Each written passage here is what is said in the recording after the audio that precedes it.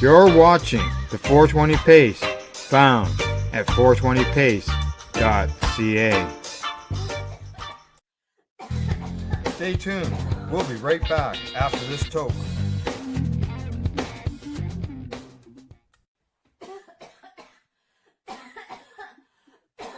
So what are you doing? Nothing. Nothing? Why not? Trying to get on this Lifestyle Radio website. Sounds like a cool website. Yeah, it's alright. Oh, wait, I might have it. You might have it. You're listening to Lifestyle Radio. The opinions expressed during this show are those of the individual participants and do not necessarily reflect the opinions of their associated organizations or Lifestyle Radio. You like music, you like weed, well, we gonna be good friends indeed. This is how much I like more than smoking trees. They'll make you dance the do-si-do and teach you how the chiva grows. Smoke a bowl on the 420 radio show. On Lifestyle Radio. I howled that one. I apologize for the shitty start. My monitors are so big I can't see that corner of my monitor to push the right button. Are you serious? Yeah. My microphone's right there. What was that? That was me burping. Sorry. Oh, gross, man! That was right in my ear. I know. That's lobster too. Yeah. Welcome to high school. Wait, you had lobster? Yeah, I just said that. You are in Nova Scotia. Hello. Yeah, I went to Sobeys to get a few things, and then they had lobster on for Father's Day for $8 a pound, so I grabbed one. Oh, did you? Right on. And they were actually fucking full. Was it cooked? It was already cooked. Yeah. Oh, I see. I wouldn't do that. I was gonna get it. I was gonna get a live one out of the tank, and then I was like, that means I got to cook it tonight, and I got to do the radio show, and yeah, no, I'm gonna do this. It's already cooked. I already got that 20 minutes out of the way. Yeah, but yeah, it's only 20 minutes to cook a lobster. I know, but that's well, no, actually, it's half an hour to get the water boiling, and then 20 minutes. Yeah, there you go. So I just bought a cooked one, and I brought it home, and I shelled it all out, and I just made a lobster sandwich with it. Awesome. And my sandwich was so fucking thick that it was delicious. And now I'm rolling a joint. I'm going to make toasted lobster rolls on my grill. You got to tell me when you're doing that. So I'm coming out. I'm not a lobster fan at all. No? No, not at all. I fucking love it, but I don't buy it often because it's so fucking expensive. Yeah, but when we were kids, that was poor people food. Yeah, rich people had bologna. Yeah, I fished them for 4 years and ate them every day when I fished them, and I fucking hated them. I spent 5 years working on a lobster boat in the summers. I don't like lobster. Catch them sucked ass, but what was more I fun doing? More fun to catch them when you're scuba diving. It's a little more challenge. Yeah, it is. So Mary Jane won't be here today. Oh. And I don't know where Lenny is. Well, where's Mary Jane off to? Camping again? I don't know. Last weekend was Camp Canna. Yeah. I don't know what they're doing this weekend. Probably Timmy related stuff. She should have come on the show from Camp Canna. Yeah. Or are they allowed? I don't know the deal there. Yeah. Al and I have talked to the Camp Canna people. Yeah. Doing stuff for one of the shows. I can't remember which one. Pace or something. No, one of the event thingies. Oh, okay. Right. Like the week that I went down to the city, I got there on the Thursday evening, and everything Grow Up was all finished. Rick was there. Rick Simpson was piped in via the computer. I was going to say Rick wasn't there. No, he wasn't. The way they build it felt like he was going to be there. No, of course. But he was they had him up on a screen in a room, and I haven't talked to Sherry Ann in a bit, so I don't really know if she got to talk to him yet or not. Hey, Marcel, Yep. I got something to talk about. Well, something for you to talk about tonight. Is it about other people? I'm really Also good at that. cannabis. Oh, well, I I'm eat. kind of good at that, but Terpenes, are they in the plant material or are they just in your trichome head? they're everywhere. They're Everywhere, they're everywhere. Terpenes are not just in cannabis plants. Nope. So no, I know most- that, but in the cannabis most- plant, in the cannabis plants, they're going to be in the leaves, they're going to be in the stalk, they're going to be in the fiber. Anywhere that's got a taste and a smell is basically going to be terpenes. So chew on the stalk and tell me if you taste something. Yeah, it's terpenes. woody, yeah. Yeah. But in the trichome head itself, Yeah, there would be limited numbers of terpenes. Yes. well, it's not because I know there's got to be terpenes in them because But remember, when you make oil, you get a lot less terpenes. You have a lot less terpenes than you do from flour. yeah, well, Doesn't it burn up when you're boiling? Yes, because they're very volatile and they vaporize at low temperatures. Yeah. But yeah, all plants have terpenes. I think I knew all plants have terpenes. It's more than just plants that have terpenes. Yeah. But I was just sitting here tonight thinking, I said, okay, well, I know there's terpenes in the head, but is there a shit ton in the flower, like in the plant material itself? Yes. So where would you find the bulk of your your terpenes that give your cannabis its flavor? Are they in your flower? Or are they in? I would imagine that the bulk would be in the vegetated matter itself. Okay. Right. It's like a lot of the terpenes that you buy to make your weed taste better doesn't come from cannabis.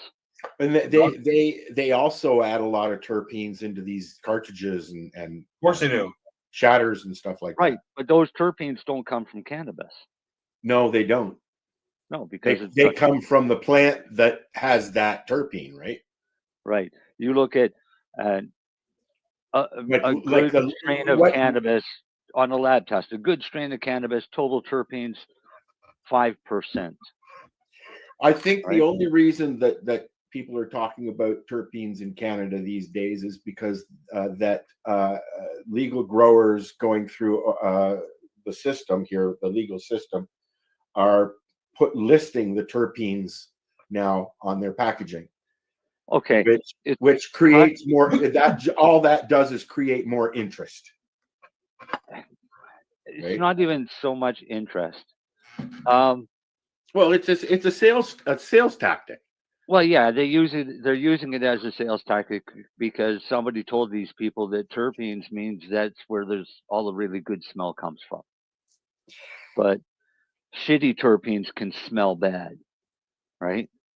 So terpenes have an advantage because terpenes act as precursors, all right, in a lot of cases. So they'll activate the CB1s and the CB2 receptors.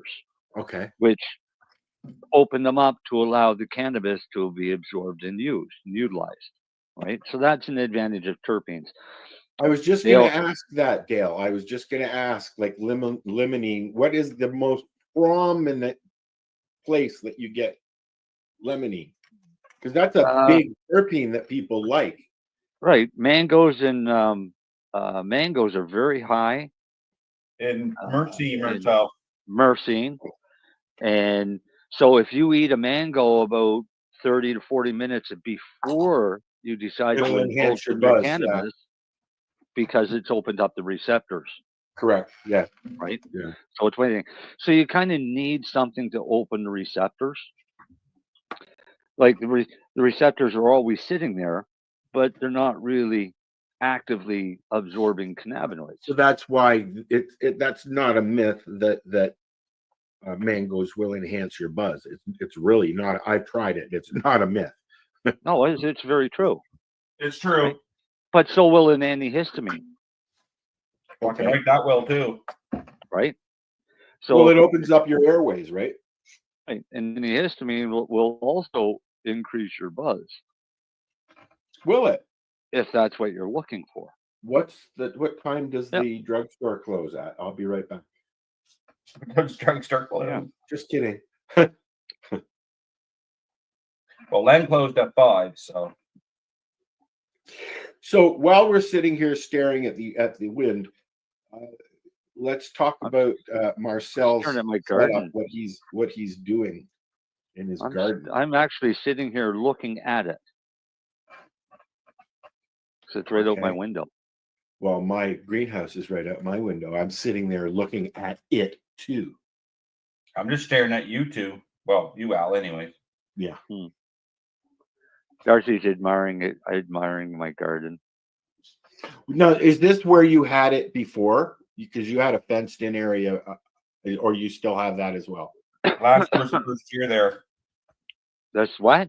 Last year was your first year there, wasn't it, Marcel? Yeah, last year I built it. It But was right you behind had my a house, but it fenced-in was area for years that you've been showing us. always. I've Yeah. always had a fenced-in area. Yeah. So I had where the garden is now is just down a bit from where it was previously Okay. before I moved it up close to the house. And then I outgrew that one that was close to the house because it was really too small to begin with. So I decided, screw it, I'll make a big one. And I had to get rid of blackberries because they were taking over my entire backyard. So I mowed down all my blackberries. Ooh. And the other bonus of him putting it down there is he gets a lot more wind, so you get less chance of powder mildew. I Yeah. get more wind and more sun. Okay. And all the blackberries, of course, don't die because they're just fucking miserable vetches from hell. So I still have That's blackberries. what you see around the edge, isn't it? Yeah. Those bushes are all blackberries, right? Yeah, well, they're cut back a bit. Those are just other weeds that are growing up. But Marcel what I doesn't did know is, that, but he's gonna pick me. He's gonna pick me a gallon of them this summer. no, he's not. He's not picking any of them this year. Marcel, I still got frozen ones from 2 years ago, for Christ's sake. My rhubarb is up about 1.5 feet already, and I mowed everything down in the spring, and then so I've got fresh raspberry bushes starting up. But the bears always get to them before me. So Yeah. which I So- have not seen yet. So what I did is I laid down black plastic last year Yep. to kill everything, or attempt to kill everything. Yeah, it doesn't work. Built my fenced-in area, and then this year I laid down greenhouse flooring and covered it all, and then extended it to 2.5 feet outside, all the way around the perimeter. I have a question. I won't have any weeds. If I have a section of the poly downstairs for the grow room, Yeah. I have a section that would actually fit on the floor of the greenhouse. Yeah. Black or white? Inside the greenhouse, Yes, on the floor. white. White. That's what I thought. Now, would that be a waste of time using that? No, because it's going to keep weeds from fucking growing there. No, but I have the fabric stuff. Okay, so the advantage with the fabric stuff is if you spill water, it's going to drain through. And with the other, it won't. So I'll use the fabric. Plastic, it won't drain through. Yeah, I'll use the fabric stuff there. Right. So I am going to use the plastic for the floor in the basement. So I that- covered my garden in plastic last year, black plastic, just Yeah. to kill everything under it. Well, that's what I'm trying to do now. I'm gonna go in tomorrow morning and weed whack everything that's grown. I've already weed whacked it once. I gotta put the stuff down. I think I'll just use the felt stuff. Yeah. You know, any of your autoflowers come up, Al? Your candy no. cane? No, none. I started 10 seeds, They started when I left. yeah. They were just popping up. When I got back, only 2 came up. Yeah, well, I planted 10 seeds out there in a big pot, and I got 5 to pop up so far. So, Cool. Well, Dean, I took some of the purple satellite over to Dean, yeah, and 4 of them came up. So right on. we mixed some dirt today, and I took a couple buckets over there for his babies. Yeah. So we're hoping that they will. He's got no starter light though, so we're trying to figure that out tomorrow. Right. For now, they're in a bucket of soil, 4 of them separate, and they're going inside during the day or at night, and coming out on the balcony or the porch during the day if it's nice. I mean, it's last night it was only 1 here. Yeah, it's supposed to get down to 4 for us tonight. Yeah, so I mean, it's going to be another couple of weeks, I think, before I can put out. But you know what? Isn't the general rule of thumb July 1st? No. After the well, for us, it's after the first full moon. Which was last week. Or sorry, after the last full moon of June. Which was last week. Yep. No, was last night. Yeah, because when I woke up at 2 o'clock this morning. No, it was last night was the 3rd night. It was actually 2 nights ago. Yeah, well, when I looked at when I woke up last night, my curtain it looks full, but it's not. You got your night before, you got your night after, and then you got your full inside. But the energy's still the same. That's why people go cuckoo. Yeah, well, it was still right pink too. I know. I saw it this morning. When I wake up, it's sitting in my living room window, so I get to see it in the morning. And I don't usually go out to look at night unless I'm sitting out there. So, and I haven't done that yet. It's too fucking cold, man. Yeah, it's chilly out there, Al. Why do I have 2 Facebook pages open? Good question. I don't know why. I usually have 2 open. I don't know why. I had it on all 3 computers at one time. One I use for trolling. Well, I have it open. Hang on, I was going to change my picture. Oh, excuse my squeaky chair. Squeaky chair. I had a creamsicle before the show, and it's not sitting right. Maybe I had a bad creamsicle. 1 sec here. I'm gonna shut my bedroom door. My dog just starting to get in a crazy mood. You better settle down there, fella. This is your new puppy?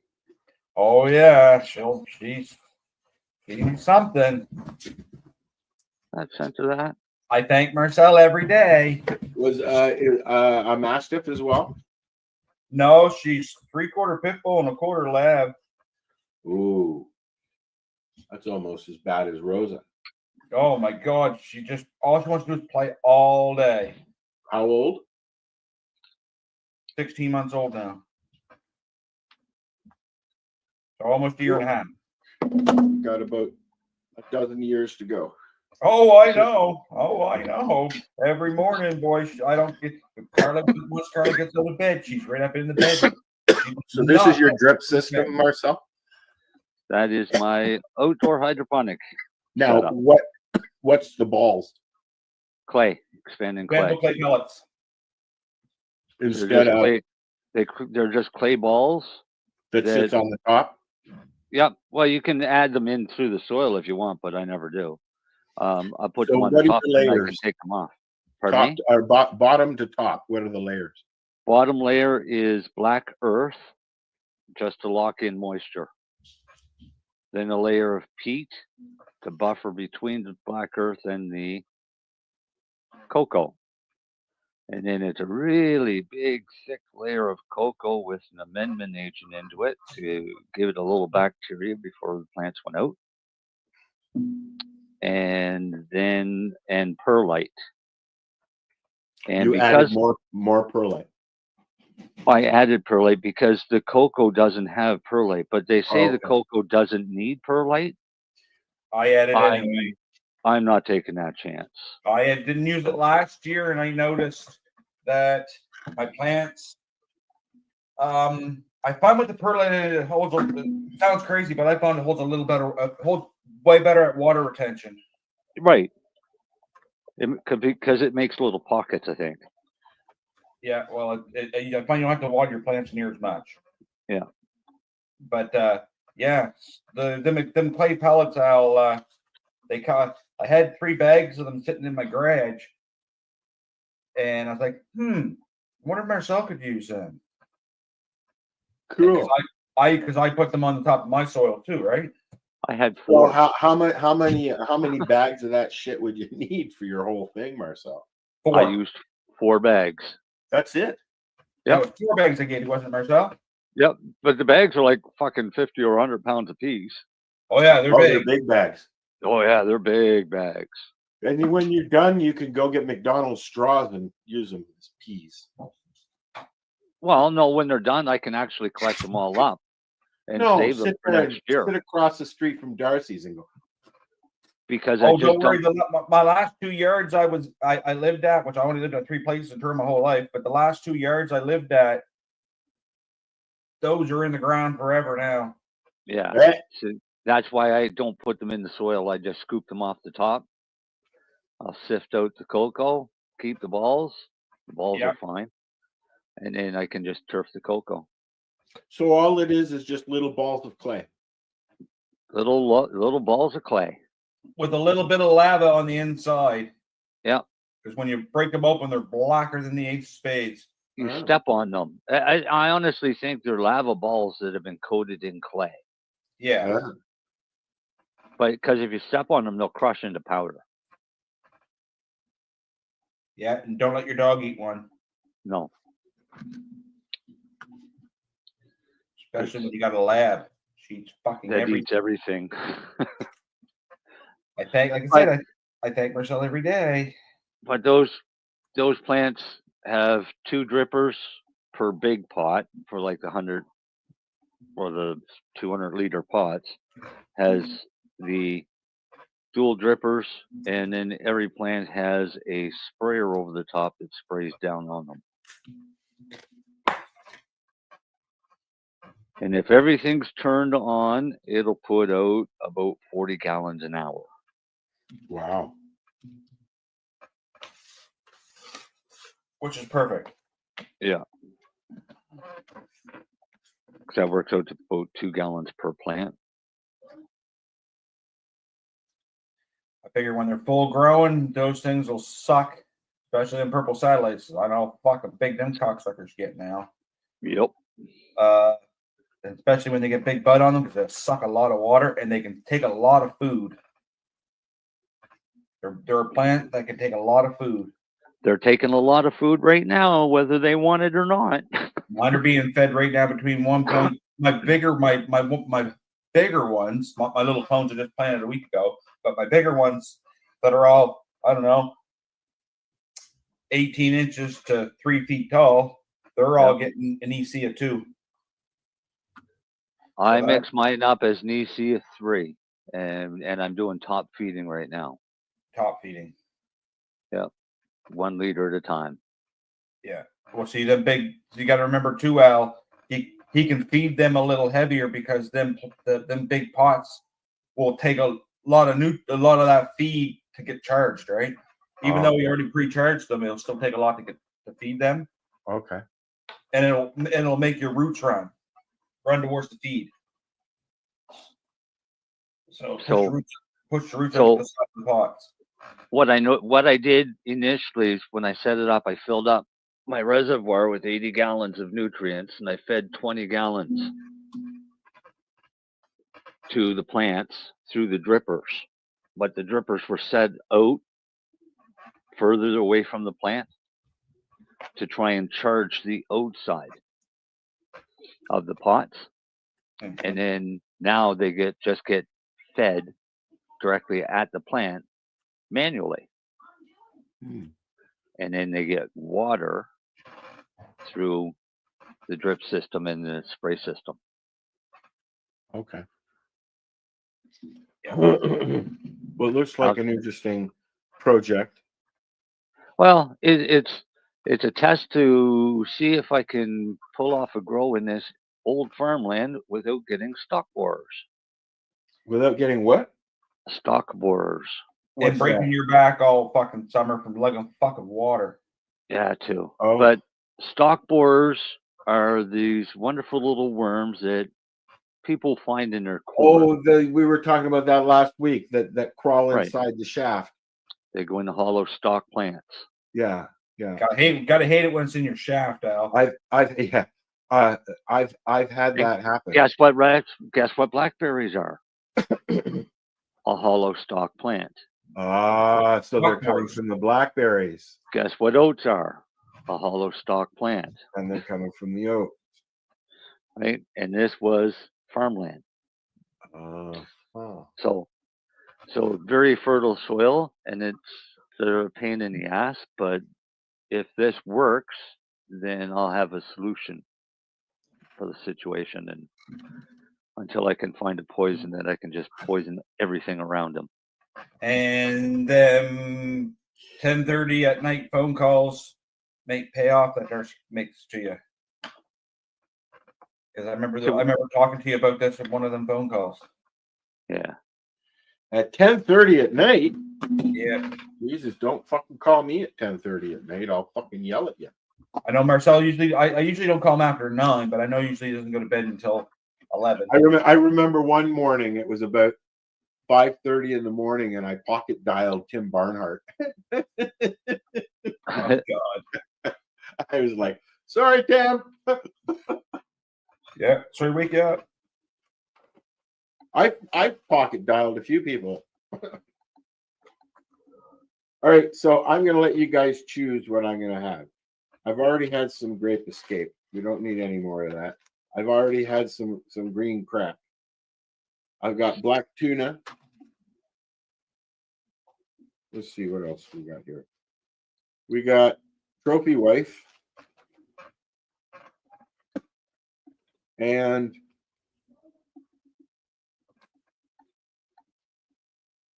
cherry dragon. Try your cherry dragon. I was just going to say, I think I'm going to try the cherry dragon. I think Because cherry dragon. Your black tuna, the tuna strains I find are all similar except for the ahi tuna strain. It's a little different. It's a little more cushier than the rest of them.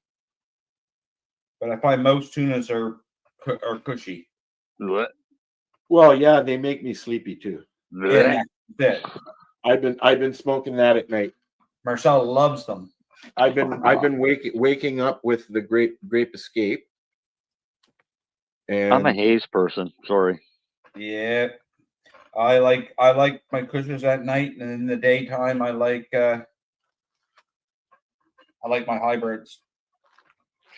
During the daytime I like hybrids. I usually get an up, a middle, and a down. So I got my day covered. I don't fuck with too many sativas because the ones that I had, the ones that I did like, I can't find anymore. I just can't find seeds of them anymore. And the ones that are still out there that I do like, as today I looked at some super silver haze, and it was fucking kush all the way. You couldn't fucking tell. You couldn't tell me that was super silver haze. I've had super silver haze. I've had that before. I bet. Oh no, the bud was some purple. That super silver haze should have been lime green. Yep. And silver. Yeah, and lime green, not dark green and purple. Yeah. And I'm like, yeah, no, I'm gonna pass on the super silver today because that's cushed all the way home, dude.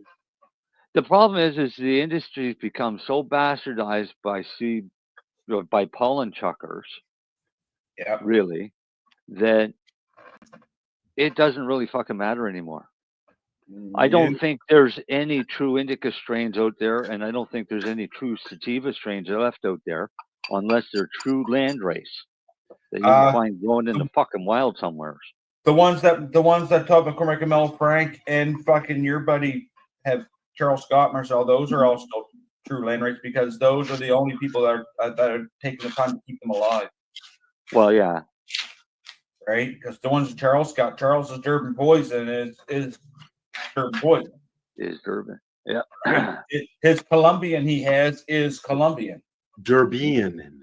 Right? Because he's taking the time to keep these originals alive, but he's also using them to cross with some of the new school strains. Yep. Right? Because I can get wedding cake crossed with original haze. Because that's one of the Mel Frank Tom McCormick strains. See, I'll tell you how you, in all honesty, the easiest way to tell if you've got a true landrace Durban poison is when it hits 12 feet. Yep. The fucking thing will go right through the roof. Yep. Oh, that's a tall one, is it? Oh, is it ever? I was standing on the top of a 6-foot ladder, like on the top part where it says not a step. I was standing up on top of that. Do not stand try here. and get to the top of the bud, or like the top of the cola. Cool. I had hate two ladders. growing here in my yard last year, Al. Well, I had the one that Dale gave me, which is Durban, and I had the ones that I had from year 2000. They were from Dutch Passion, and two totally different fucking Durbans, totally different phenotypes. One was massive, and the other one grew about 6 feet, but the buds on it were the size of mason jars, and they weren't tight. They were wispy like a sativa bud should be. So, that's the other thing that gets me. Mm-hmm. Is these people pushing out these tight, hard-ass nuggets and calling them sativas, 100% sativas. I mean, you can do it with some of these fucking growth regulators they have out there today, but I don't want those. No, me neither. Me neither. But that's all the growth regulators are for, is to make the bud look nice. It does nothing for the bud other than make it look pretty. Rock hard. Yeah. Yeah. So listen, guys, I have a song that we are allowed to play because this song is from one of our shows, the Dr. High. And we're going to play this song, and then we're going to come back, and we'll continue our conversation. I think Marcel's got a video. Yep. And Darcy will have his grow stuff. And the 420 radio show will be right back. Is the grow stuff going to be Al learning how to mix nutrients? Maybe. Possibly. Yeah. I think Al should be due. Good.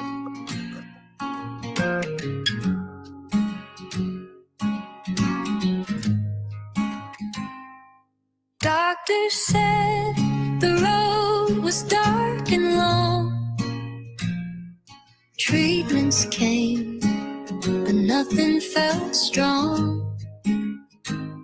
In the quiet, I searched for a sign. Found a name that lit up my mind. Rick Simpson's tale of healing and fight.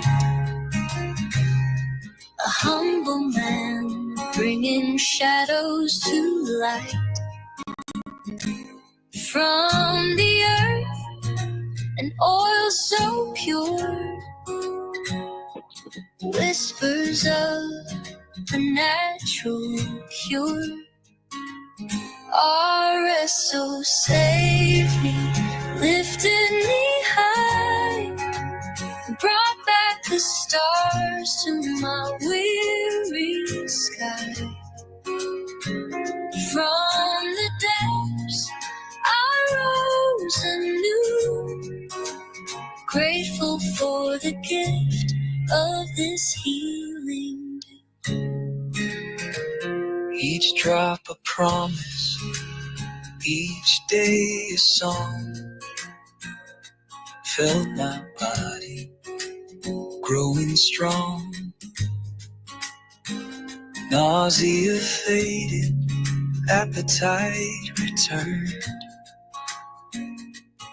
In the gentle glow, my spirit burned. Skeptics question, but I believe in nature's arms. I was relieved. Rick's own journey paved the way for souls like mine to find our day. RSO saved me, lifted me high, brought back the stars to my weary sky. From the depths I rose anew, grateful for the gift of this healing dew.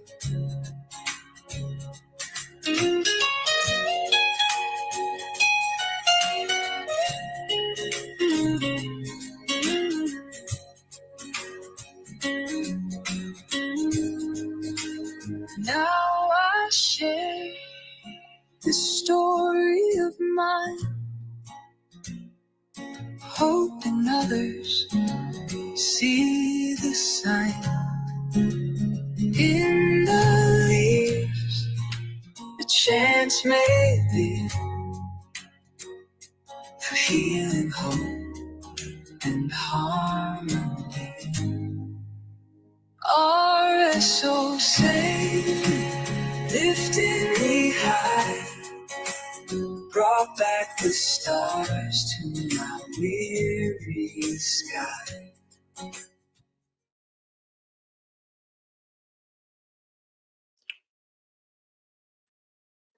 Where did we go? There we are. I found us. Hello. I'm here. Uh-oh. There we go.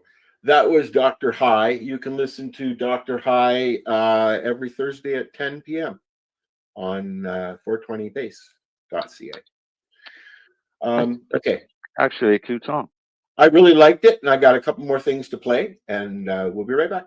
Rerolled Saturdays. Check it out. Nothing but non-stop cannabis and psychedelic programming. Find it at 420pace.ca. Hi, I'm Timmy. And I'm Mary Jane. He's the newbie. She's the doobie. And this is the show where we toke cannabis. Talk.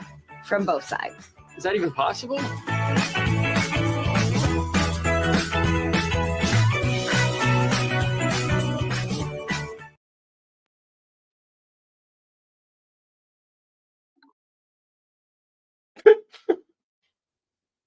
What are you giggling at? I come back to dead air. Dead air. Yeah. Dead air. Yeah. I had a tip for people. It is Friday the 13th today. Happy Friday the 13th. Everybody is at Port Elgin. Port Elgin? What? Is that where they go? Port Elgin? Yeah. Who? Bikers. Why? They go. Is it Port Elgin? I think it's Port Elgin. There's a big festival every Friday the 13th. The bikers all go and just cram into a little town. I think it's Port Elgin. I don't know. Somebody sent me a message saying that the Surrey police were advising that 700 bikers were heading to Surrey. Well, that's for Friday the 13th. Cool. Yeah. And they're probably heading down to Port Elgin, is where they're probably heading down to. Probably. Well, I hope they have fun. Because I mean, it's a day that all the bikers go. It doesn't matter what kind of patch you're wearing. Everybody goes and has a good time. I'm sure there's not so good times too, but you know, it's supposed to be pretty wild. I've never been, so yeah. But it's also Freddy Krueger and Jason, and Jason was Friday the 13th, right? Yep. Yeah. Jason Voorhees. Flores. I'm waiting to see. They're still working on the TV show Crystal Lake. Oh yeah. I have not found it when it's going to be on, if it's on, blah blah blah. But I'm looking forward to seeing that when it comes out. I like that series. Yeah. Yeah, and the Elm Street. Although, you know, up until maybe 5 years ago, I didn't sleep on a bed that was off the floor. Seriously. Well, I never bought that kind of frame, so it just never happened. But yeah. Anyway, so what are we doing next? Do we want to do your video? Do we want to? Sure. I'm just looking up this one prequel series. 2 + 2 is 4. 4 by 4 is 5.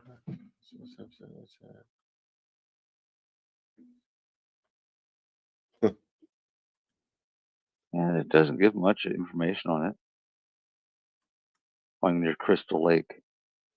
Oh yeah, I can't find anything. Like I enjoyed the whole what did they call the Bates Motel one? That the TV show. What was that called?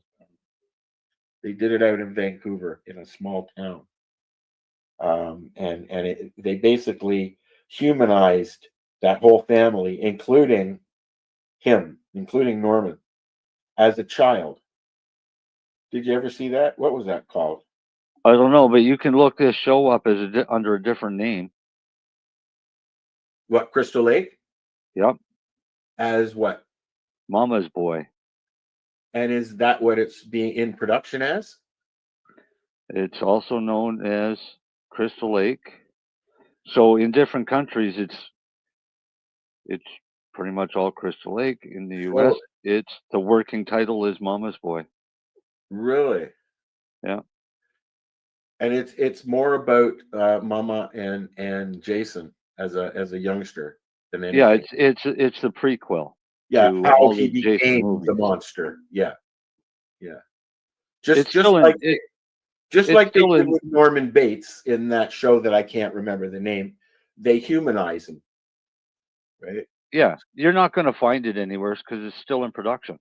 Yeah, I didn't think Actually, it was not in production. It's in pre-production. So it's not even. They haven't even started it yet. Nope. Yeah, that sounds like it's never going to happen to me. Yeah.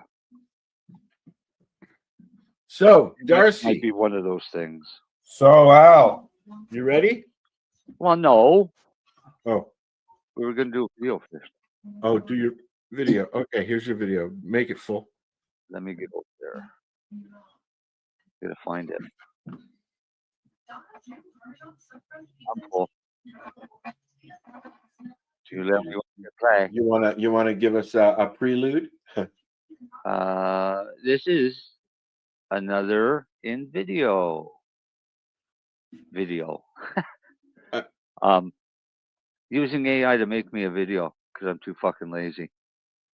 And this one is unlocking the secrets of the endocannabinoid system and the entourage effect.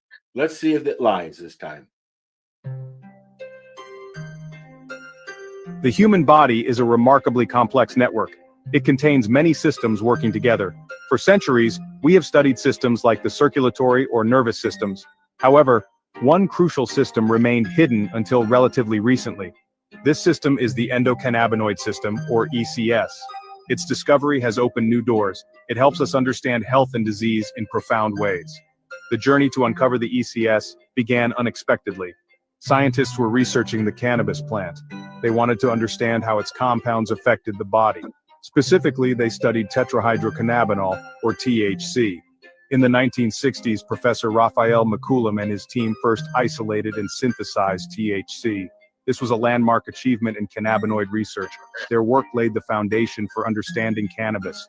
Scientists wondered why THC had such specific effects. They hypothesized that the body must have receptors for it.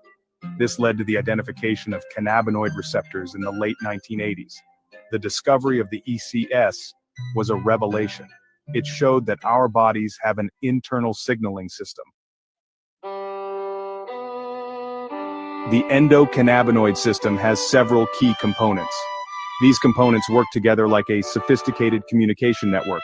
Think of them as locks and keys. The receptors are the locks.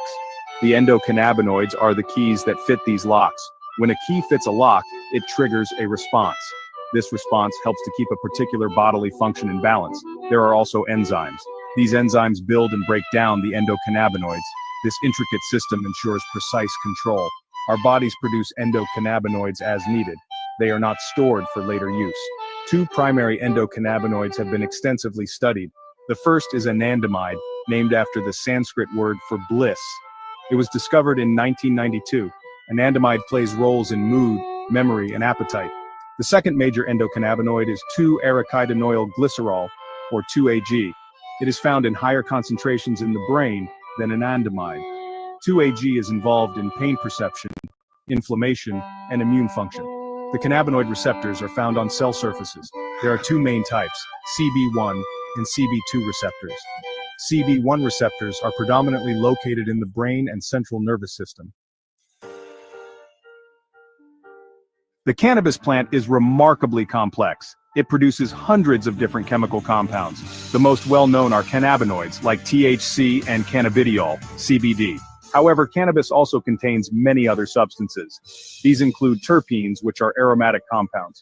Flavonoids, which provide color and have antioxidant properties, are also present. For a long time, research focused on isolated cannabinoids. THC was studied for its psychoactive effects.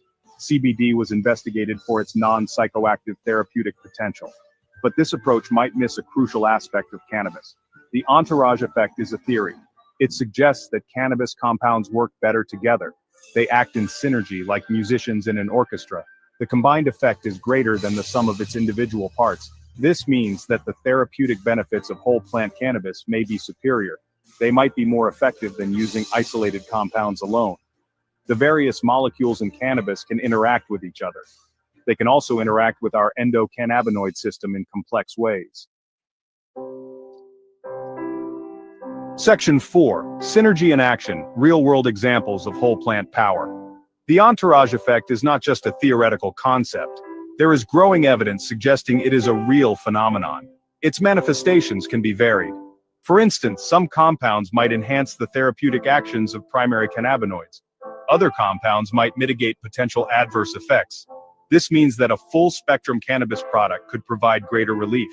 It might also be better tolerated than a single isolated cannabinoid. This has significant implications for patients seeking relief from various conditions. One widely discussed example of the entourage effect involves THC and CBD. THC is known for its psychoactive effects. These can include anxiety or paranoia in some individuals. CBD, on the other hand, is non-psychoactive. Studies suggest that CBD can counteract some of THC's less desirable effects.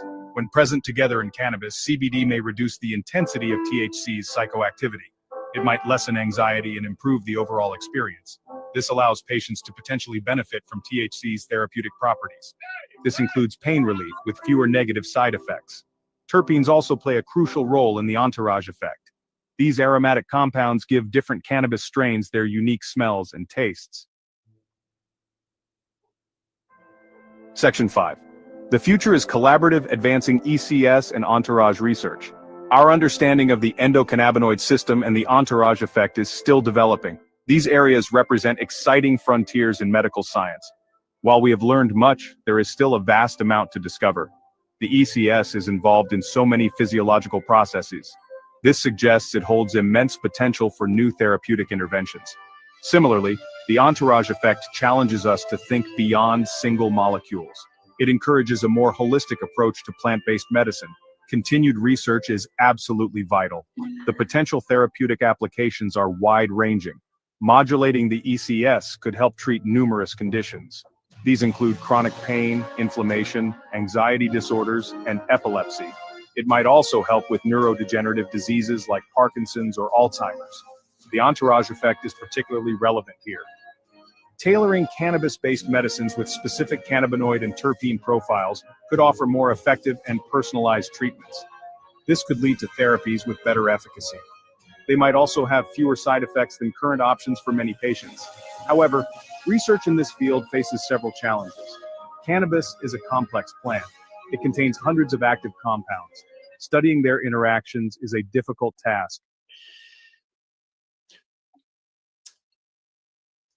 And there you have it. And you know what? It's not Port Elgin, it's Port Dover. Okay. Yeah. Port Dover. Where'd we go? So, was that arguable? I'd say it was, from what I know. Informative?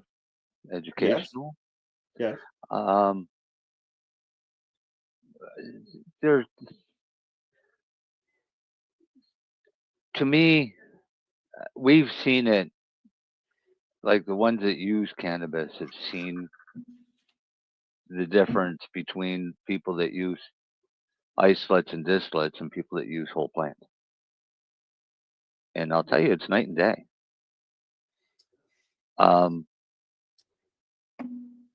I think breaking it down into individual compounds in an effort to make more money just makes you suck as an individual. Because that's all it boils down to. Oh, we have 100% pure THC. It's fucking useless. As a medicine, smoke it. That's about all it's good for. Right? Because it doesn't even do that well for you because most of the distillate you get is Delta 8. Now, okay, you remember a few months ago, Mary Jane had some Delta 9, those gummies. Yeah. I have them now. Yeah. They good? Do they work? Do they work is the question. Right. I've taken them in the morning and I've had a reasonably good day. You know, they help a little bit with the pain. Yeah. But I mean, I'm still smoking the same amount. So how do I really know? You know what I mean? If they were really working, you'd end up smoking less. And I'll tell you how I know that is when we did our second clinical trial. Your caps. Yeah, we wanted to compare, and it was just a whole plant formulation. So how we did the trial is everybody that went on the trial agreed that they would not ingest any cannabis products other than what we supplied them, but they could smoke everything that they wanted. They just had to record it. I didn't get that. Because you weren't on that trial. Oh. Okay. And what happened was within 3 days, you noticed the amount being smoked decreased. Well, you know, I'll tell you, when I shroom, I smoke less. Yeah, because considerably. Believe it or not, shrooms actually do help with chronic pain, right? But for most people, when I have a behind the eyeball headache, that's usually what I do. If I don't have any, I don't like taking Tylenol and ibuprofen and all that shit. So I will try that first. Although before I went to Toronto, I had one so bad I had to get like decongestants and blah blah blah. Yeah. Right. But yeah, they help my headaches as well and pain. Yeah. Yeah, psilocybin's got some analgesic abilities to it, and it's very likely it's just shutting off part of the nerve center. Well, yeah, short circuit stuff. Yeah, which is fine, but cannabis is a little different because cannabis, for somebody to notice medicinal effects from cannabis right away is pain. But not everybody. That's the has first thing pain. I notice in the morning when I've been smoking some great escape. The pain goes away instantly. When I wake up, my feet are burning, my knees are hurting. I can barely walk to the bathroom. I come out. I smoke probably 4 or 5 doobies before I even wake up. Now, see, what I would suggest for you is to eat cannabis before you go to bed. That way, when you wake up, you can get up and move your feet. Okay, so eat in what form? Anyway, like cookies, whatever. A whole plant. Eat cookies. Eat gummies. Eat fucking gobble oil if you have. Okay, well, I would have had cookies for tonight if if they had them, because I usually get the ready mix stuff. I like the Betty Crocker products. Right. Ingesting cannabis before you go to sleep provides you with a couple cool things. One Okay. is a good night's sleep. Okay. And the second one is when you wake up in the morning, you should be relatively pain-free enough to be able to function well to get ready to start your day. Yeah, my day doesn't start until noon because of my pain. Right. So take this before you go to bed.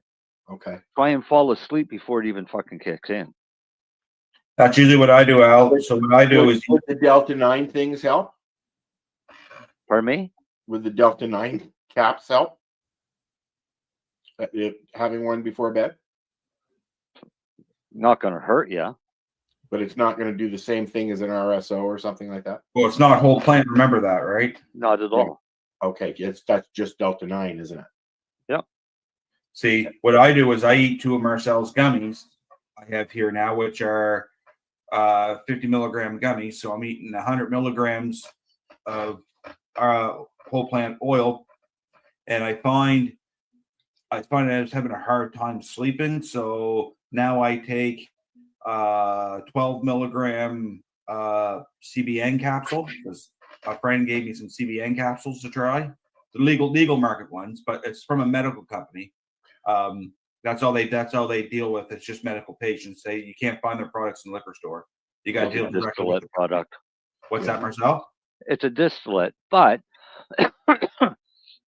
all he's doing is taking a distillate product and literally combining it with the whole plant that he's already consuming to get more CBN, right? To get a higher amount of CBN that knocks him out, probably makes his legs immobile. That's what it does. It makes me so my legs don't jump in the middle of the night when I fall Yeah, asleep. but you see, I get when I have really high stuff, especially oil at night or hash, my restless leg starts. Yeah, but you're smoking it. It's different. Okay. Ingested is really different. Yeah. All right. Ingesting is not the same as smoking. Well, I'll be making cookies and we'll see. And you don't have to ingest near as much as people let on that they do. And I only say that because the people that are letting on that they do are ingesting distillates. So there's people out there that are doing these Hero 1,000 milligram gummies that are supposed to be 1,000 milligrams of THC, and they very well could be of distillate. But I'll tell you, it doesn't hit you the same. No, it don't. Gives me a headache. Gives me a headache. It gets me high for, I don't know, maybe 20 minutes or so. And then I come down hard off it. Mm-hmm. I don't like that part. But if I make a gummy with 1,000 milligrams of THC using whole plant oil, so like almost 1.5 grams of oil per one gummy, and eat that, I'm fucked for a week. Now, for me, probably 2 days. Anybody else, yeah, you'd probably be calling the hospital. Well, I ate a 500 milligram one that Marcel made, and let's just say I was high as fuck. I don't like being high like that. I don't either. Me either. I start shivering. I get so high. When I get really high like that, I start shivering and shaking. The bed moves. The problem is these gummies that when they're made with a distillate, yeah, okay, some people might get high for 2 or 3 hours off of this. You take 1,000 milligram whole plant gummy and eat that. No, I know. You're too high. At the 8-hour mark, you're wondering when you're going to start coming down. That's what I hate, because I wake up and I'm still high, and I go back to sleep, and I wake up and it's like 16 hours later, and you're still high, and you're like, Jesus fucking Christ, is this ever going to go away? I'm going to come out with a new product and just call them roulette. It'll be four different gummies. Take your chances. Yep. Could be 5 milligrams, could be 500 milligrams. Ooh, I feel bad. That's not 500. You fucking imagine? So I'll go back to medically. A new user ingesting cannabis will feel the effects as low as 3 milligrams. 10 milligrams is enough to get most people a good buzz. And that's why Health Canada implemented 10 milligrams. I know people. But that's when you're using a whole plant cannabis. All right. So They you're don't using tell you that part. No. Distillates, because it's just THC and you don't have that synergistic effect of the entourage effect, right? You end up getting a piece of a puzzle that isn't adequate. So it's such a big difference. So this is why these rec market, black market, gray market, whatever market you want to call it, are putting out products that are, 1,000 milligrams per dose type thing. And it's because they're using distillates.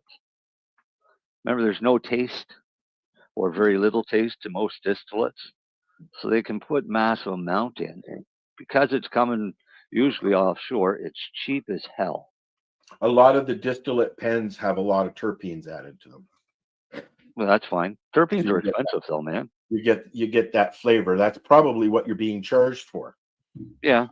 Yeah, more likely. I mean, but terpenes, the amount of terpenes you need to flavor is small. Yeah. Right? Like, I mean, really small. So it's cost effective. Yeah, you might use a milliliter to, 1 milliliter to 500 milliliters. Gives you a nice pile of terpene. Because you would never use it just concentrate. Oh, man. But does it really? I mean, what are the terpenes there for? Flavor. That's it, right? I mean, that's the only reason they're putting terpenes in, because they don't care about what the terpenes actually do. Well, they're just going for the terpenes for the flavors. As I always say, they put terpene in to cover up the fucking taste of shitty distillate. Do terpenes have any medicinal value? Do terpenes do, only by acting as antagonists on the CB1 and CB2 receptors. So yes, but no. Yes, but no. Okay. Huh. It's that lock and key thing again now. Yeah. It just think of it as like a big puzzle, right? And all the pieces to see the picture, all the pieces have to fit together. If you take some of the pieces away, then you'll never complete the puzzle. See, before I met Marcel, I wasn't educated. I was educated, but not educated enough to know. And I was eating massive amounts of flour in capsules. And then Marcel come along and said, "You're not a fucking cow." He did. He literally told me, "You're not a fucking cow. Why are you eating? Why you eating flour for?" He said, just use oil capsules." I did that at a meeting with Health Canada, and I threw a bag of pot on the table and said, "You say ingestion is the best way. Tell me how I'm supposed to eat this shit." I have a question. Is my video stopped? Yeah, I can't see Al. All right, I will be right back. How about Marcel? If you wouldn't mind putting on the number 5, the Apple thing. Oh, I got to figure out how to do that now. Go into media assets, down to video clips. I got to restart my thing. I don't have media assets here. Yeah, you should.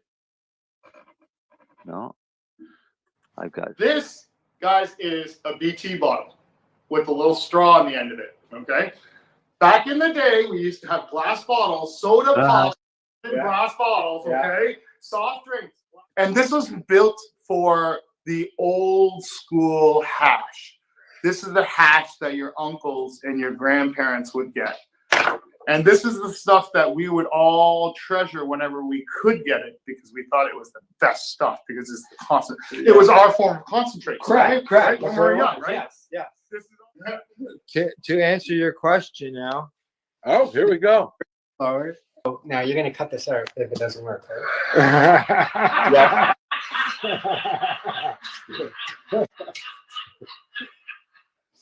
just cut it out now. These are the 4 or 3 tools I use to form and shape the hackles.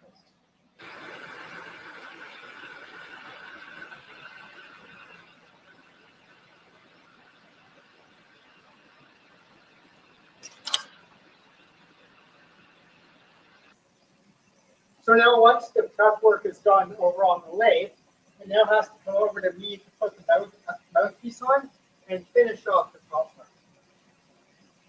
So first up, I just need to clean up and close off the top that's left over.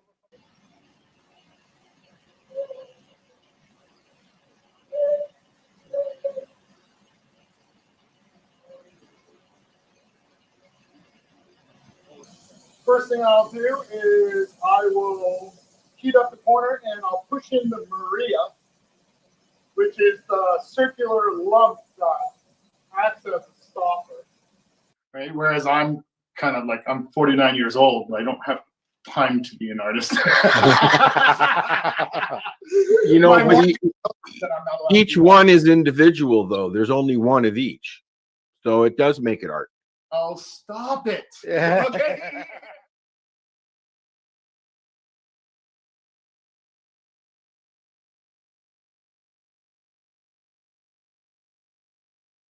I'm back.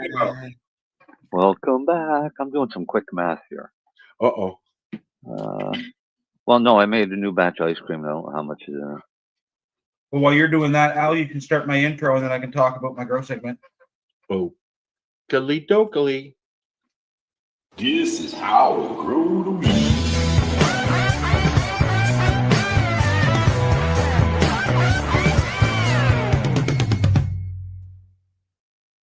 First off, I got to say, me on that scooter rocking up and down. If I was really on a scooter rocking up and down like that, I'd like to be on my fucking ass. And I would likely be laughing my ass off. So I wanted to talk a little bit tonight, since Al wants to talk a little bit about nutrients. I'm gonna talk a little bit about how to start out feeding your little baby plants up to the start of your veg, because that's where we're getting to right now. So at first, you know, you're gonna select your select a nutrient. First off, you're gonna either select a salt-based nutrient, which is a lot of your different ones that you have out on the market, or you can select yourself or an organic-based nutrient, which there's a bunch of them out on the market. Canna has both. GrowTech has both. Green Planet has both. Most of your big lines now have an organic line, or you can use what I use, and I use a product called Floramax, Which is what I have here as well. Yeah, which is what Marcel uses for the last 3 years. Marcel, 3 or 2? 2. 2. Because I went from Psycho to.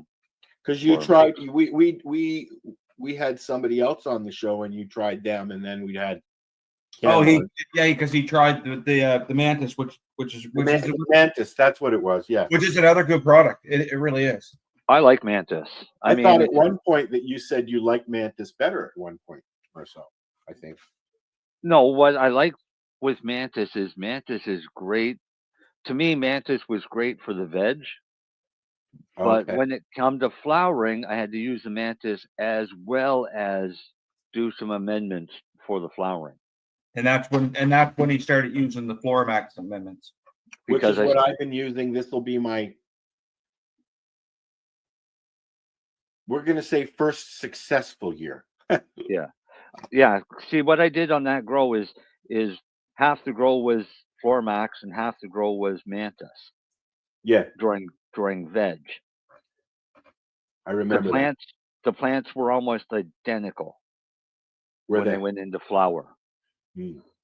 But by switching the Floramax to add flower enhancer, resin XS, and all of the other good ones, the Mantis wasn't keeping up. What are you using, Dale? Are you using the Floramax or Mantis or what? I don't know what. I don't know what Dale's using. I know Dale's going to tell us because he's Oh listening. yeah, we just have to wait for it. Yeah. But he's laughing right now as he's typing. I Yeah, wasn't ready for that, man. When it comes to feeding your plants at the start, you want to feed them with an EC of 0.07 or parts per million, which I don't have a meter because it's outside. I do have a meter. I bought a meter last year and never used it. No, Darcy said his meter's outside. My meter's outside right now. But just give me 1 second. Actually, I'll grab my little book. It's got my chart in it. They'll get further and further away. Yeah, just go old school. Just dump some food on them, throw some shit there, walk away. It's a weed. It'll grow. I've started mixing old soil with new. 1 to 1, 1 bucket of this and to about the same amount of the new stuff. Yeah. And it mixes up really nice. I hope it works. Oh, he's using Canna and Floramax. Yeah.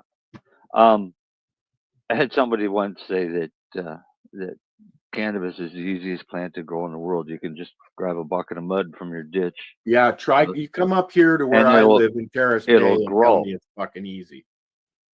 But technically it's true. But it depends on where you are in the world because climate has a lot to do with it. That's like anything though. But growing pot in a bucket of dirt from the ditch, yeah, it'll grow, but you can make that bucket a hell of a lot better. Yeah, not very successfully because I tried that when I was 14 and it didn't grow very well. No, well, yeah, but think about things like Florida ditchweed, right? I mean, that crap would grow everywhere. But back to your thing, Al. 0.7 and 0.8 EC is 400 parts per. It's 400 parts per million reading with a TDS meter, and it's 560 parts per million reading with an EC meter. Way over my head, buddy. So you have two different. So when it comes to reading ppms, you have two different ppms. You have one which is EC times 700, which is European. And then you have what we read over here in North America, which is TDS, which stands for total dissolved solids, where they read electrical conductivity, then times that by 700. Are you reading a script? No. We tend to learn these things and then keep it retained so we can remember this when we're actually. Yeah, but he's being very fluid today. That's because I'm not super fucking baked into my tree. And it's also a subject that he's talked about a lot. Yeah, no, I know. But yeah, so once you get in past that seedling stage, say 3 sets of branches, then you're starting into that early veg stage. You can jack that EC up to. I tend to go between 1 and 1.4 EC, which is 700 to 980, depending on what you read. This is where Darcy and I differ because I use a TDS. Yeah, I always read an EC. I always read everything in EC because it's and what I read everything in parts per million. and that's what I got used to dealing with was EC, because I started using these EC meters when I was 21, when I got one for Christmas one year from my stepdad, and ever since then, I've always read EC, because when I started learning more and reading books and magazines, they always read it a lot in EC. A lot of American stuff, especially out of California, they read a lot in EC, and a lot of European stuff, like out of Spain, they read a lot in EC too. Right, but see, I learned parts per million from tropical fish. Yeah, see, which you would have Right. to because of the water, yeah. Especially with salt water. And nothing was ever in EC, which, thinking about it, would make more sense, but it was always parts per million. Yeah. So, but that's so when you get to that stage of veg, which is where I'm going to stop, you want to be right around 1.4. So that's your 3 sets of branches. So you can feed that from 3 sets of branches up to about 5-6 sets of branches, and then you might want to start boosting up your nutrients a little more, just because that plant's going to start sucking a little more. So that's going to bring you to right around the middle of July. So which your plant will be eating a lot more food by then. Just remember, don't prune that plant too early, because you want a lot of leaf on it when it's a little tiny plant, because that's pushing out more root. That bigger root ball means bigger plant. So, but then leaves are what help push out that root. So if you get in there and you start trimming off too many leaves too quick and wonder why your plant's not growing, it's because you stunted it by shocking the root system too quick. So once your plant gets a little bigger, then you can, because you got to remember, once you get ready to go into flower, you're not growing leaf, you're growing bud. And that's, I'll likely say that a million times here between now and September, but it's because it's true. You're not growing leaf. If you were in the leaf growing business, then keep them in veg and continue to feed them nitrogen. Okay, so I'm going to speed things up here a bit. Yeah. I've got this product here. Yeah, Resin XS.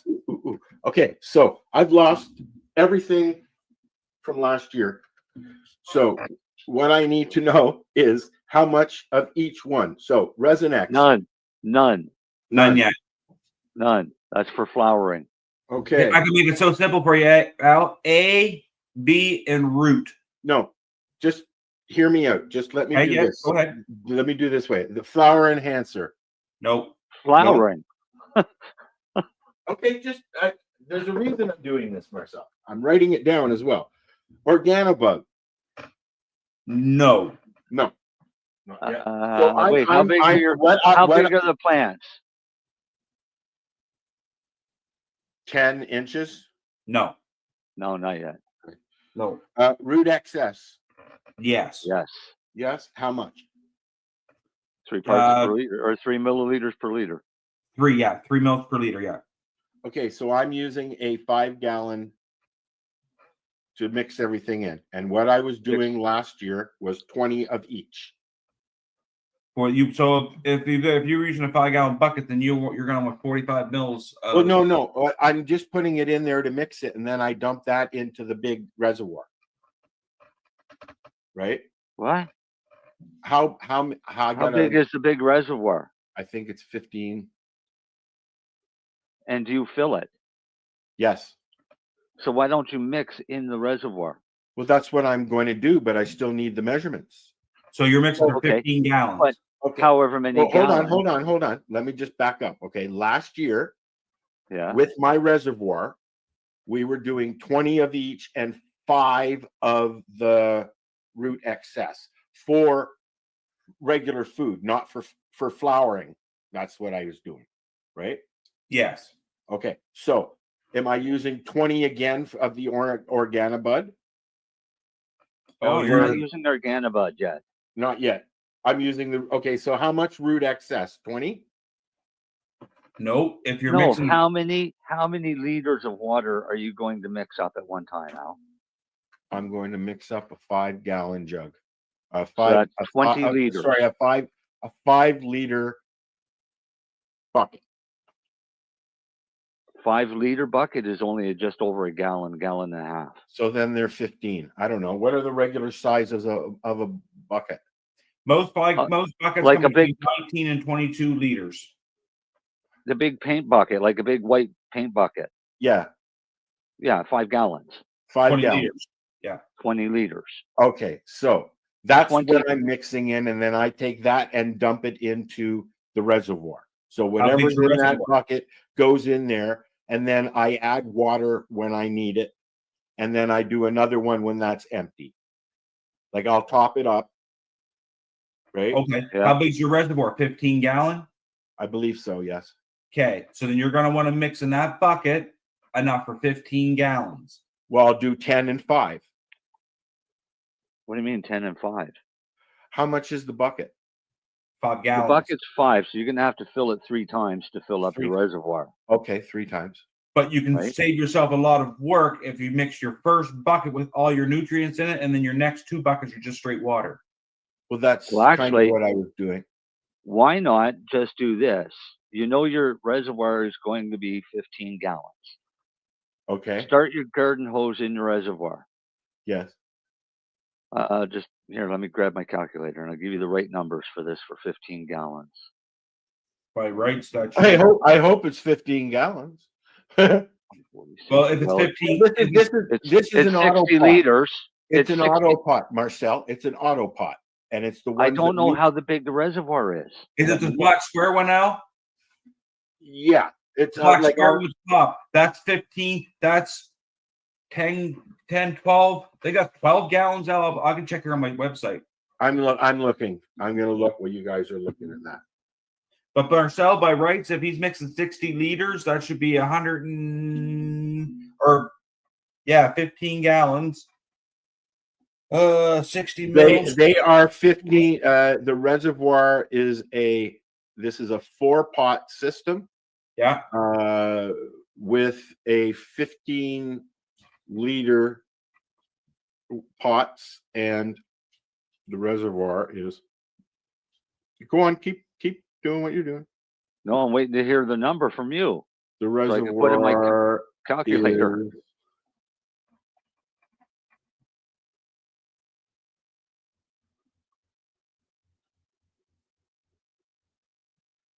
47 liters. 47 liters. That doesn't make sense. 10 gallon, a little over 10 gallon, Marcel. Yeah, that's about right. Is that what it That's is? That 12 sound gallon, right? Marcel. Ain't that 12 gallon almost? It Yeah. says 147-liter tank lid top hat grommet. Yep. Yeah, All no, right. that's yeah. So it's 47 liters. All right. So 140 milliliters Of root XS. 140 milliliters. All right. What are the other ones that I got here? 140 milliliters of Veg A. Veg 1 I have. He's got Veg 1, Marcel's totally different. Oh, yeah. Different numbers. I think he uses 7 milliliters, 7 to 14 milliliters per liter. Al, turn that jar around and look on the label. I can't see it, but it's too small. Can you hold it up to the camera? I might be able to read it for you. Gonna make him big. No, Oh, ain't gonna work. 7.5. Yeah, 7.5. 7.5. So he's just got Veg 1. Yeah, he got the Veg 1. He didn't get AB. I have Veg 1 and I have the system maintenance left. That's Yeah. it. System maintenance is just for your water lines, Al. Yeah, I know. 47. 352.5 milliliters.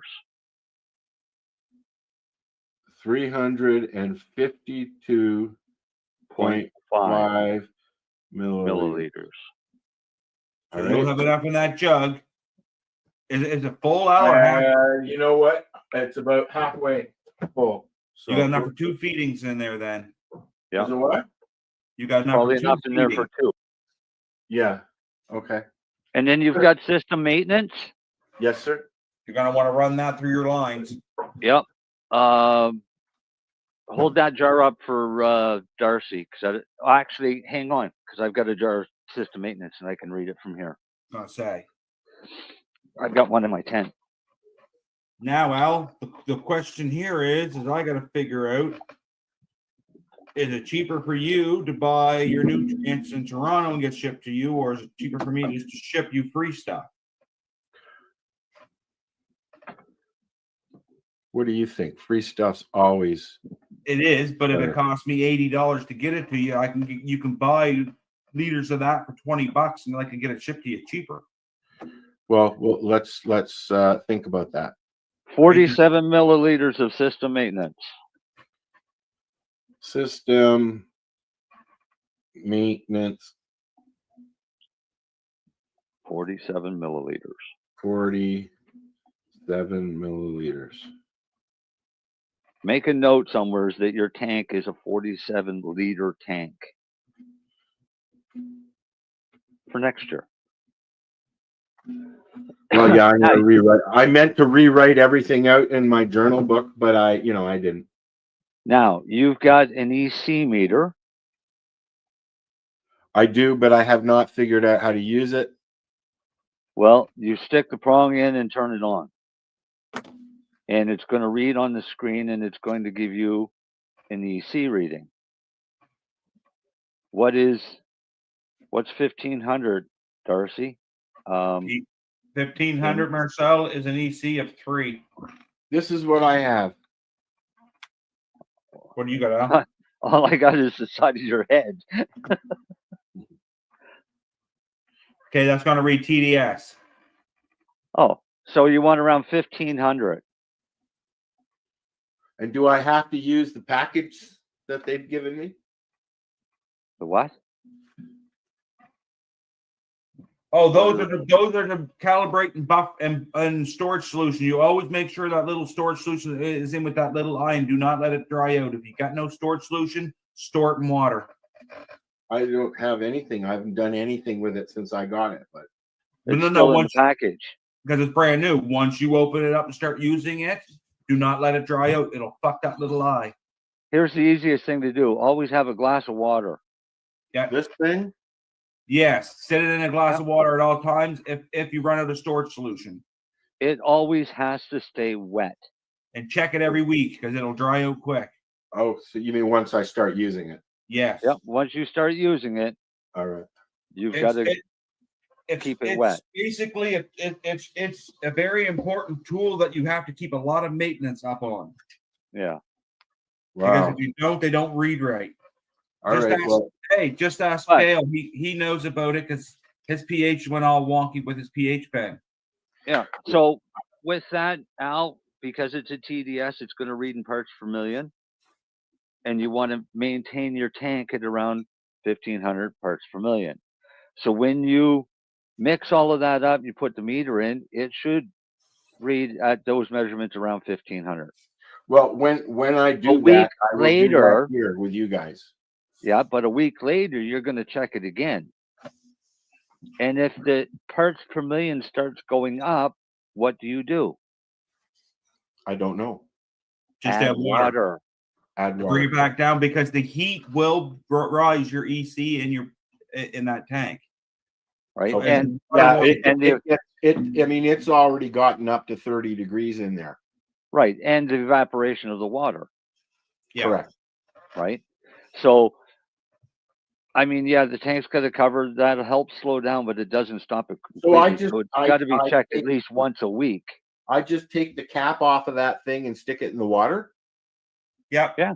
And whisk it around and wiggle it, like swirl it around in a circle. Stir your tank up good though. If you ain't got an air stone in your tank, Al, stir your tank up good first. Okay. Yeah. I don't have an air stone. You should go get yourself an air stone. Well, how much are those? They're dirt cheap. You can get them on Amazon dirt cheap for like what, $10-15 or so. Well, it needs the air pump. Let's make a message. Let's make a note of. We'll do a search on that next week. Yes, because you want an air stone in there to keep circulating your water, so your nutrients don't settle all to the bottom of your tank. Right now, I'm going to smoke this joint because you guys are buzzing my brain out. Okay. Information. Well, you smoke your joint, and I'm going to look up something for you because I've never looked for this price on here.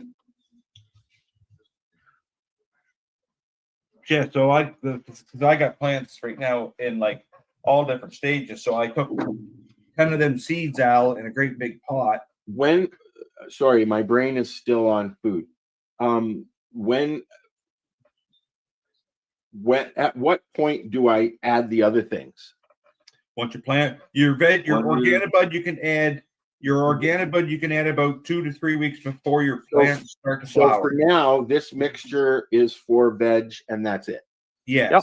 Okay. But where you only have a certain amount of organobud, I prefer if you only start to feed it to your plants a week early instead of 3 weeks early, so it would you get more use out of it in flower. Okay. Because I've had 2 years of wasting it. Yeah. I had 2 years of wasting it. Yeah. So I want. No, I shouldn't say that because you know what? The buds that I produced last year were nice. They were big, huge fuckers, but there was only 6 of them. I didn't even get a quarter pound out of everything. Shake them jugs really, really good before you start. And you might in your veg one, you might hear what sounds like rocks in it. Is that crystals? Yeah, just keep shaking it. They'll eventually go away. Just salt. All right. They'll go away. Yeah. I'll be doing that. Yep. And I can start feeding them as soon as I get them into the pots, correct? Yes. Okay. All right. That will do me for the weekend. Yep. Wow, this is cool. I'm looking at Next subject. At air pumps. Lithium battery powered portable aquarium air pump. That's all I need is an aquarium air pump? That's all you need. That's all you need with an air stone. There's a pet store here that has that shit. Yeah. Sure. And drop it because your res tank has that hole in the top of it. Yes, it does. That's for an air stone. That's actually where I stick my hose. Yeah, that's for an air stone too. Okay. So because you can sit your little pump on top that blows the air and it blows right straight down. Okay. Yeah. It works. They work pretty slick, Al. Okay. I got a mag drive pump in my reservoir tank, but I also have 4 goldfish in my reservoir tank too. So I don't put food nutrients in that. I use that water, EC it first, see where it's at, and then I'll add I'll supplement my Floramax till I hit the proper EC that I need.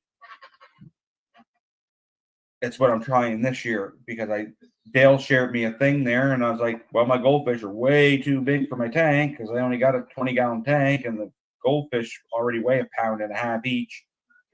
So I had to move them. So I moved them outside to that for the summer, and then I'll figure out what to do with them for the winter. I'm thinking fucking sushi, man. I'm thinking fucking sushi. Can you eat carp? Sure, people eat carp. I don't know. They eat suckers. Yeah. I was gonna ask you how your carpe diem is going. Yeah, they're growing. Really? They're in a Have 55-pound you drum. taken any food out yet? What's that? Have you taken any of the water out yet? Yes, I have. I've been feeding it to my all my flowers and stuff. And well, they're growing like crazy out there, so something must be working. But I EC'd it the other day, and it's only at a 0.6, which is 300 parts per million. So it's gaining, right? But you got to remember that's only 4 goldfish. I'm not feeding them very much. I feed them like whenever I remember because there's lots of bugs that hit that water too, and mosquitoes. So there's should be lots of food in that water. Yeah, huh? So, Bug food. Yeah, bug food, and bugs will make them grow a lot faster than that stuff you buy from the store. So, more natural. What Dale just posted here as a URL. I'll look at it after. It won't post there, Oh, is that his pump he grabbed? Yeah, I seen a picture of it the other day. Yeah. What's Dale pumping? What's Dale I pumping? can't. Dale, do me a favor and send me the URL on Messenger, would you? Because I can't copy that, and then I can look at it. See, I saw the picture. I saw the picture that he posted of the pump, but I'm just wondering because he doesn't have any lakes or anything around him.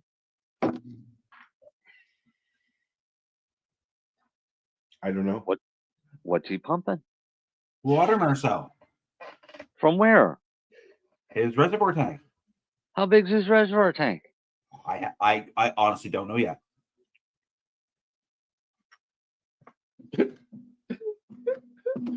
Well, from looking at that picture, I would say that if his tank is anything less than 100 gallons, it's going to be emptied in seconds. So it's constant. Well, so he's got a 100-gallon reservoir. Yeah. That pump. How many horsepower is that pump, though, Marcel? Because if that's only quarter horsepower pump, what, 350 gallons a minute? What if it's an eighth of a horsepower? 150 gallons a minute? You remember the ones that I was looking at the other day I was telling you about?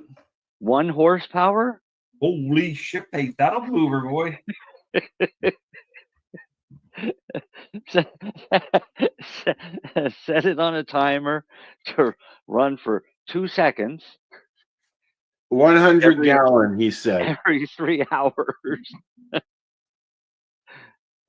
Yeah, I think that's some pumping. Well, you can throttle back on your nozzles.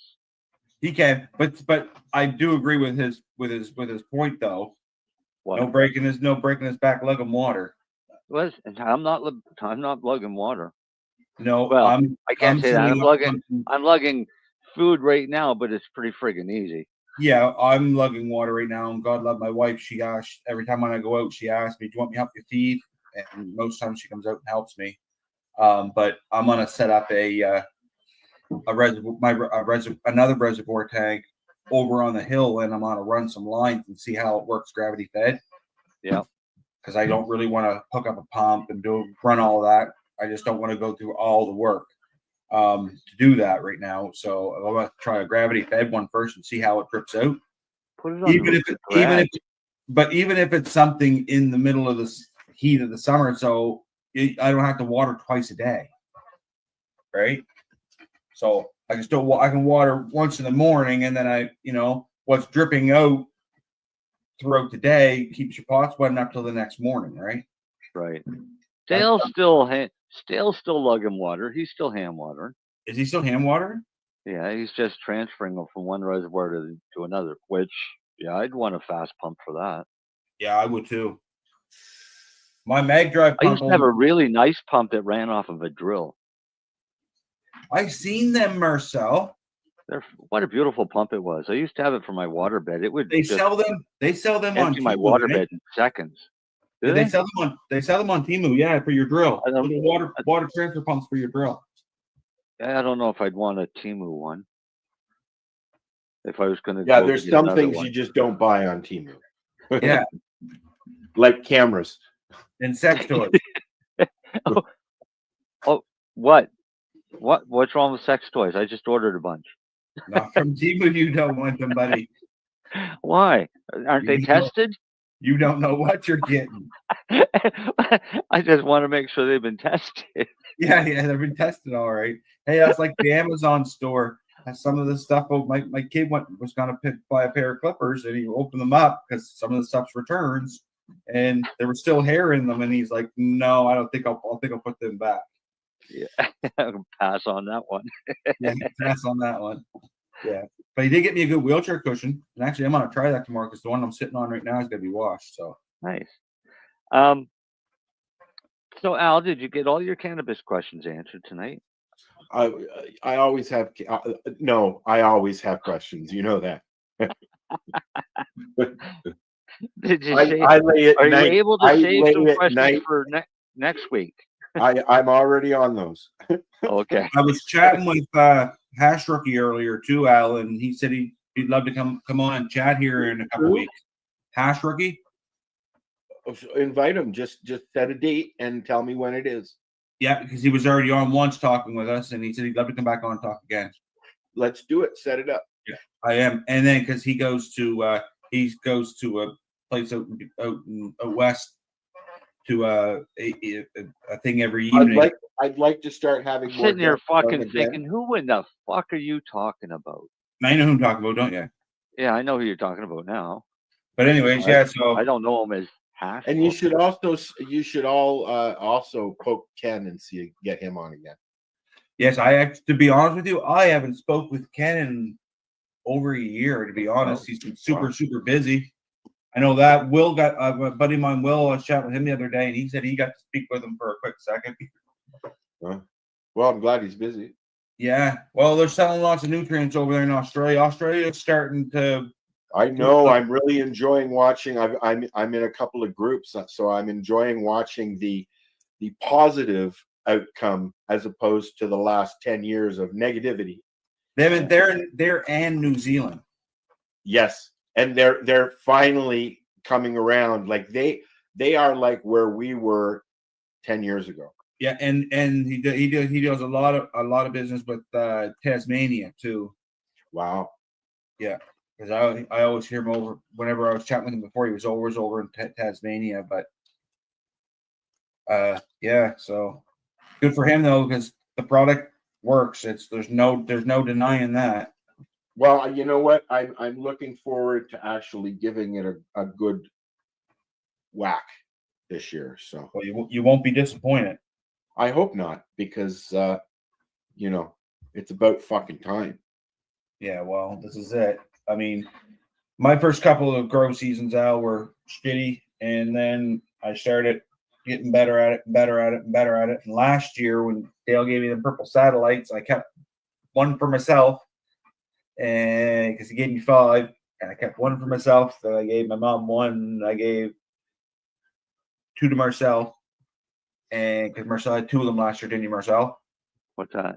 Purple satellites. You had 2 of them last year, right? Yep. Yeah, well, I'm looking forward to it because I haven't tried it. But I kept 1, and I grew it, and I babied it, and I fed it, and I looked after it well, and she fucking grew into a monster, man. I was really impressed, and I was really impressed on how fast when it started flowering, it started to fucking pack on the weight fast. Well, we've got 4 going, so I got 5 of them out there. I got 10 more clones in the living room, and I got 10 clones in the shed. I have a few. I'm thinking the majority of my garden is all purple satellite. But I'm thinking, though, to be totally honest with you, knowing what is it a heavy indica? Is that what it is? I found it more. It's a hybrid. I found it depends on when you harvest it, because I harvest early. Yeah. Mine is more sativa like. Yeah. I harvested mine like 2 weeks after Marcel. So Marcel harvested later, and his is more indica sided.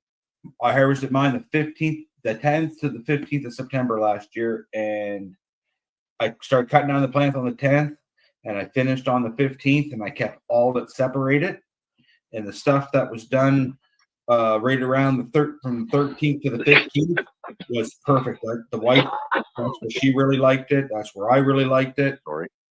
It's the terpene profile was out of this world. I know it didn't degrade too much because did you make any oil out of it or anything? No, I still on my shake. Is it not really an oil strain? No, it makes awesome. It makes awesome rosin. Dale gave me some rosin. So it's gonna squish nice, eh? Oh, it fucking makes awesome rosin. Awesome. The rosin Dale's getting really good at squishing rosin, so he definitely must be reading and paying attention, because I noticed his rosin like stepped up big game. It's awesome. Like, it gave me some purple satellite here, I don't know, a couple months ago, and I just found the last little bit of it there the other night, and well, I got maybe a $250 here in front of me, and I'm gonna do a dab it here in 10 minutes or 15 minutes here when I get ready to go to bed. Cool. So awesome. I'm looking forward to it. Yeah, it's an awesome strain. I really do like it. I'm I also like it so much that I've got a garden full of it. But I'm also curious too because I crossed my Kush mints with the K-Mac and I grew them both outside last year and they both finished. So I'm kind of curious to know what that's going to give me. Are you using that for your oil, Marcel? Yep. Oh, that's going to make awesome oil. Yep. But I've got 2 other plants. Well, I've got a Durban poison. So you'll mix that in with? Tails cutting. No, that's just for smoking. Oh, okay. And you got and then I've got a plum crazy hash plant, and I I'm was just growing that out to looking see for hash what it plant, is. but none of the res stores had them. Our res store has all kinds of them plum crazy clones for sale right now. Oh, I know, eh? We went to the Grand River Reservation and they had every store had clones. See, I'm thinking that some if really I raggy do and like some this, I'll pick it up and maybe do that next year, depending on what it produces. What clones at the res? The plum crazy one. The plum No, crazy Marcel got a feminized seedling. Oh. I don't have a clone. I have a seedling. He has a feminized seedling. I might take my own cutting off of it if I like the structure of the plant while and it's still keep it in inside veg. over winter. Yeah. And then I can make a mother. Yeah, it is a good strain. I tried it. I tried the weed from it. It is really good. It's super crystally. Crystal's good. Yeah. Good terpene, good too. Good terpene profile to it too, but a good terpene profile comes down to the grower, because if you can do an awesome grow and dry it and fuck it. So, which I see happen more times than fucking Heinz has pickles. I don't think I should have smoked that cherry dragon. Why? I can't Oh, I see gave you anything. Chinese eyes. I can't see anything. I'll get high. You got Chinese eyes. Hey, I've got a great summer tip for everybody, though. What? If you're bothered by hornets and wasps and things like that, stay inside. No, and you're at like at a function with a lot of people, just put a gob of jam on some kid's head. Right? And they'll leave you alone as long as it's somebody else's kid. Don't do it with your own kid, because they fucking glom onto you and shit when bugs come around. Yeah, and don't run down through a field and kick an oil jug either, because I did that when I was 3 years old and I got stung 246 or something like times. It was something like that. I know they rushed me to the hospital and put me in a bathtub full of ice. So I was leaving my house in Mount Forest one day, and I opened the door, and then I put my hand. You open the door, you put your hand on to open the screen door, and put my hand right on a fucking wasp. Yeah, oh yeah. Ouch! I kicked out. We were moving the deck and hit a wasp nest, and the wasp come down while I was holding up the corner of the deck with somebody under it, and I watched the wasp sting me on the wrist, and I never did crush the guy. I've been stung a few times. It's not fun. It hurts just as much when you can watch it happen as it does when you don't watch it. But yeah, what the fuck was that? If you get stung by a wasp or a hornet, here's the best trick in the world. Put cannabis on it. No. WD-40. No. Tobacco. Windex. Tobacco. Really? Just break off the end of a cigarette, get it wet in your mouth, and stick it on the wasp or the sting, and it'll literally suck all of the poison out. Cool. Answer Dale's question before we say goodbye. Anyone grow Runts or Gelato 33 or cherry lemonade? Not outdoors. The Runts. That's what it was, Marcel. That's what that's what the other strain was at the liquor store. It was a Runts. It was a Runts cross. Is it? Yes. I think the Runts cross should finish outdoors. Gelato 33.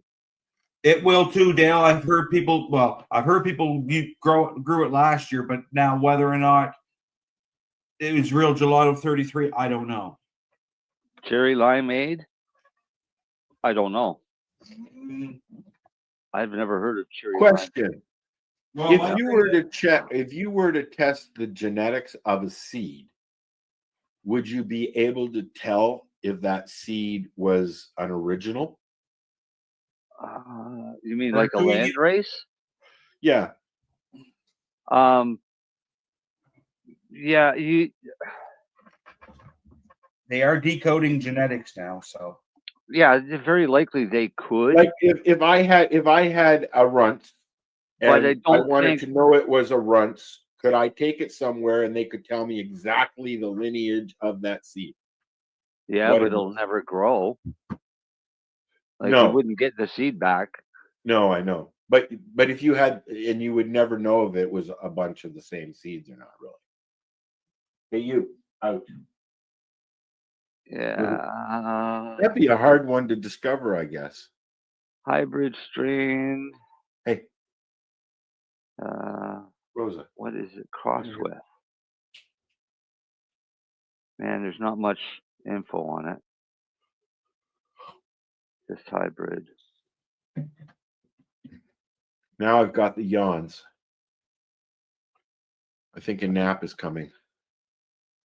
now it's only what 8 o'clock or no 9 o'clock. It sounds like it's a pretty balanced 50-50 hybrid strain.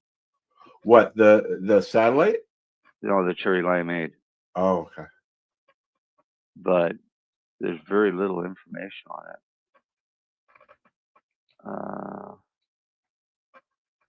Yeah, 50-50. It's a cross of cherry pie and black lime reserve. Yeah. Has a tasty cherry lime flavor. Sure it does. Still tastes like fucking pot.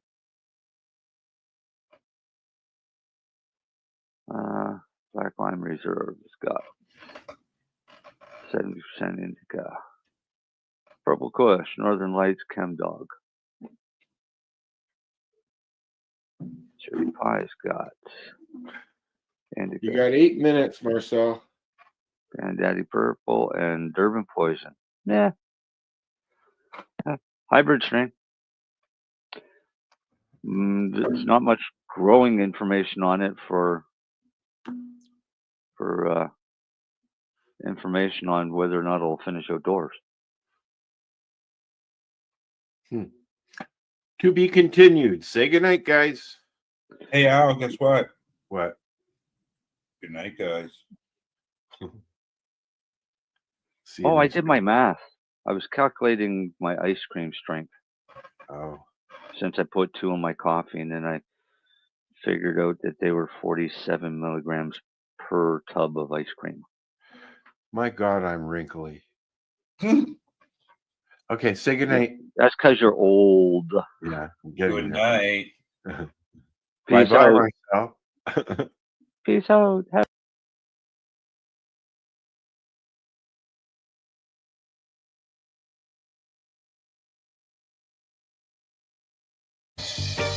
You're watching the 420 Pace, found at 420pace.ca. You're listening to the Pace Radio Network here at paceradio.net. The views expressed by the individuals during this broadcast are their own opinions, and they may not be the same as those of their group or other organizations they may be involved with. All medical advice during our broadcast is not a medical opinion and should be checked with your medical physician.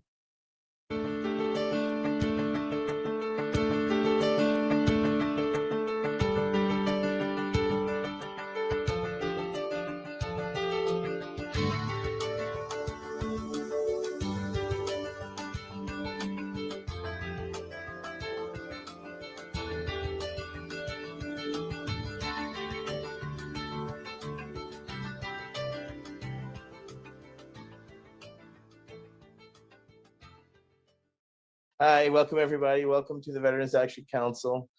We are with the roundtable number 27. We have a very special guest with us tonight, a gentleman that I met on Hash Church and just an amazing all-around gentleman and a Navy veteran, Wade Laughter. He has been joining us recently, and we have composed some questions, and I guess we'll just kind of jump right into things right out the gate there. So why does cannabis have the effect it does in your body, Wade? Well, not to go too deep into this hole, but there's recent science has discovered a system in our bodies called the endocannabinoid system. And it's called that because it was discovered as part of the research done back in Prohibitionary era about why cannabis had the effects that it does, and specifically why it was so bad, because it was a Schedule I narcotic. And anyway, Raphael Mechoulam and others in Israel isolated CBD and then THC, and by marking THC molecules and having volunteers who were willing to ingest or take those molecules into their bodies, they found where THC had effects in our bodies. And it turned out that we have cannabinoid receptors, and they're called all of these things because they were just, this system was discovered as part of the research about cannabis and how it affects our bodies. And the endocannabinoid system, we still don't really fully understand the full implications of the endocannabinoid system, but it is basically the regulator that helps, I'm talking to veterans, so we can talk about hierarchies, ranks, if you will. You can start off with cells in our bodies, and each individual cell, most of them in our bodies, have cannabinoid receptors. These are sites on the cells that receive compounds that the cannabis plant makes, as well as compounds that our own bodies make. And that's the real key of why cannabis has the effects that it does. Our endocannabinoid system has three components, if you will. The cannabinoid receptors, and then there's the cannabinoids that our bodies make called endocannabinoids, and then there's enzymes that our bodies produce that break down or metabolize the cannabinoids that our body makes. Otherwise, we'd be running full steam ahead all the time. And to go back to that hierarchy image, and you start off with cells, cells group together, similar cells, to make tissues. Tissues group together to make organs, and organs work together to make systems in our bodies. And the systems of our bodies all have to work together so that we enjoy life and what we call health. And so when you go back to the cellular level, where cannabinoid receptors can be triggered by the presence of endocannabinoids that our bodies would be making if we were enjoying full health, those endocannabinoids, many of us are deficient in them. And the cannabis plant happens to make compounds, CBD and THC are two of them, but there are many others, that happen to very closely on a molecular level mimic the compounds our bodies would be making if we were in full health. And part of why the endocannabinoid system is so important is not only does it help all these cells and tissues and organs all work together and talk to each other, they're the communication system, if you will, but it helps to balance the system so that certain essential functions can happen in our bodies. And the functions of the endocannabinoid system can be briefly summarized by appetite, mood, the ability to forget, particularly traumas, the ability to heal, and to respond to threats, to infection, to disease, or injury. And all of those functions are controlled by this endocannabinoid system that we only discovered 25, 30 years ago. And that system, I feel like most human beings alive today are somewhat deficient in endocannabinoids. We evolved, I'm a science kind of geeky guy, and so I really get the concept of evolution. And when you think back the last 100 years of human beings, we have for years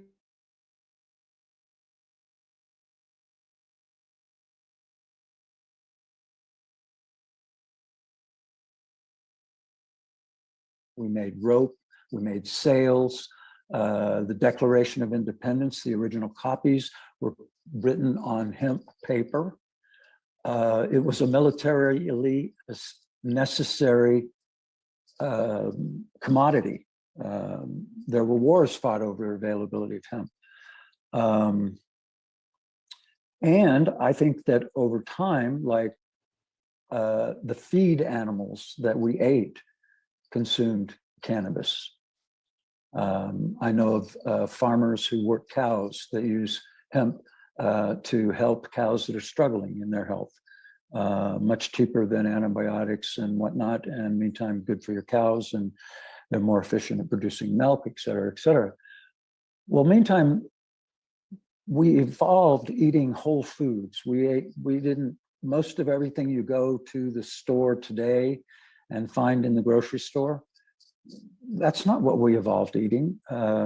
Anything that's in a box or a carton or a 5-minute rice, all of that's devoid of nutrients that I think our bodies count on in order to make endocannabinoids. We have polluted our environment with, I took organic chemistry in college, loved it. One of the things I've come to realize is one of the miracles of organic chemistry is we've created literally millions of compounds that we released into our environment. We have no idea how they work or what effects they might have on our systems as well as the environment we live in. All of these are challenges to our endocannabinoid system's health. Stress is another big impactor to endocannabinoid tone or health.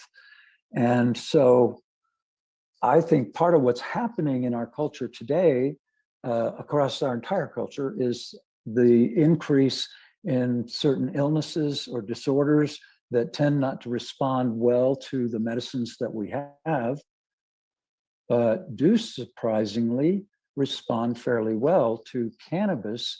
That's the right chemistry, the right dose, the right method of getting that dose into your body, the right method of the right frequency of use, et cetera, plays out with benefits that can seem miraculous when you first look at them. I think of some of the seizure disorder kids I've known. One particularly compelling story, a child went from 6 years old, male, having literally hundreds of seizures a day, every day. The condition is diagnosed as Lennox-Gastaut syndrome. And we found a plant, made an oil from it, provided it to the family. Literally on Friday night, after a day of seizing, they gave the first dose to this child. He slept through the night without seizing. They continued to give him doses the next day. For 4 months, no seizures. From hundreds of seizures a day to none for months from a plant. And that looks like a miracle, but what you realize at some point, as you really dig into what's actually going on, was there was some combination of cannabinoids and terpenes, and that particular plant had about 2.5 times the amount CBD to THC. It had beta-caryophyllene, linalool, and come on, another terpene that seemed relevant. That's an example of a most extreme example, if you will, of how cannabis can have effects in the body. But for the general population, and particularly for veterans, many of whom are dealing with injuries and or wounds from their service, be they physical, mental, or emotional, I think it's a crime that those veterans do not have access to information about how the plant might be of help to them, as well as access to the products that can be made from the cannabis plant. And that was a really long-winded rant about why cannabis has the effects that it does in the body. But it really comes back again to the endocannabinoid system and the fact that the endocannabinoids that our bodies would be making to control all of the systems of our body, we're not making due to stress, poor diet, environmental toxins, lack of sleep. The list goes on, but here we are experiencing a number of conditions that do in fact seem to respond favorably to the right chemistry and dose of this plant. So that's kind of where I'm at the moment. I promise I won't always be so long-winded.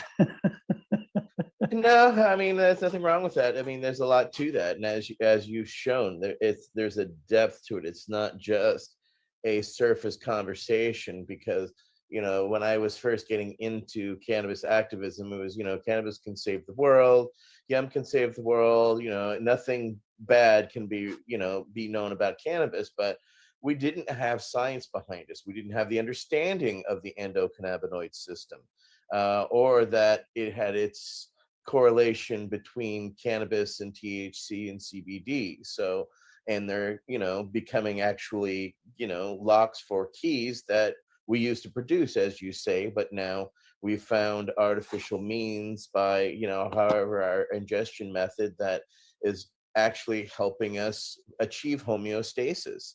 And when you are sick, and if you've been stressed, or you have really pushed your body and mind and soul to the edge, when you finally reach a true homeostasis, it's an epiphany to so many people.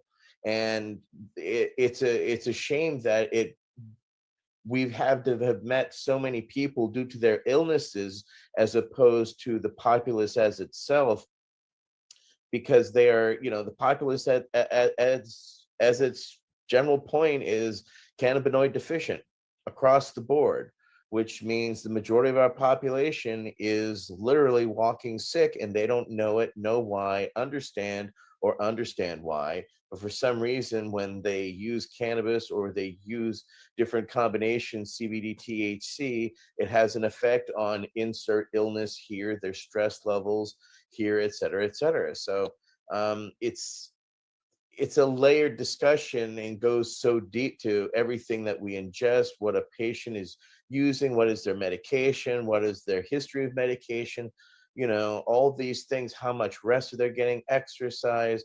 You know, we're not really taught that so well in Western medicine, and it's not, or it's not fostered or continued in the way that Eastern medicines and others tend to do so. So I think even though you feel it was long-winded, as my response is extremely long-winded, it was, you know, carrying to the point that, you know, there's a lot to this. All right. I think Councilmember Crowitz, you have a question for Councilmember Laughter. So we had a very simple question, and I'm going to try to instigate you to go deep on this by making it a little bit longer. And the question was simply, why do you do what you do? But I'm going to make it a little longer by saying this. You know, I see a little bit of a pattern here, and let me just describe the pattern. Okay, so you got a handful of military veterans that have stepped up and are doing things that are pioneers and leading, but doing things that, in my opinion, should have already been done. And I'll give you 3 examples, right? One of them is Jack Hare. Jack Hare, military veteran, runs a head shop, reads this paper that Mike Aldrich had in his PhD stuff 10 years earlier in New York on hemp and how you can do this and that with hemp, and how the president of Washington grew it and separated the males from females and everything. That was his PhD dissertation where he found that stuff. It led a whole campaign in 1970. Was it 1971 with the first Prop 19 campaign? It was all under that George Washington grew hemp. That was it. But anyway, Jack was driven by that and basically is known as the father or even the grandfather of the hemp movement. But again, that was something he picked up in the 70s that Michael had published in the 60s. And then Dennis Perone, military vet, comes in with this Buyers Club and this idea based on some local initiatives to do a state initiative, and working with others around the state, basically pioneers the medical marijuana movement. But again, that was 1996, talking about medical marijuana that we had pioneering doctors like Mikaria, Grinspoon, and Weil and others publishing in the 60s and 70s and 80s already. And then, there's this guy that finds this interesting cultivar, puts it up there. I think you know the rest of the story. That's your story. And this is CBD was discovered, as I understand it, isolated in the 1940s. The cannabis movement found very little interest in it. A couple of expats went over to Amsterdam and came up with some interesting stuff that led to GW Pharma's products. But by and large, we didn't think much of it. I don't know why do you do what you do, and why do you have to? Is the add on there. Yeah, I especially love that last part. Why do I have to? That's a really good observation. Well, at least part of why I do what I do is I've come to really love the plant. Jack Herrera's book, The Emperor Wears No Clothes, was certainly formative in my view, if you will, about cannabis. The Women's Alliance for Medical Marijuana down in Santa Cruz was another inspiration fairly early on. The model of you could access medicine that you might need by working in the garden and it being a cooperative effort. And yeah, and then on a more personal level, part of what drove me, especially later in my life, to be so involved with cannabis was personal need. I have a fairly aggressive, I'm really good at making ocular pressure, which is a problem that expresses as glaucoma. And as I sit here right now, I'm mostly blind in one eye, and I still see pretty good with glasses in the other eye. But back when I was diagnosed in '95 with glaucoma, the eye drops that I was given had really good medical insurance, blah, blah, blah, made me profoundly ill. It was a real problem. And so since then, I basically used cannabis, because even then, pre-96, the federal government allowed that, well, for some reason or another, cannabis does seem to help with glaucoma. So, and I lived in San Francisco at that point. It was fairly easy to find cannabis of all different sorts, but a consistent supply and quality issues came to my attention, if you will. And I realized that if I really wanted good quality and to know that there was no funny business, no sprays or things I didn't want to breathe into my lungs, that I'd have to grow it myself. And so I did. I started growing in a little closet and quickly realized that was ridiculous. Then a garage, then the full basement of a fairly large home, and then a warehouse in the South of Market area of San Francisco. And those last two situations were under the auspices of a patient group. We had a collective, because fairly early on, back when I was first producing flowers that I was willing to share, one of the first people that I was sharing with was of a fella who had been a Navy diver who was dying of prostate cancer. And he had big lesions on his skin, and he was fairly late stage, but he reported that he really loved the herb that I was giving him. And it just helped me, I don't know, it kind of inspired me to realize that there must be something going on with this. I spent some time doing emotional support volunteer work with the one of the AIDS project nonprofits in San Francisco. That brought it home even stronger to see people who were literally wasting away from not being able to eat to having appetite again. And it wasn't reversing their condition, but it was enhancing their quality of life. And that matters. And I think the really basic answer to your question, Michael, is I care about people. There is a lot of suffering in this world. And I think that anything any one of us can do to reduce the amount of suffering that's happening in this world, one should do that. So that's why I do this. I love the plant, and it just seems like the thing to do. It does no harm. All of the criminality and harms that have happened around cannabis have to do with prohibition, to making it a criminal act to work with this plant. And look at all the harm that's been done there. One of the things that drives me today is the dream that someday our culture would understand that we are, for the most part, cannabinoid deficient, and that our medical system, one of the real challenges to me of our medical system is it's set up such that nobody gets paid until somebody's sick. And so there's not a real strong interest in keeping people healthy. There's no profit in it, at least. But that being said, you know, our medical system, they do the best they can with what they have. And all kinds of miraculous things can be done in the medical system. But I come back to the endocannabinoid system again. Healing comes from within us. Our bodies do the healing. Medicines, hospitals, doctors, therapies, all of those things can help in the healing process. Ideally, they do, and do no harm. But healing has to happen from within our bodies.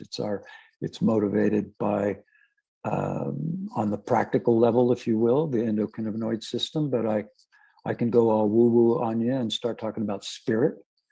And I think that one of the ways that cannabis can be of help, particularly to veterans, is in healing the spirit. One of the features of military service is you give up your personal identity to a large extent to unit and uniform and country and whatnot. And I think there's some value there. But a veteran who's no longer in that paradigm needs to reclaim their identity, to reclaim their place in society. And it's my experience that cannabis can be of help to that. And again, it's just stigma left over from prohibition and the fact that the people who make the rules in our country under our form of government are, for the most part, people who look like me but think pretty differently than I do on this topic. Can we leave it there?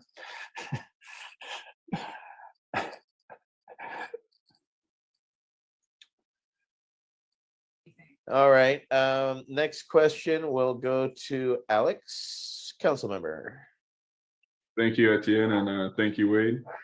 My question is, if cannabis is best dealt with as a medicinal herb and it doesn't really fit into the mold of modern medicine, how can we best employ it inside this rigid medical system, especially like the government-run VA system, VA hospital system? Well, You can't basically right now. All of the, particularly at the federal level, I think the VA is really focused on the idea that cannabis could somehow be turned into a single molecule pill that will make it all better. You can look at the Food and Drug Administration in the last couple of years, for the first time in many years, approved a medication called Epidiolex for Lennox-Gastaut and Dravet syndromes, two particularly nasty versions of epilepsy. And Epidiolex is basically isolated CBD in a carrier oil. It's not a great product. The kids I know who qualify for that medication, and it's insanely expensive if some government entity is not paying for it. I think it's $30-some thousand a year. But these kids are being asked to take 2,000, 2,500 milligrams of CBD a day. That story I told earlier about that 6-year-old who went from having 100 or more seizures a day to having none.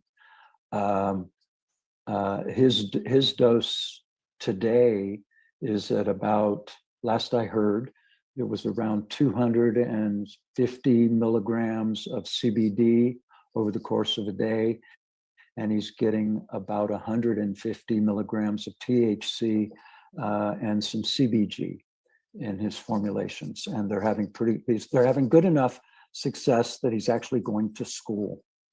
And we've just recently been able,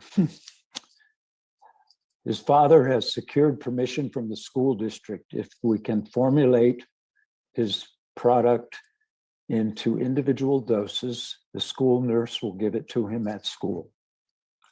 Huge win in California. The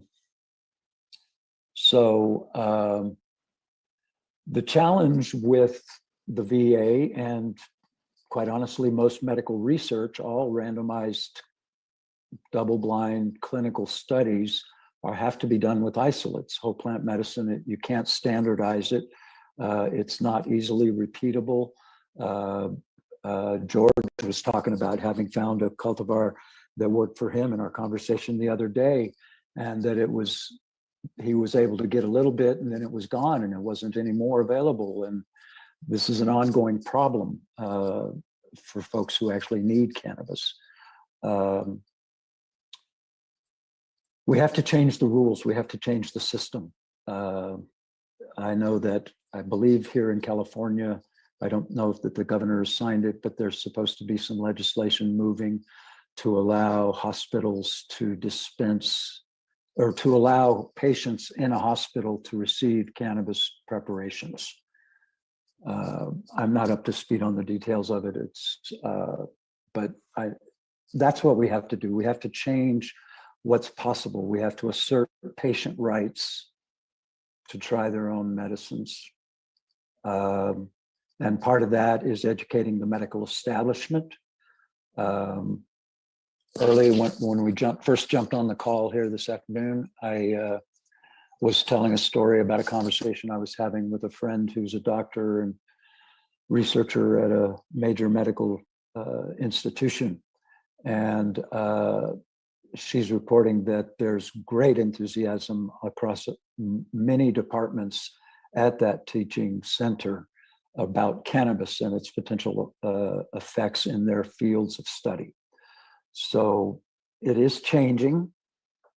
It's going to take time. I was talking with another activist this morning about trying to change cannabis law in the United States, and it feels a lot like water wearing away at a rock. It happens over time, but it's taking a long time. And the tragedy is there's many people who need it today. Some of them are probably listening to this conversation, and the tragedy is we're not doing enough to make this plant and the products that can be made from it available to those who most need it. You know, the adult use recreational market is great. We got here because of medical need, and we're leaving those people behind. And that's another part of why I do what I do. I want to see people have access to quality products that address their needs. Right on. Next question is from Councilmember Armstrong. Councilmember. So first of all, Wade, I would like to thank you for being here tonight, and personally thank you for all that you do. We need more people like Wade in this world, and especially in the cannabis industry. So I really appreciate you joining us. My question: would Harlequin ever likely be working in a field of THC restrained plants? In other words, did the fact that the field was unrestrained and was being grown with other THC plants is possibly part of the reason that it developed? And then to add on to that, I would ask you what you think of the as far as mixing cultivars, what we've done to that in the last 15 years. I'd like to hear your overall thought about it. But as far as Harlequin goes, I think the question is mostly, we have all these THC restrained fields around here. And is that another thing where prohibition is preventing the production of, or the finding of these life-saving cultivars? Multi-dimensional question, George. Well done. On Harlequin being affected by the plants around it, I think there is a thing that goes on. Cannabis is a grass, a weed, if you will, and particularly if its roots are able to mingle with other plants of similar type.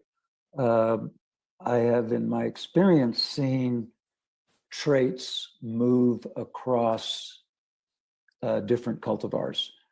But Harlequin, part of what made Harlequin significant and as well known as it is that it had an abundance of CBD, and the cannabinoid profiles are pretty locked in by the genetics of the plant. You're not going to see a big shift in my experience. I'm not a plant biologist per se. I have some experience with it, but in my experience, yeah, you're not going to change the cannabinoid types and their relationship to each other in quantity very much. You can significantly enhance how much of them there are on the plant by the conditions that it's in and how well it's doing. And when I'm talking about traits moving across cultivars, I was growing years ago, back when I was working indoors, I was growing a plant that was dramatically purple in a tray with some plants that typically did not turn purple. And the ones that usually were purple still were purple, maybe not quite as vivid as they normally were, but the other ones definitely took on a purple tint. And they definitely were sharing roots in that bed. It was an ebb and flow type situation, to get geeky for a second. But in a field where you're surrounded by, I think what you mean by THC deficient fields is hemp fields, right? One of the things that I have a lot of issues about hemp, but one of the things I like about hemp is there's a lot of work being done to find new cannabinoids in the cannabis plant, in the hemp space. And that's good, because I think that the cannabinoid, it's not just about CBD or THC. I think there's some other things going on in this plant that will turn out to be really important. And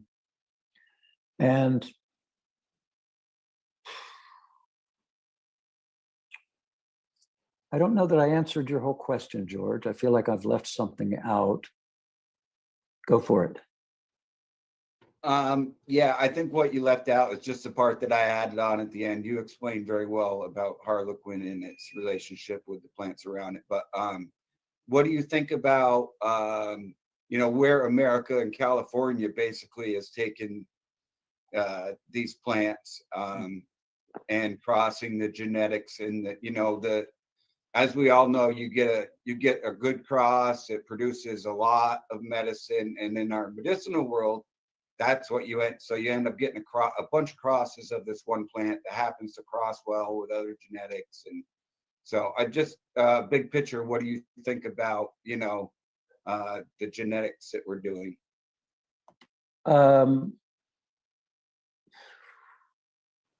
Great question. Not an easy answer.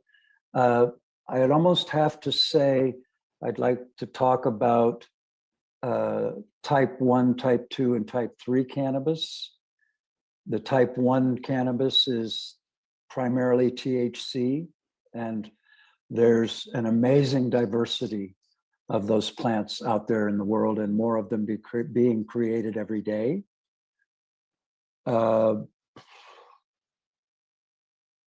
Not that many of them are what we would think of as stable seed lines. And I don't know that that's good or bad. It feels like the limited experience I have working with THC predominant cultivars these days, vital, strong versions seem to be a little harder to come by, but that, again, I limited contact there for me personally. I grew a couple of THC plants this summer, and they did quite well. And yeah, I got the seeds from a seed company, and I'm looking forward to making some hash with them.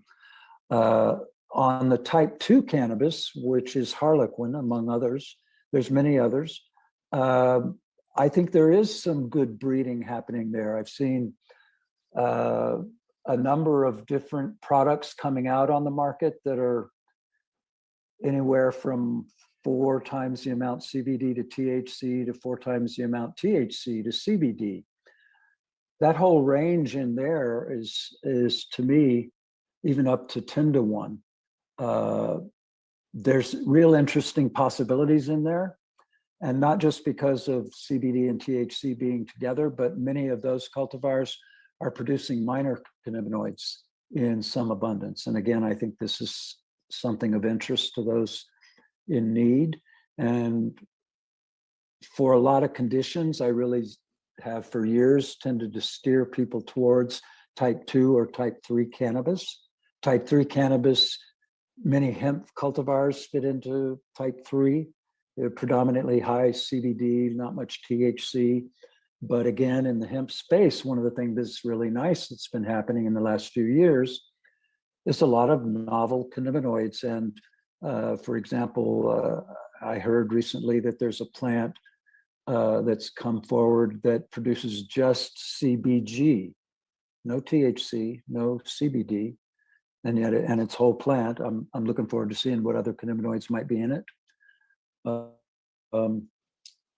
So I on the whole, I'm not discouraged about the state of the cannabis plant genetics. I feel like CBD has had the effect of balancing the global plant and the interest in the various cannabinoids that the plant can make for our well-being. And yeah, that's all I got on that. You're listening to the Pace Radio Network here at paceradio.net. Limestone City Hydroponics is Kingston, Ontario's hydroponics shop. Take your growing to the next level and create the optimal environment with a tent kit, or maximize your yield with an ebb and flow flood table kit. Either way, Limestone City Hydroponics has more sizes and options to fit your needs. Are you looking for the power of the sun that adapts to your budget? Then look no further, as they have professional grow lighting. They have indoor grow systems that are easy and cost effective, with many options to fit your living space and lifestyle. Cultivate your growing potential. We have everything you need to succeed. And if you can't make it to the store, they offer local delivery to the greater Kingston area. Remember, when you're looking for experts to help you grow, then look no further than the locally owned Limestone City Hydroponics, 105 Sunderland Drive in Kingston, Ontario. Call them at 613-548-0420. Are you looking to get your medical cannabis grow license? Limestone City Hydroponics can help patients through the process of obtaining their license to grow medical cannabis. What's that? You don't have a doctor. If you meet the medical criteria, Limestone City Hydroponics has a nurse practitioner who can assess and provide medical cannabis prescriptions. What are you waiting for? Contact Limestone City Hydroponics at limestonecityhydroponics.ca or call them at 613-548-0420.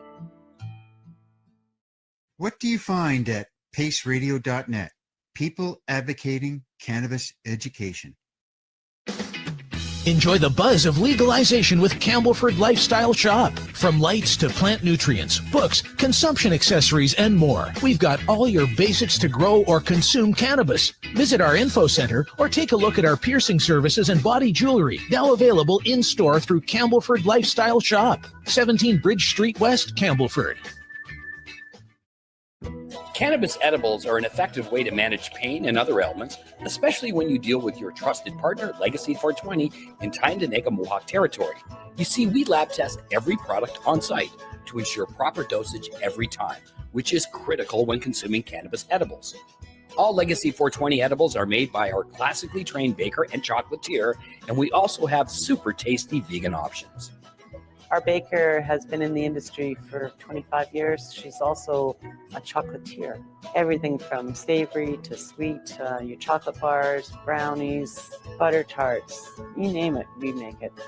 Talk to our knowledgeable Cannatex about our incredible variety available.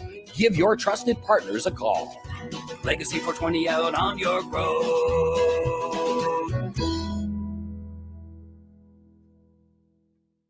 You're listening to the Pace Radio Network here at paceradio.net.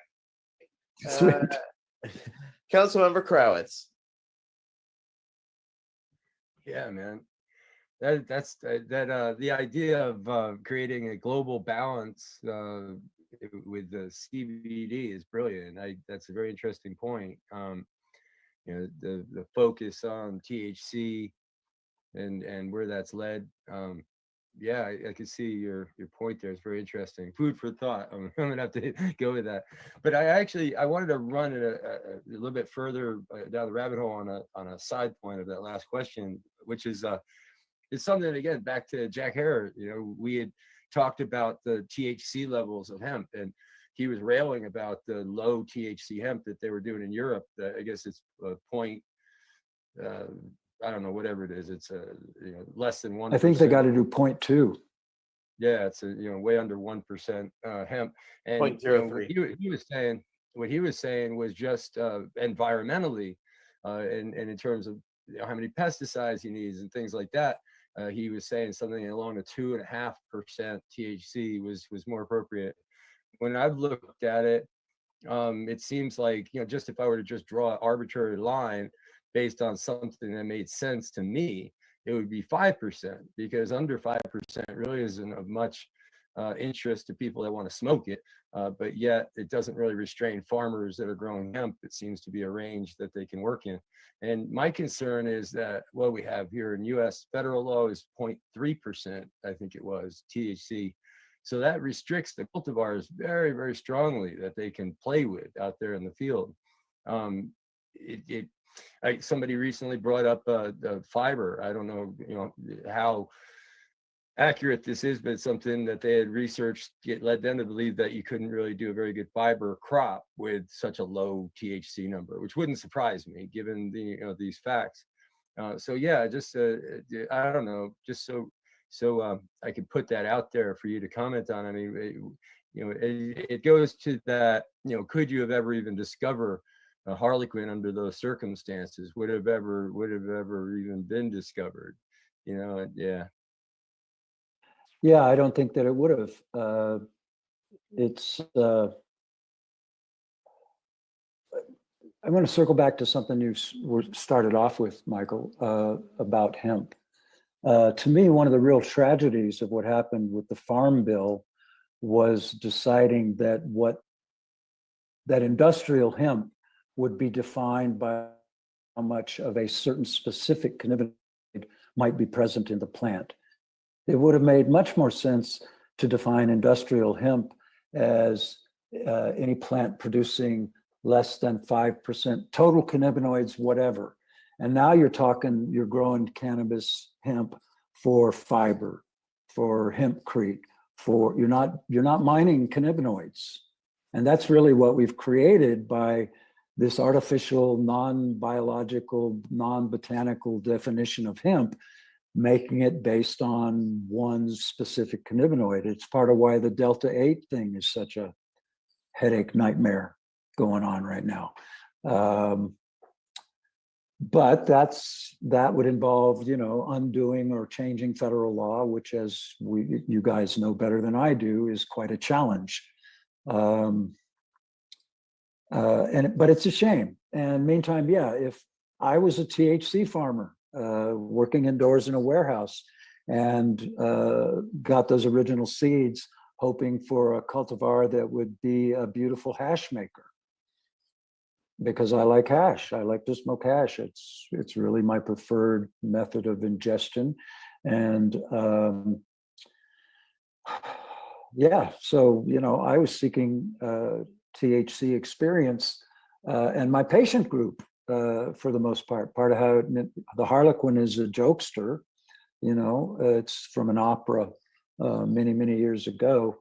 And the court jester was the Harlequin. And it had a multicolored costume and it played jokes all the time. And this plant played jokes on me. I thought I had a great THC rich, hash producing, vital, beautiful mother plant going. And I had, for the first time ever, patient group members bringing back product we'd given them because it wasn't giving them the effects they were hoping for. And I thought I'd made a huge mistake. And the one person who reported that his pain was eliminated, it was really dramatic to him how much difference it made when he smoked a joint of this stuff that he didn't like. That was the other interesting thing. He was bringing it back because it didn't get him stoned, but he also noticed that it happened to his pain went away. So if it had been in a field of hemp, no, it would have just gone to biomass. But as it was, I thought I had a special thing that was going to help me make great hash. And so I was I was providing it to my patients, and they were bringing it back. It would not have been found, I think, on a hemp farm. It might have been if somebody had really been paying attention, but in a hemp field, you've got hemp farmers grow acres of seedlings. It's hard to pick one out of a whole bunch that stands out like that. So, I don't think Harlequin would have happened had she showed up in a field instead of in a little warehouse in San Francisco. Alex, you have a question. Thank you, Etienne, and thank you again, Wade. This is another one of those multi-part questions. You can pick as much or as little as you'd like to speak on. So you were just talking on the various type 1, type 2 types of cannabis, and that's what I was thinking about. So what role do you believe strains like Harlequin and just cannabis products and flowers with different cannabinoid ratios, other than type 1, what role do you think those will play? Like obviously for nerve pain and other things, there's definitely efficacy there. And do you think more consumers and patients will start finding that they enjoy cannabis with these ratios as things become more mainstream and they're made more available in more markets? Well, great question, Alex. I hope so. I'll say it like that, because what's true is our culture, and for the most part, many people, most people who consume cannabis today are doing so because it gets them high, and they like that. And I'm not here to judge that. I happen to enjoy it very much myself. But I also have had the opportunity to experience different kinds of cannabis and to realize that when my back is hurting, that getting high, especially getting really high, might not be the best answer.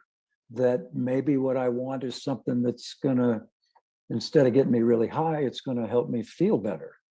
It's gonna reduce the pain signaling from where I hurt my back.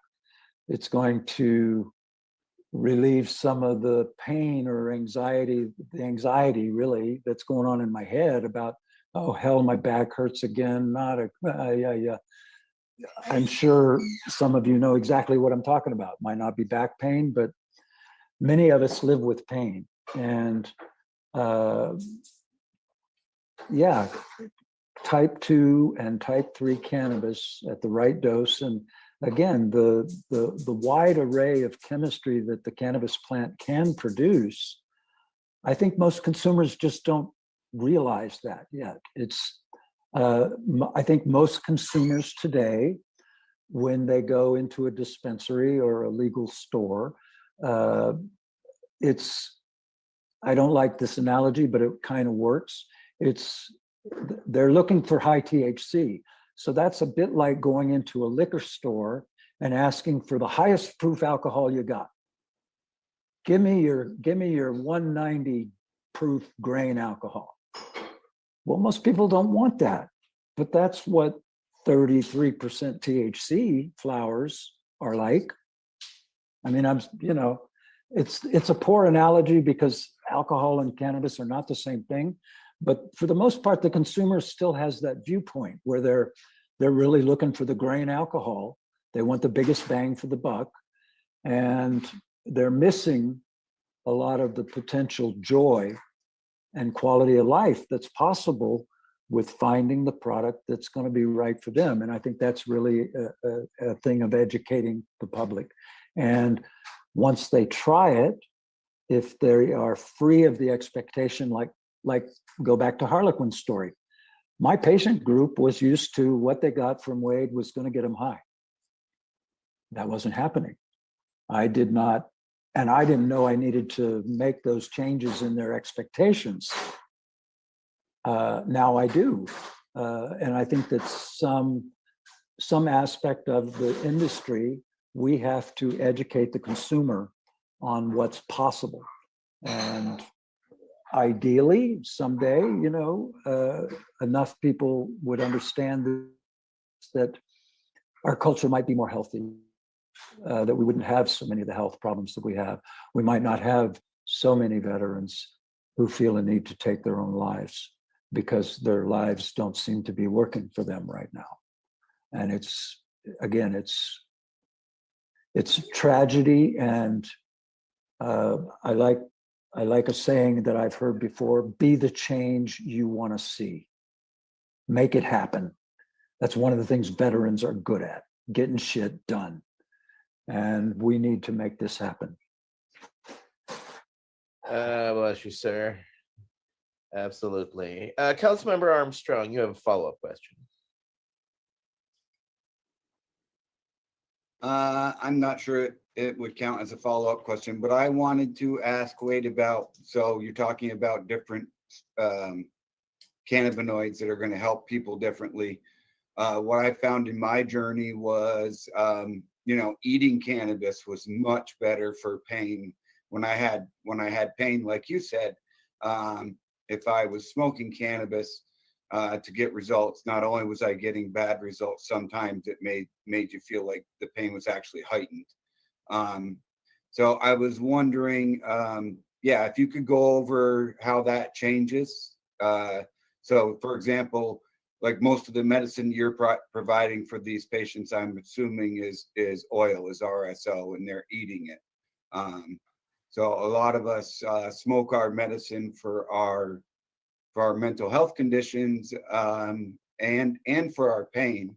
But I found certainly that eating high THC, even though it doesn't really get me high, like really does the job for pain. So long-winded question, if you could just cut into it in some way.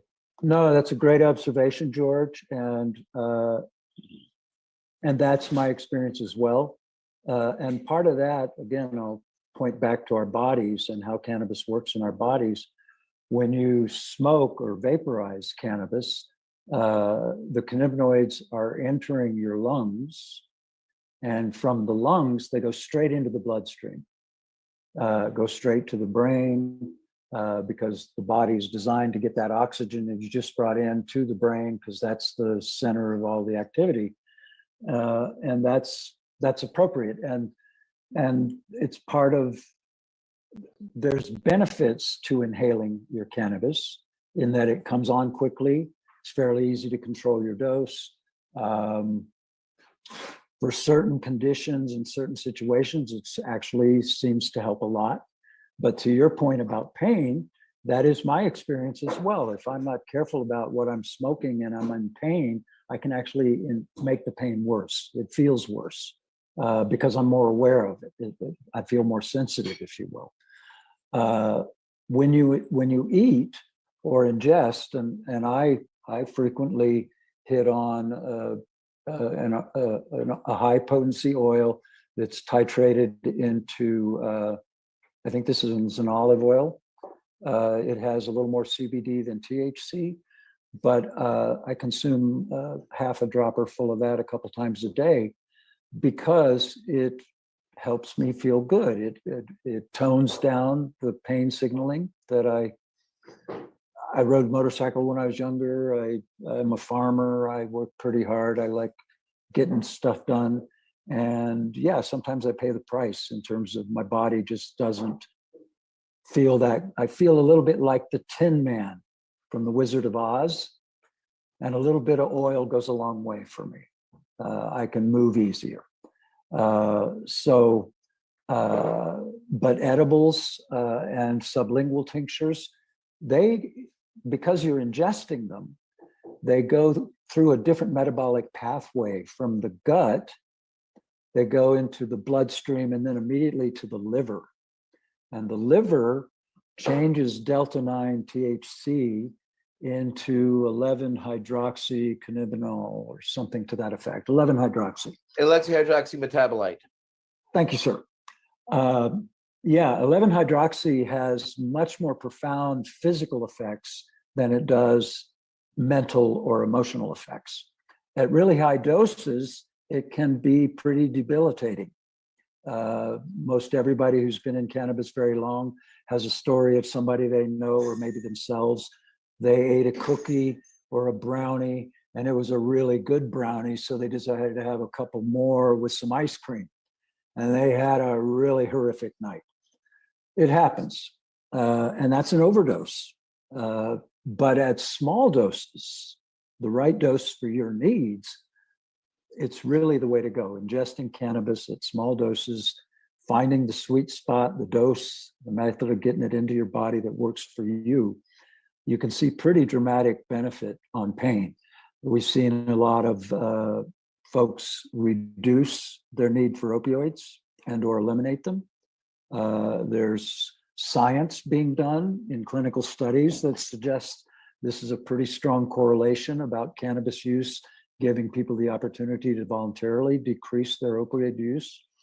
I've heard more than a few folks about that. And circle back to the story I told in our first meeting, the fella who pointed out that Harlequin made his pain go away said something that really struck me. He said, I've been in and out of opioid rehab a bunch of times, Wade. I got access to all kinds of great drugs, legal and illegal.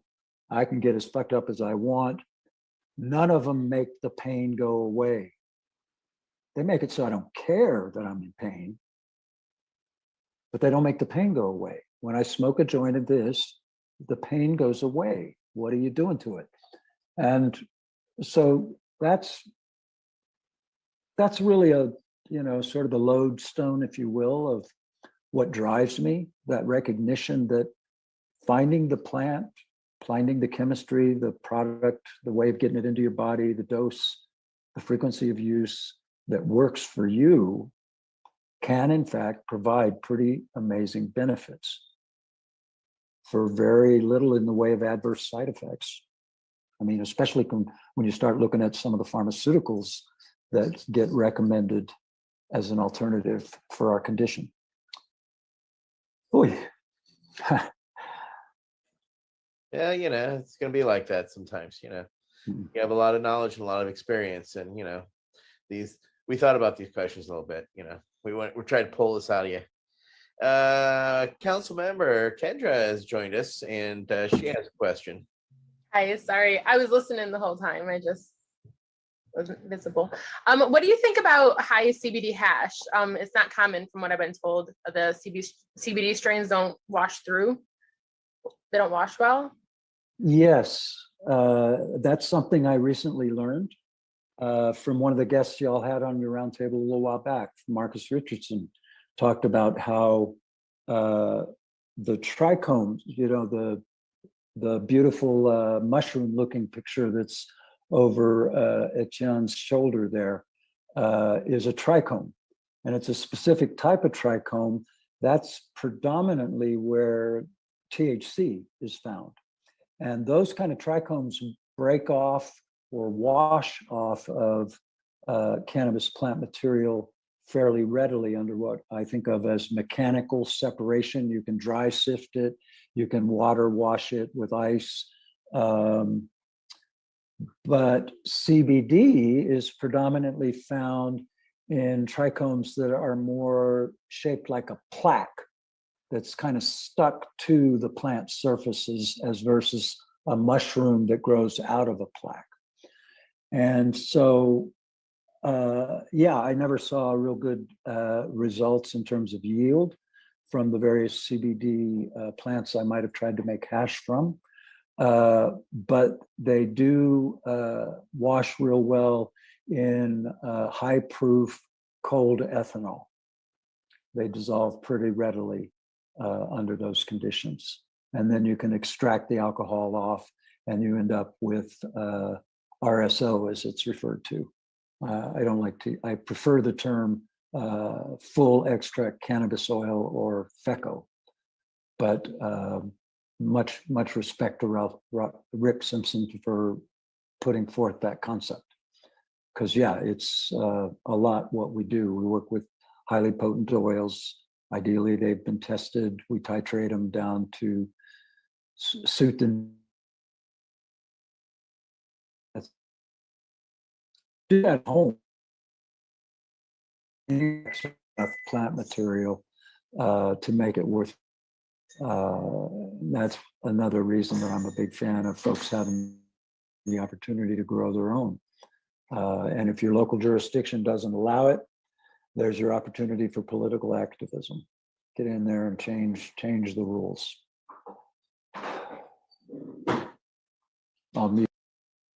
All right, let's see. I have a question that came from one of our council members who's not here tonight. His name is Eric Stamper. And how can you determine the right dose for our bodies? And any testing or technology available to the individual? What I usually do is when I'm first meeting with a person to sort out what their condition is and what needs they might have, we talk about what is your previous experience with cannabis? Was it good? Was it, if you have no experience, what's your feeling about the possibility that you might get stoned? Because I really like to have some CBD and THC together. Almost always, especially if a person is new to cannabis, because we're working with ingesting as versus smoking, I spend some time making sure they understand how to dose the preparation that we've made for them. And it almost always, especially if they're new to cannabis, it'll be a fairly weak titration or dilution of that high potency oil. And we'll start off with literally a couple of drops. And if they're having trouble defining what I mean by that, I'll literally take the product that I've made for them, childproof caps, put some like this, and literally just put a couple of drops on my hand. Can you see that? Yeah, a couple of drops, and lick it off. Hold it in your mouth. Don't swallow, just hold it. Savor the taste. Hopefully you like the taste. Has a peppery sort of lovely flavor. And then make sure they understand, don't do that again for hours. See how it feels to you. Maybe wait till you know, like I usually ask them, do it on a day when you don't need to do anything else. First thing in the morning, if you like to have a cup of coffee and a little breakfast, do that, then do this, and wait until lunch before you even think about taking any more. And even if you do take more, do the same thing. Don't increase the dose. Stay with that same dose, because that first dose is still in your body, still having effects in your body, and you're fixing to double the dose. So, and in that way, over time, in a period of days, most people with guidance usually take some guidance, because I've had people think that they were supposed to take 2 droppers full instead of 2 drops, and that didn't work out well for that person. But yeah, they have to sort out for themselves how to find the dose that works for them. And usually, especially if they're new to cannabis, I explain to them what feeling psychoactivity might be like. And if they start realizing, oh, this must be what he's talking about, to really look at it honestly. Does this feel okay? Is this all right?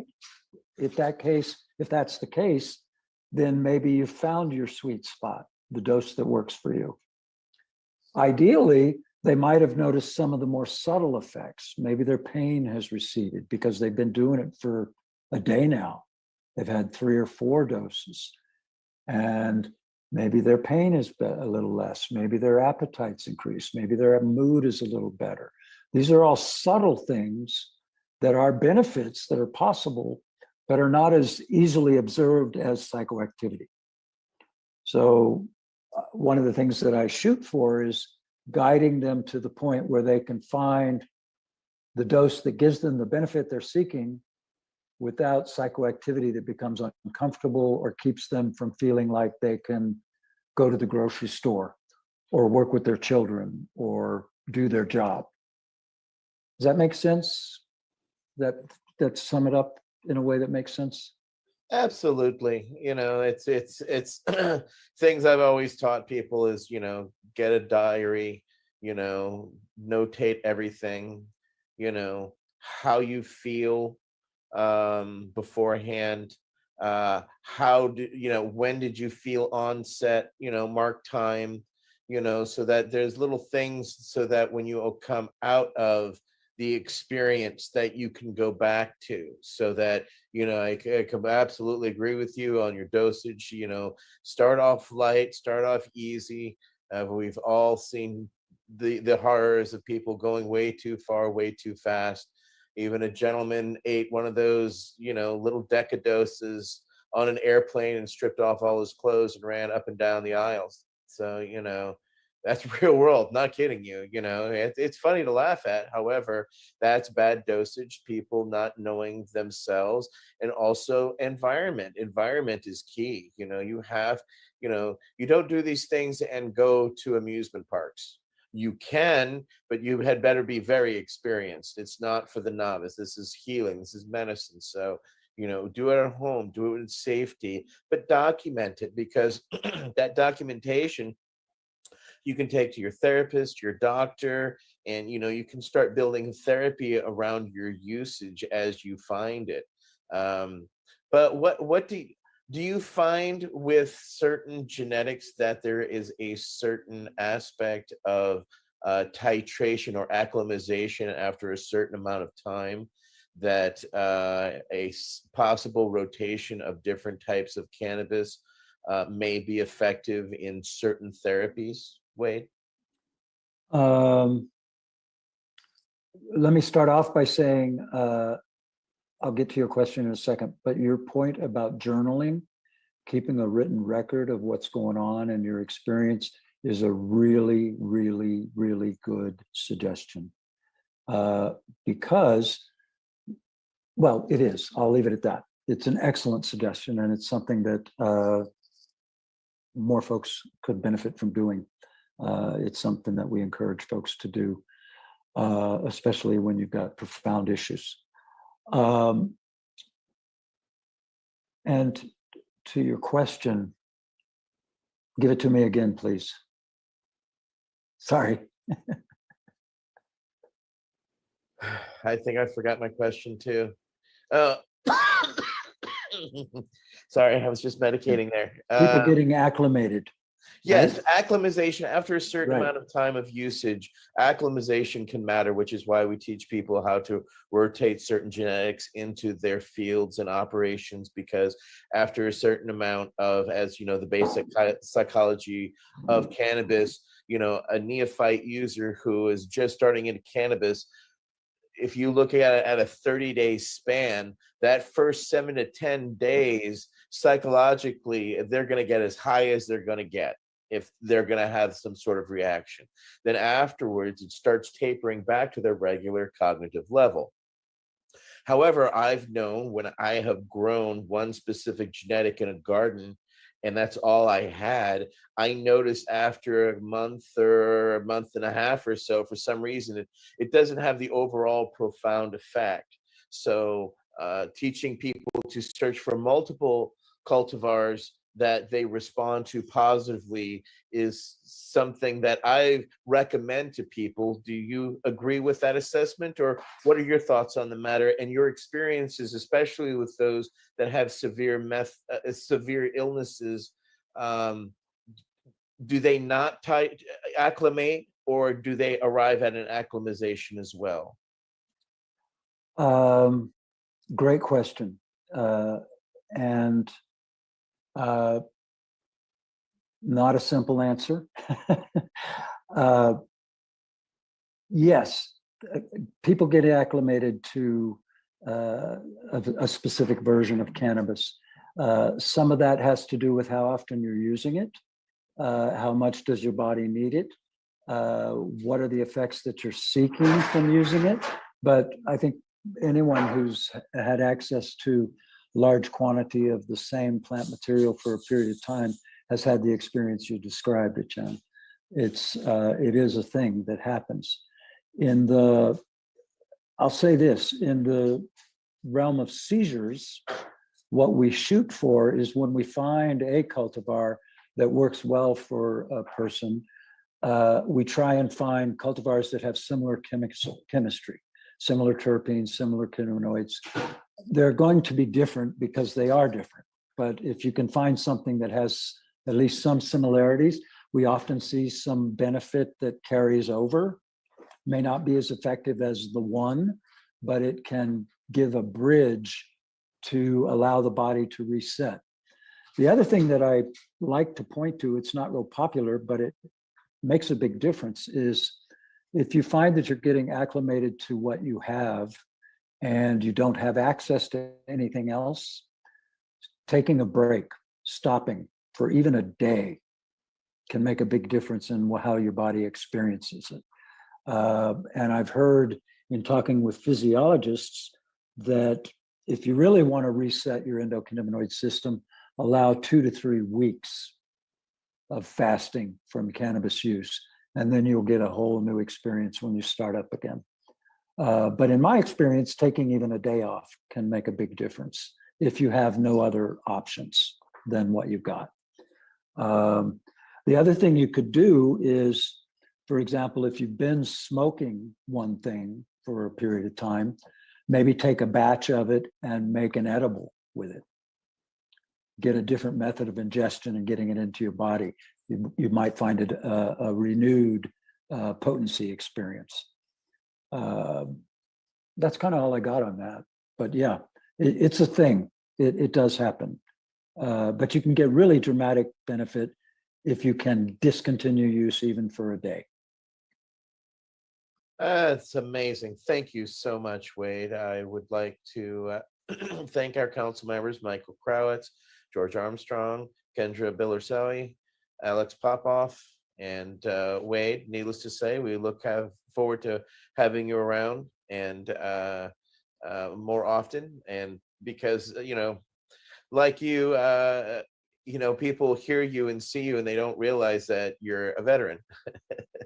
And it's not something because of our service. It's not something that comes to the forefront in my work. It has in time. But most people are like, wait, you were a veteran? Oh, wow. That's really surprising to me. So you don't seem the type is what I get. Anyone else get that same situation? Well, full disclosure here, I'm of the era of the draft. And I was one of those folks who won that draft lottery that started happening. My number was 34. So I had high likelihood of being drafted and ending up at that point, we had about 450,000 draftees in country in Vietnam. And there was no way in hell I wanted to go there. Like I said, I had a guy I looked up to who lived right next door to me when I was just starting high school. We moved into a new house and the kid next door was just finishing high school. He enlisted in the Marine Corps, went right to Vietnam, came back in a body bag. And in the meantime, I'd had a chance to get to know him for like a year and a half. And it really affected me, man. It was like, holy shit, this is crazy. We're sending people off to die in the jungle. So anyway, I feel deep respect for this group, for the work you've done and are continuing to do. And yeah, I really look forward to more opportunities to interact with all of you. You're doing a special thing, people. Thank you. Well, thank you for your work and your dedication and your continued work and dedication. And we look forward to what we're able to do together. So thank you, everybody, for joining us for this special edition of our Veterans Action Roundtable with Wade Laughter. And we'll be back in 2 weeks. We're going to have a nice discussion with Michael and a group regarding the United Nations and what's transpiring at the international level. So thank you all very much. Have a great rest of your night, and we'll talk to you soon.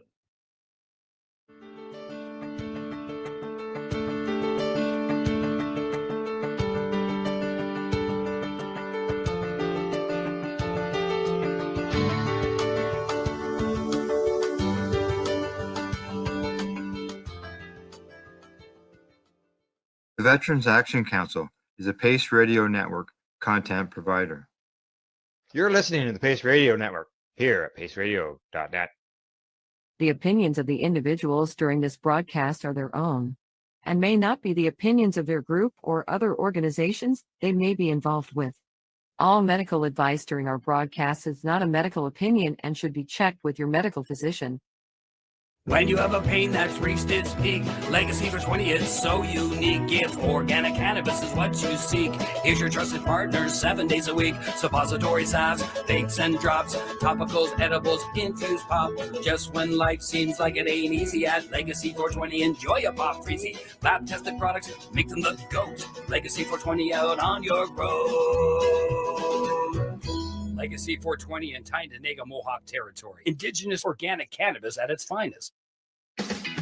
Enjoy the buzz of legalization with Campbellford Lifestyle Shop. From lights to plant nutrients, books, consumption accessories, and more, we've got all your basics to grow or consume cannabis. Visit our info center or take a look at our piercing services and body jewelry, now available in-store through Campbellford Lifestyle Shop, 17 Bridge Street West, Campbellford. Limestone City Hydroponics is Kingston, Ontario's hydroponics shop. Take your growing to the next level and create the optimal environment with a tent kit, or maximize your yield with an ebb and flow flood table kit. Either way, Limestone City Hydroponics has more sizes and options to fit your needs. Are you looking for the power of the sun that adapts to your budget? Then look no further, as they have professional grow lighting. They have indoor grow systems that are easy and cost effective, with many options to fit your living space and lifestyle. Cultivate your growing potential. We have everything you need to succeed. And if you can't make it to the store, they offer local delivery to the greater Kingston area.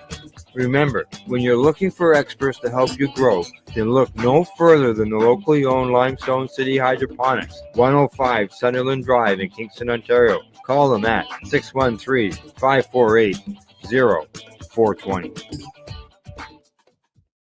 We are people advocating cannabis education here at paceradio.net.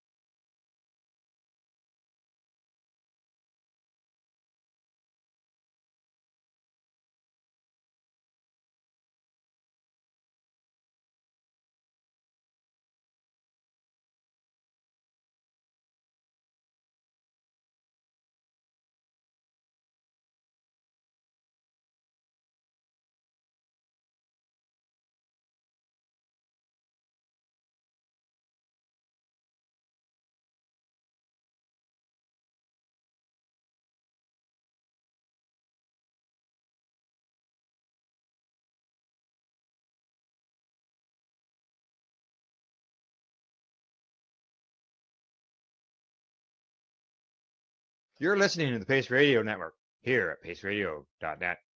The views expressed by the individuals during this broadcast are their own opinions, and they may not be the same as those of their group or other organizations they may be involved with.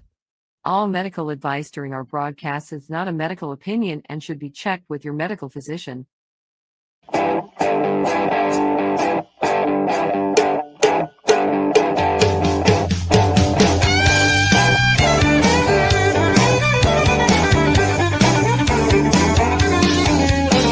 I woke up this morning with a crack in my head.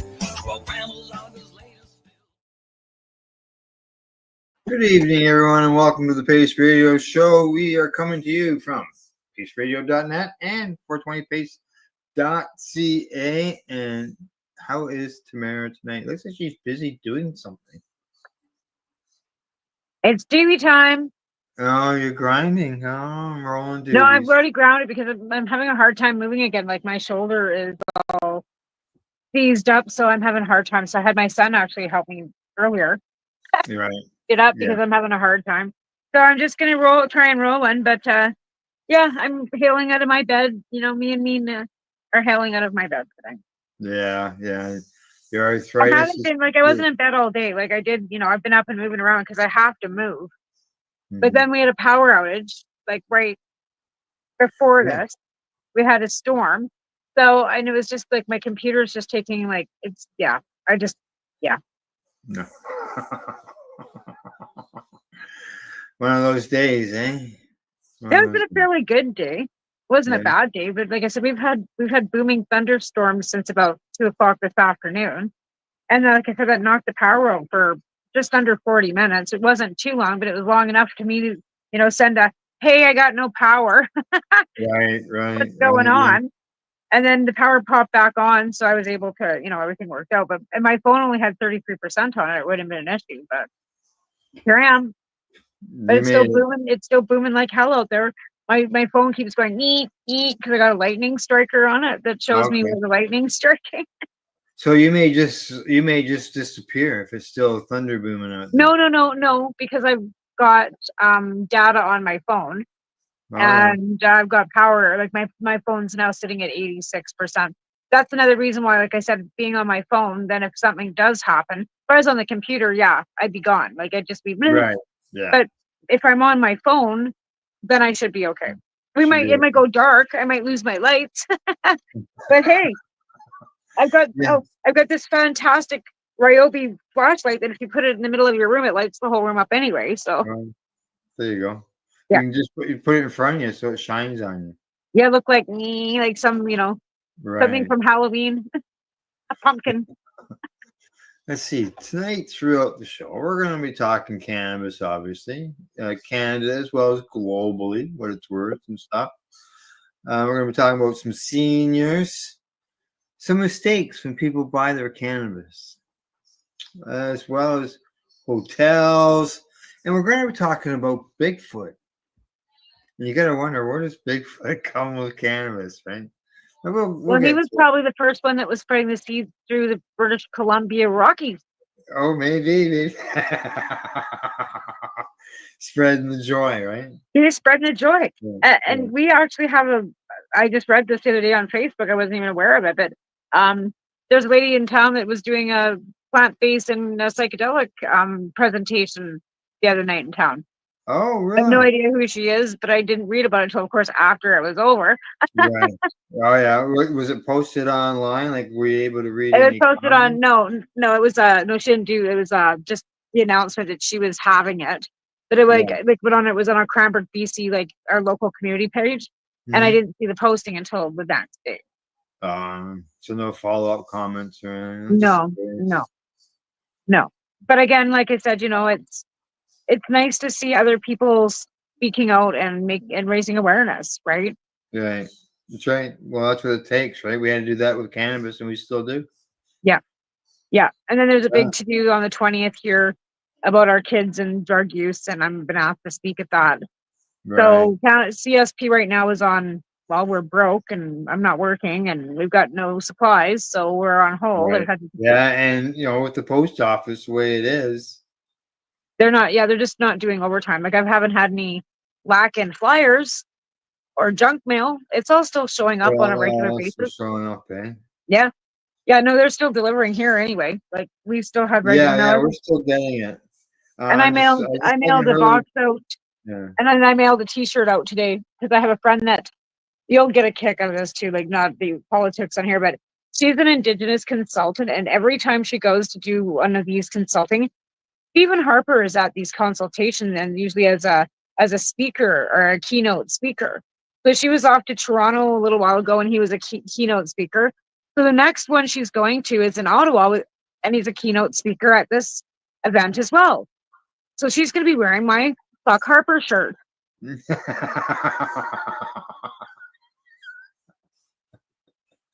And she's an Indigenous consultant. Like she does a lot of consulting with the government, but he's been like in there like with business and IDU and trying to push the First Nations to really like see the potential they've got, right? And trying to push them into opening up the land for development, right? And of course, these consultations go on, and she goes to them. So the next one she goes to, she's going to be wearing that shirt. Okay, that's fine. So yeah, so CSP, yeah, so CSP, you're out of supplies, you're out of. I'm out of supplies. I'm out of money. I'm out of everything, and I haven't been able to go to Dirty Darts because I got no money for gas because I haven't got my unemployment because. Yeah. It's been a big shit show. The last month has been a shit show. Right. And well, I know you've commented online that you've had to turn people away, but are they maybe taking the message back to the others to let them know that? Oh yeah, like I posted it. Like they all have phones. They're all on Facebook. They all belong to the group. So I put a general message out on the Facebook group saying, I'm sorry right now, we are unable to help anybody. I took my last bag out last week. I had enough to fill one more bag. And I took that out to the couple that the girl that's actually been living out in Yak that's doing well with her kids, right? So I got her, and she was the last one, but I've had people coming to my people that are across the street that are my neighbors every other day looking, and I keep telling them, I'm sorry, I just don't have anything. Like I just haven't been able to go anywhere. And I mean, they're really understanding, but again, like they're all on disability. They're all broke. They don't have any money either. They can't access anything. And it's not like they're houseless. They're not. They're housed, but they're living in group homes, and yeah, they're in low barrier, so they can actually like smoke cannabis as a medicine on site. Like they can't, like they can use on site because they're low barrier situations. But if I've got nothing to give them, and we're all in the same situation where we're all broke and can't.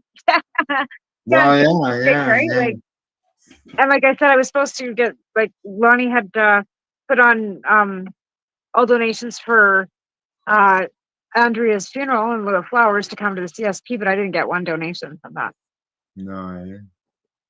So, oh, there we go. Another lightning strike. My phone was just taken. Oh. I have a bite on my foot, and guess what I'm using I'm using this to ease the itchiness in my bite. Oh, icy pot. There you go. And it's working. Is it? Better than Afterbite. But I got a huge bite last night. I put my shoe on, and maybe you found a new use for it. I think she had already mentioned at one point that it would be able to be used for that. I can't remember. Yeah. But it's not helping my shoulder today, unfortunately. But it's helping my bite. Yeah. So it's taking the sting out of my bite, but not the pain out of my shoulder. So I got up this morning and it was a day of waiting for my medication to show up. Right, because it has to arrive via courier. And I have to sign for it. Right. So if you're not home, they leave you a note and say, we'll be back tomorrow. Well, that doesn't really work for you when you're on a schedule. Well, it doesn't work for me when the stuff has to be refrigerated. Yeah, exactly. So I was home, but I still missed them. Oh no. Yeah. So I spent like 45 minutes to an hour on the phone trying to deal with trying to find a human to talk to at FedEx. And I finally was able to. and I wasn't too happy with what I was being told in the beginning. And then I explained things a little bit more, and so they were able to get a text the driver and inform the driver, what was going on, and he was coming back through. So he stopped, and I was Oh, still able to get my medication, but yeah, still, like, I how can know, you, like, I mean, you were home. Like, how did that even happen? Were you like in the bathroom? yeah, Yeah, right. yeah. So those things happen, right? Yeah, absolutely. Especially when you live with what we have going on in our lives. So the So you need a yeah, he ring brought doorbell. One of those ring doorbells that you can take with you. Leave it on the doorstep. yeah, it doesn't work though. I got to sign for it. Well, can you? Yeah. Hey, the president used an auto pen. Just leave an auto I pen at the door. Yeah, I don't have one of those either. Well, yeah, but in the end, I was able to get my medication. No, good. Yeah, like I was, oh shit, it's worth thousands of dollars, and then Oh, I know, right? That too. yeah, Never mind. Like if it isn't refrigerated, it's not effective. And then but if yeah, you take it and it's not to the temperature it's supposed to be, or something happens, then that yeah, affects how the medicine affects you, and yeah, it can be will it even harmful be to you, usable? right?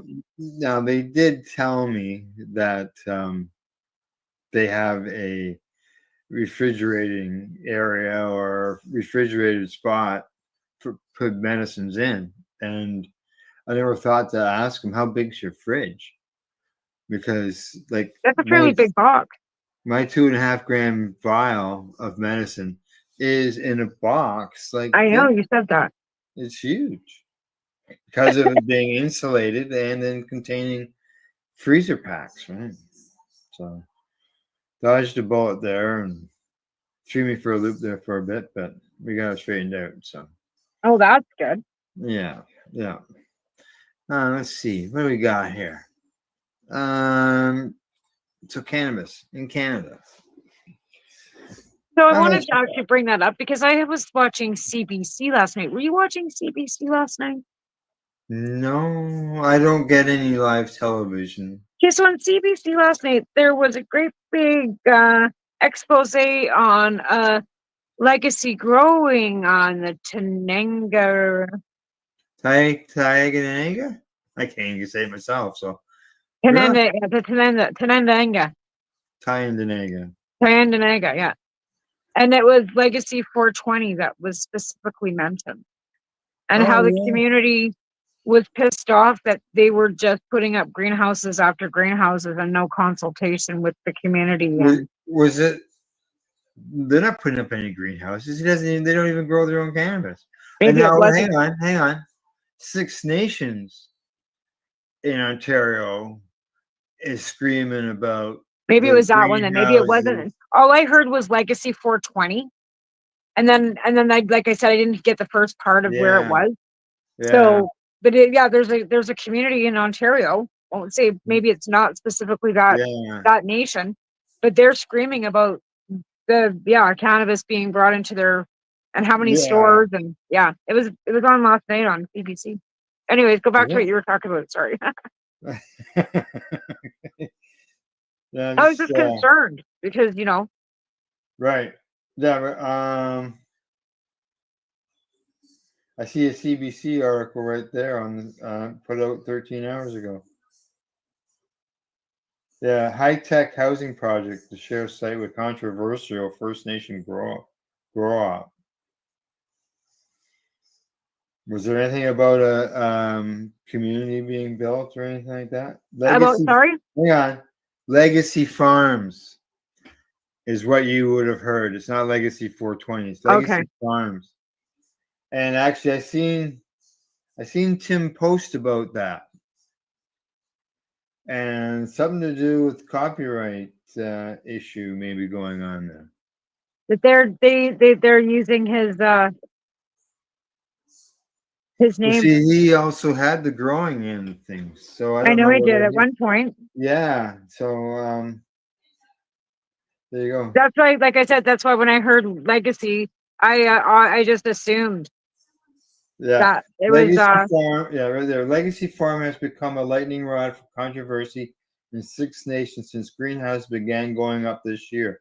Residents object to its over 70 sprawling greenhouses. yeah, And they're the huge. constant They're like traffic. big greenhouses, like the big hothouse tomato. Like they're huge Yeah. greenhouses. It says it'll be the largest. It's a $10 million 30-unit project. It'll be the largest multi-story indigenous housing development in the country.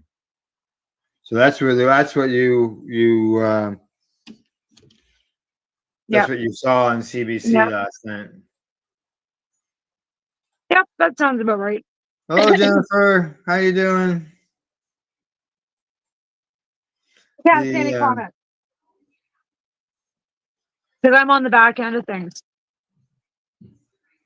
Yeah, so it's yeah, that's who that would be Legacy Farms and yeah.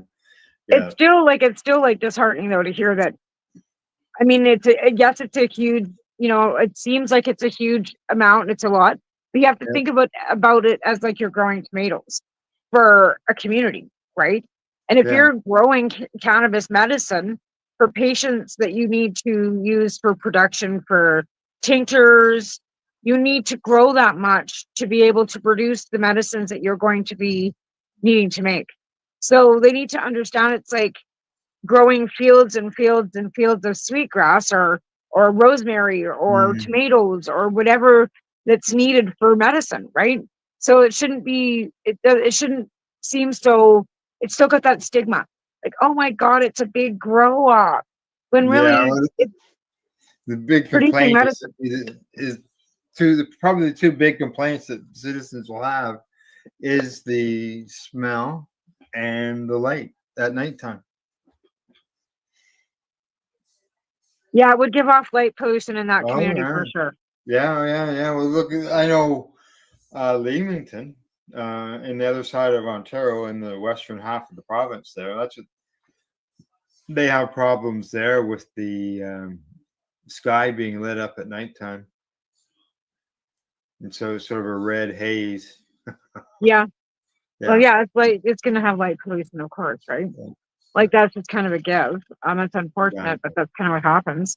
Yeah. But Good to again, see if you. they and on the territories, they probably don't want that. Yeah. Good to see you doing good, Jennifer. She's watching us on LinkedIn, I believe that is that symbol. Yeah. But yeah, it's unfortunate that happens, but you need the light cycle at nighttime, depending Well, on to be the fair though, season. at one point in time, they considered cannabis within the same realm as heroin and Well, cocaine and hard drugs, right? they still do. And they wanted, People and a do. lot of the territories, even in southern Alberta, had kicked anybody off and wanted no part. Even when cannabis was first becoming medicine and first becoming legal, there Yeah. was no speaking to the chiefs about cannabis being medicine. They saw it as the gateway in. They saw it as a terrible thing. They saw it as it was to see them come from that to where they are now. That's Mhm. a huge step forward, honestly. Well, as far as non-indigenous cannabis goes, the legal system when it comes to cannabis has already contributed over $9 billion in the first quarter of this year. Yeah. Unfortunately, the municipalities aren't getting it. Kind of like we Well, got yeah, drafted out of the carbon tax too. yeah, we saw BC that on the just show like recently. the BC government just seems to continually screw the BC citizens out of any rebate that they should be entitled to. Yeah. And they said that was an increase from last year. Oh, I'm sure it was. Yeah, yeah. Even the stores are up 5%. They say from year to year. And just like any other business, right after Christmas, there's that drop. Most of the businesses. But our economy's caving. But everything, everybody's making money, but the people that are working. Now I don't know how they figure this out, but they say unlicensed stores experienced a decline in sales. I'm not sure how they figure that out, but Well, it could be due to quality because some of the legacy stores are not producing the quality. yeah, I know. But how do they know that the um, unlicensed stores are selling less? They assume that because the other stores are selling more. I don't know. Yeah, yeah. I don't know. Jennifer asked, "Why do you think municipalities are not involved?" And yeah, they were asking that. This was the report that we were talking about in a recent show. Was a MLA in British Columbia asking the government, And Kamloops asking the government where the money was, like, "Where's the and then they money?" were told that it was supposed to be going towards healthcare, education, blah blah blah. But we were told it was going towards law enforcement, which were community safety units that were going in and basically taking fucking medicine out of like the Victoria Buyers Club and besting all these legacy dispensaries and stuff. But you don't hear too many busts of these legacy dispensaries of this, other than Ted being busted every other week. So if that's where all that billions of dollars is going into is to busting Ted Smith, they better stop it. Well, that was the thing. They said the quote from the BC government was that we never said we wouldn't share it with the municipalities. Whereas Ontario, they said that they would, and they have. I'm not sure exactly how much, but yeah, BC claims that they never said that they would do that. I'm pretty sure that's the way it was supposed to work because the feds Yeah, got, that was. I think it was a whole. Maybe I'm just trying to think about how that article quoted it or said it. I thought it was 25% that was kept by the feds. Yeah. 75% that went to the provinces that was supposed to be filtered down to the municipalities that had opted in. And it was like a certain percentage per store or something. I'm pretty sure that's what they were told by the BC government when it was first legalized. So they Yeah, would 'cause opt each into having province. stores. Yeah. Yeah. The federal government was hoping that's what the provinces would do, but not all the provinces have done that. It wasn't the thing then. BC's screaming for housing, doctors, teachers have been on strike without a contract. Where's the money going? Yeah. Why haven't our teachers gotten huge raises? Why are our kids having to deal with having to pay for buses? Why are there extracurricular activities another $2,500 over and above school fees a year if you want to play basketball at a school? Where's the tax money going then? And I don't like that. I don't like that. That MP is not, or MLA is not in my area. He's in Kamloops, which is the next over. And he's a conservative, but at least he's asking the right questions. Yeah, yeah. Well, that was the thing, eh? He was asking the right question, and you've been asking that for months. Years. Yeah. 2 years. True. I've been Yeah. banging on about it for 2 years, more than that. Okay, let's see what it says. Never get an answer. We don't know. Ask a city councilor what tax money. Yeah. Okay. Well, this isn't the 25% share that they're talking about, but just so you know, the Ontario Cannabis Store earned $234 million last year, and none of that went to the you and I. Where the fuck is it going then? None When of they're it went raising our to, taxes none and of it raising went to the property, taxpayers. Okay. Let the me see. taxpayers are paying for it, so they should be the ones getting the kickback. They're saying can't be going into healthcare for all of us, crazed stoners that are going in for extra healthcare because of cannabis. Don't tell me I'm costing you more money because I'm not. Yeah.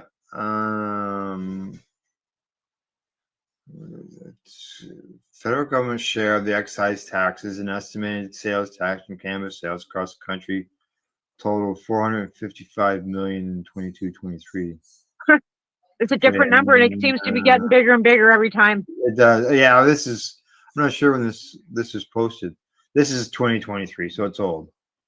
But I'm still trying to come down with the number to get an idea.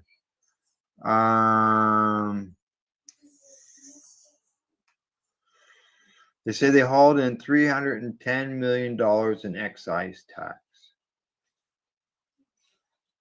Okay, well, where's the money? Yeah, yeah. I still have questions as to where's the money. Where's the Okay, money? I really don't care how much it is. Where is it?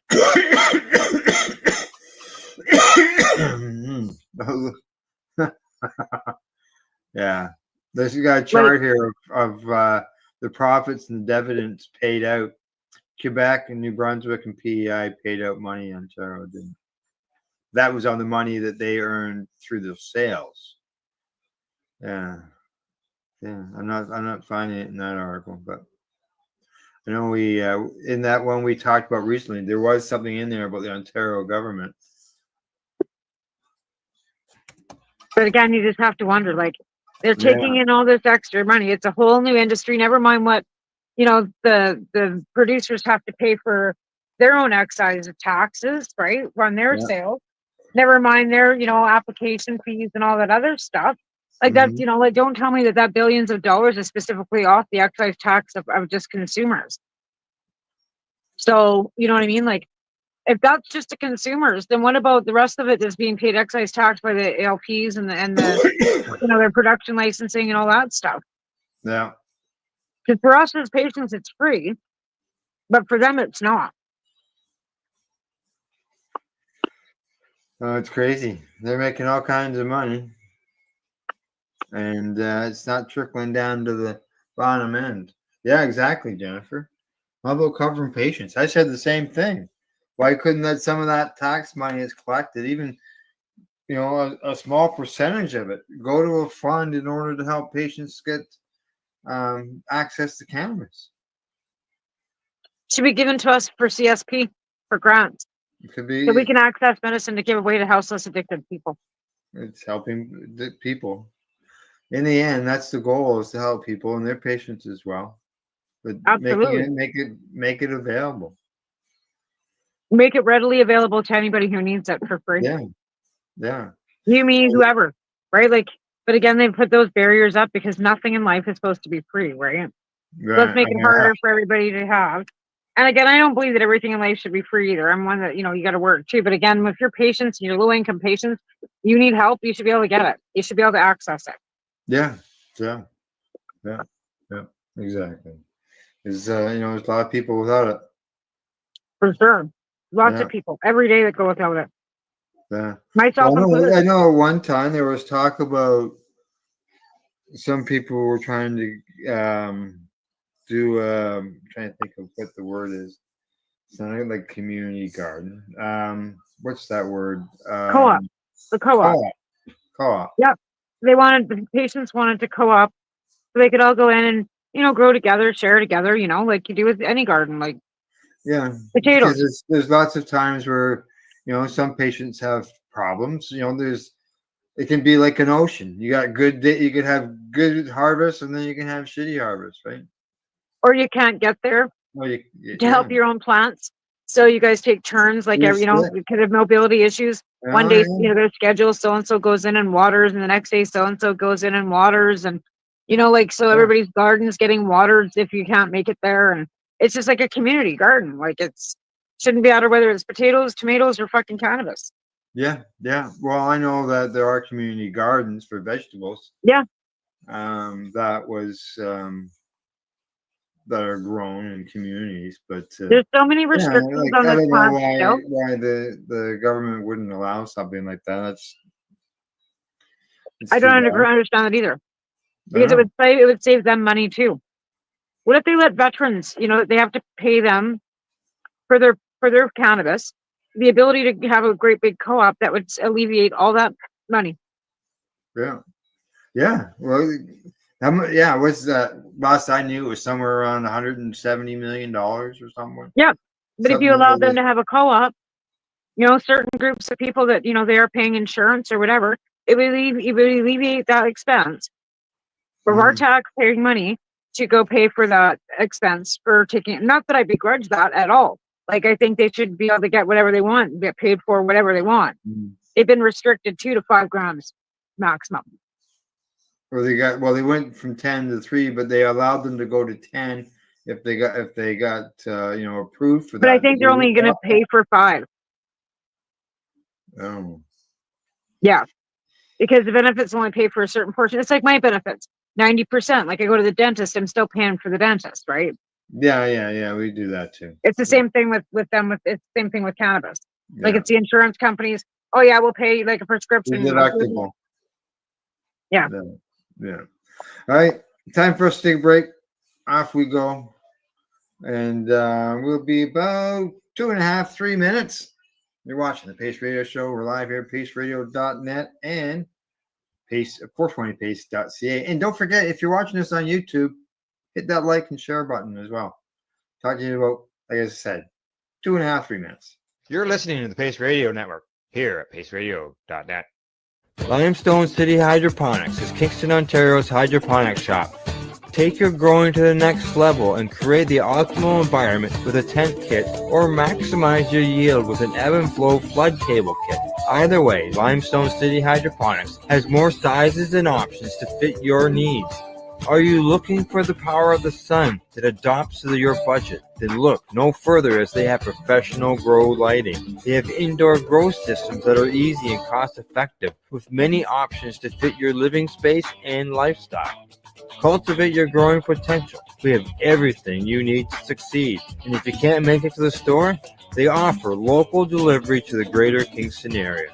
Remember, when you're looking for experts to help you grow, then look no further than the locally owned Limestone City Hydroponics, 105 Sunderland Drive in Kingston, Ontario. Call them at 613-548-0420. Are you looking to get your medical cannabis grow license?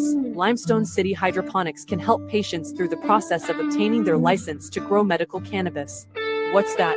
You don't have a doctor. If you meet the medical criteria, Limestone City Hydroponics has a nurse practitioner who can assess and provide medical cannabis prescriptions. What are you waiting for? Contact Limestone City Hydroponics at limestonecityhydroponics.ca or call them at 613-548-0420. What do you find at paceradio.net? People advocating cannabis education. Enjoy the buzz of legalization with Campbellford Lifestyle Shop. From lights to plant nutrients, books, consumption accessories, and more, we've got all your basics to grow or consume cannabis. Visit our info center or take a look at our piercing services and body jewelry, now available in-store through Campbellford Lifestyle Shop, 17 Bridge Street West, Campbellford. Rerolled Saturdays. Check it out. Nothing but non-stop cannabis and psychedelic programming. Find it at 420pace.ca.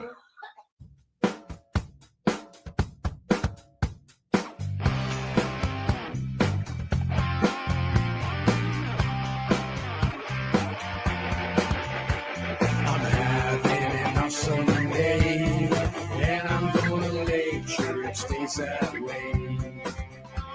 I'm having an awesome day, and I'm gonna make sure it stays that way.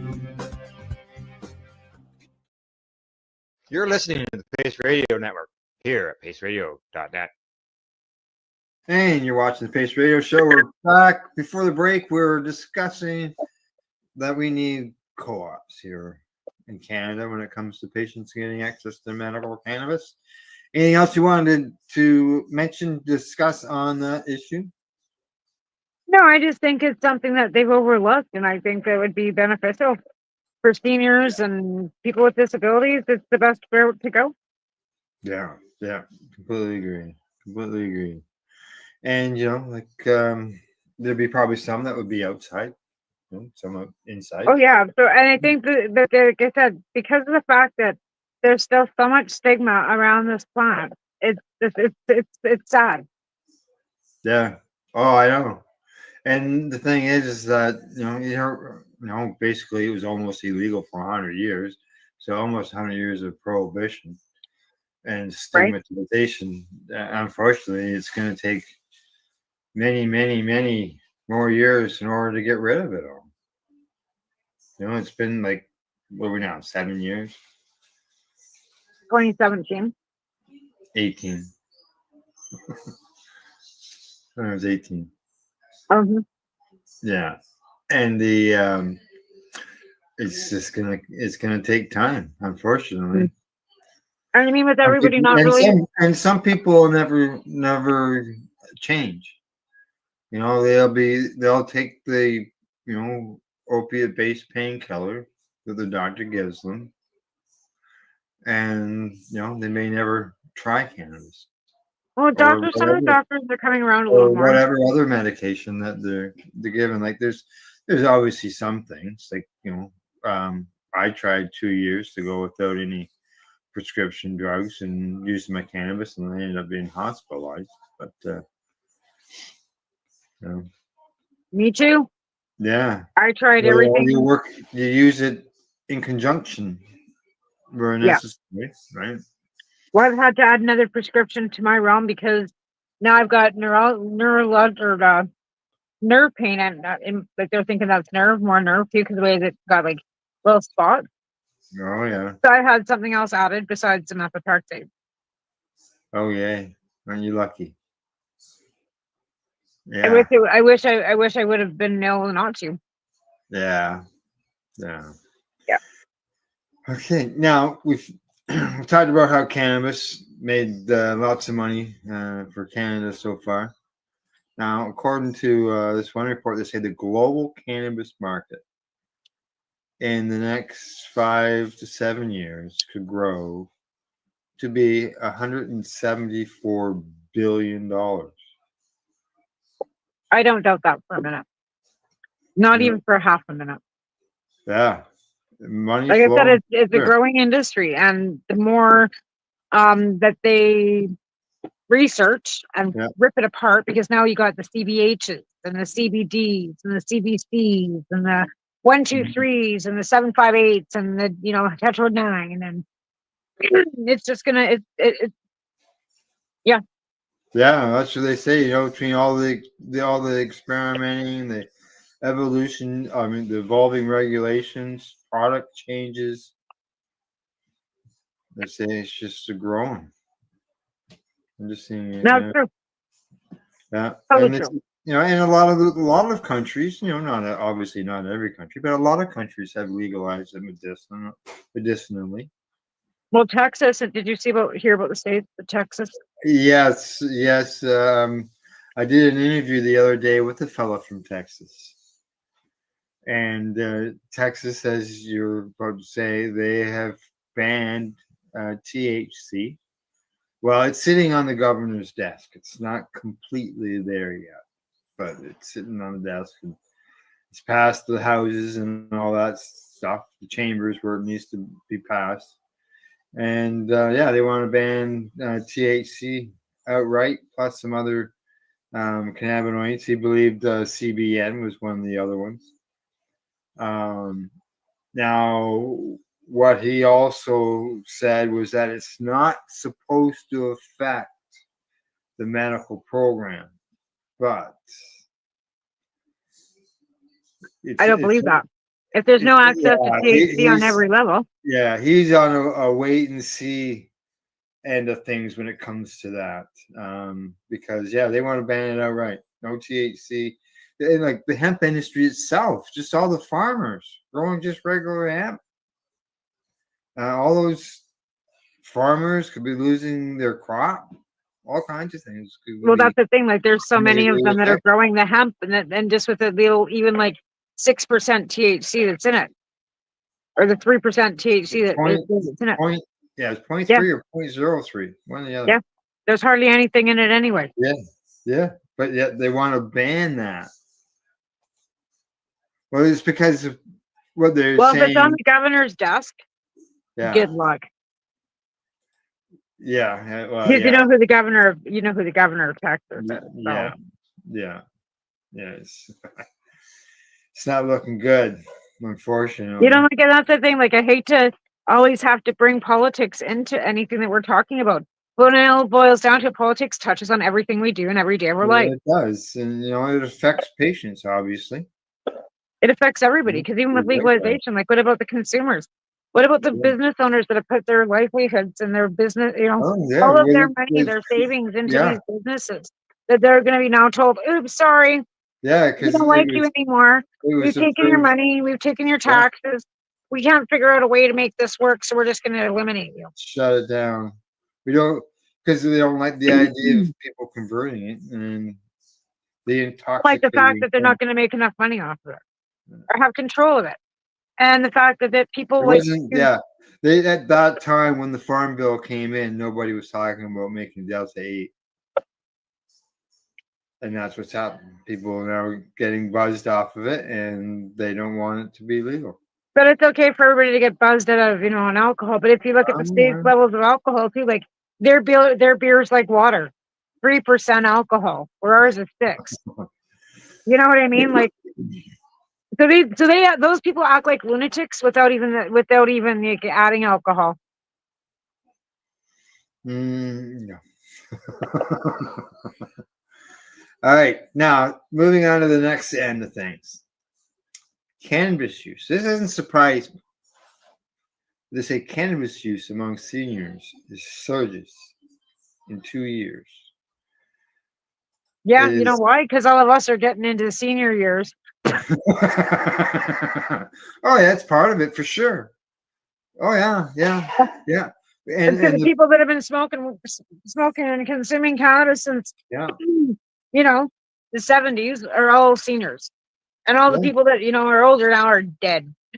I was smoking in the mid 70s. I consumed cannabis then.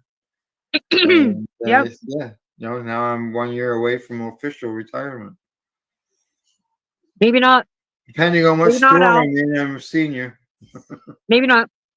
The Danes are deciding that they're going to raise their retirement age to 70. And the EEA is thinking that's not such a bad idea because, life expectancy is now 102. Yeah. But it's bad for people that want to really retire at 65. But for people like you that are on disability then it extends it so you don't have to, go back to work at 65. Yeah. And Jennifer mentions about the conversation around the endocannabinoid system and how important it is keeping our body in balance. And she's right. More people are talking about that and using cannabis to regulate things and control things. Just making it part of your, in an interview we did with Dr. Courtney, he's just take it every day. Just make Eat it like sprouts. Eat it on a sandwich. Yeah, exactly. If you're eat it. Eat your greens. Feed it like your greens. Yeah, exactly. And put your body back into balance. And who knows, maybe autoimmune conditions. Well, we have a cannabinoid system for a reason. There's got to be a reason why we have it. Yeah.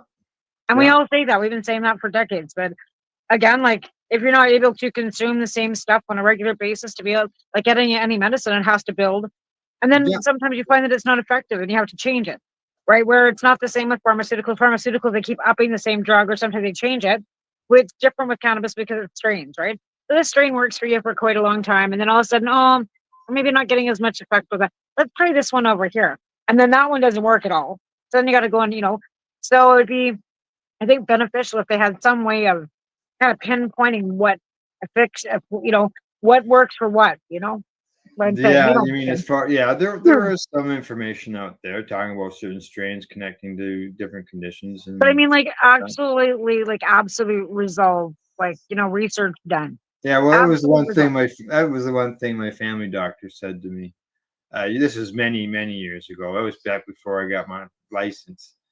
And that was the fact that he said that, I give you a prescription for something. I know that each pill contains X amount of medication in it. He says, how could I guarantee that each plant that you grow is going to be exactly the same, or each amount of cannabis that you consume is going to be the same? That's been their excuse since the very beginning. Yeah, and that's when this was way back in the beginning. Yeah, I haven't had that question. But we've had this since 2000 and 2002. The ACMPR was, or the MMAR was created then. At that point in time, the government, they didn't, of course, because they wouldn't recognize that cannabis as medicine, and they still don't. I know, I tell people that when I'm talking to them. Because I do, other podcasts that I'm involved in, I'll be talking to people, that aren't from Canada, and I'll tell them stuff that surprises them, even because the fact that people, they think that cannabis is legal in Canada and everybody can grow their own cannabis, but then I'll say, oh, well, hang on a second, no. Again, Canada still doesn't recognize cannabis as a medicine. The Right. only reason that there's any decipheration of it is because they do not want the bud tenders in the rec market giving out medical advice because they're not medical practitioners. Well, So when you're taking your cell or whatever program that the government requires you to take to be able to sell in a store, there's a distinct difference between rec and medical. Yet they don't recognize cannabis as medicine. And there are Make it people. fucking make sense. There are people out there that are health professionals, from pharmacists to others that could probably, there's no reason, and others, that are involved in cannabis health, helping people that are educated with cannabis. And Well, I think we for have example, kind of a health like the perspective. crew there at VCBC, why couldn't you take people like that, or people that are educated through courses and all that, and have a section in a recreational store, certify them. Have a section in the recreational store where people can have access to medical cannabis. I've been saying this for years, and so have other people. But we have medical people in our community for decades that were nurses, were doctors, are doctors. Why are they not then setting up programs to educate other doctors?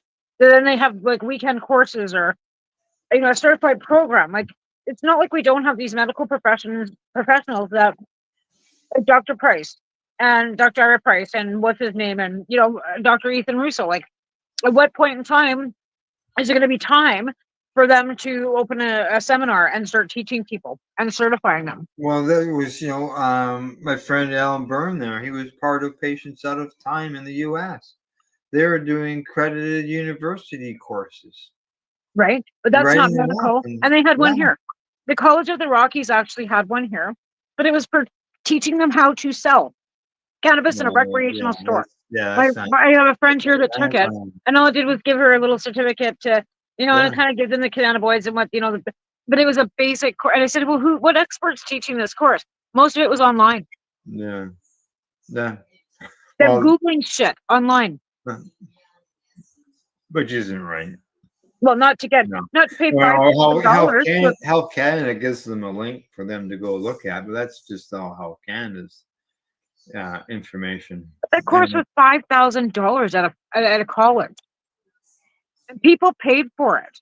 Mm-hmm. Oh yeah. People will, and but being able to, why not access it in a store? The cannabis is already there. You go into Guardian Drugs. You go into Shoppers Drug Mart. You pass by so many things before you get to the pharmacy counter, so you can pick up your prescription. Like you go into a cannabis store, you go buy the regular stuff, and at the end, you're there. Who's M411? Jennifer's posted on here. It's offered by M411. No idea. I should just do this. There we go. This is a new feature of StreamYard. Just so you know, see that little gray box down there? Anybody who comments, it will show up there. You showed me that last time. Did I? Okay. And I gotta get shit figured out with my show because what a nightmare. Anyway, but no, I don't know what that is. To be fair, what is it? No, Jen? I don't know. When Jennifer mentions what it is, it'll pop up in that gray square there underneath you, and people will see what it is. This is the government association. Yeah. But no, I'd be interested in finding out more information about that. But again, like I said, what is it? Okay, come through the government and associations restrictions. What we do, the courses. I'm in advanced cannabis pharmacist. Oh, that's cool. Yeah, because that's cool. That's really cool. You can see down there in the little comment there that she says they're out of the states, the M411. Sorry? We had Dr. Daniel Baer on the program, and he's at a Humber College. I don't know whether Jennifer will know him or not. He was at a Humber College, and he was doing a pharmacist and cannabis group that they've got, and it's called PACE. That's right. It had to do with pharmacists and educating the pharmacists about cannabis is what he was working on. So we should get And they're back. really sticky about that. He was doing some type of study on it. But I have a friend that is a pharmacist. So it's good source. And see, the pharmacist. Here's the thing with the pharmacy association. As long as you're not using cannabis, you couldn't be a patient and become a pharmacist. She had an addiction problem with pills. They took her license. They'll never give her back one again in Canada. So if you're a pharmacist and you're ever caught using or abused, like you can use abusing. If you're abusing, and if you're cannabis use, they might not license you. I'm not sure how that works, but she admittedly, she was, I don't know how it all panned down. I didn't ask all the details, none of my business. Yeah. But she lost her pharmaceutical license, and they'd never put her in the position of being around that kind of stuff again. So they'd never license her again. No, yeah. No, I'm just doctor. No, you have to be careful with that when you're bringing, like I said, the RX label and anything when it comes to cannabis, because the minute you start RX labeling it and giving it DIN numbers, and it goes into the same restrictions as pharmaceuticals too. Even though we need that, we need the recognition of cannabis being medicine. Oh, yeah, for sure. We need the recognition and all the research done. But they said again, once then it's given that RX labeling officially, then it's put under the same restrictions as pharmaceuticals, and only being able to be distributed by pharmacists. You know what I'm saying? Yeah, I can see there's be pros and cons. I'm not saying it's either way. No, That's a devil's advocate, but I'm just saying, like, if that, I mean, to a point for patients, you need the research being done, but are we willing to give up the freedom we've got as patients to be able to grow our own medicine? Because at the end of the day, at the end of the day, like I said, at the end of the day, do we risk putting that RX labeling on it so we lose the ability to grow our medicine because we can't grow our own morphine? No, we can't grow. We could our own poppies and then make our own. Right. No, and again, we should be. I'm not saying that we shouldn't be. I'm not saying that that we should be restricted, not be able to grow. Even the recreational stores have been a threat to the medical. Yeah, I think we should be. I think we should be manufacturing. I think we should be growing.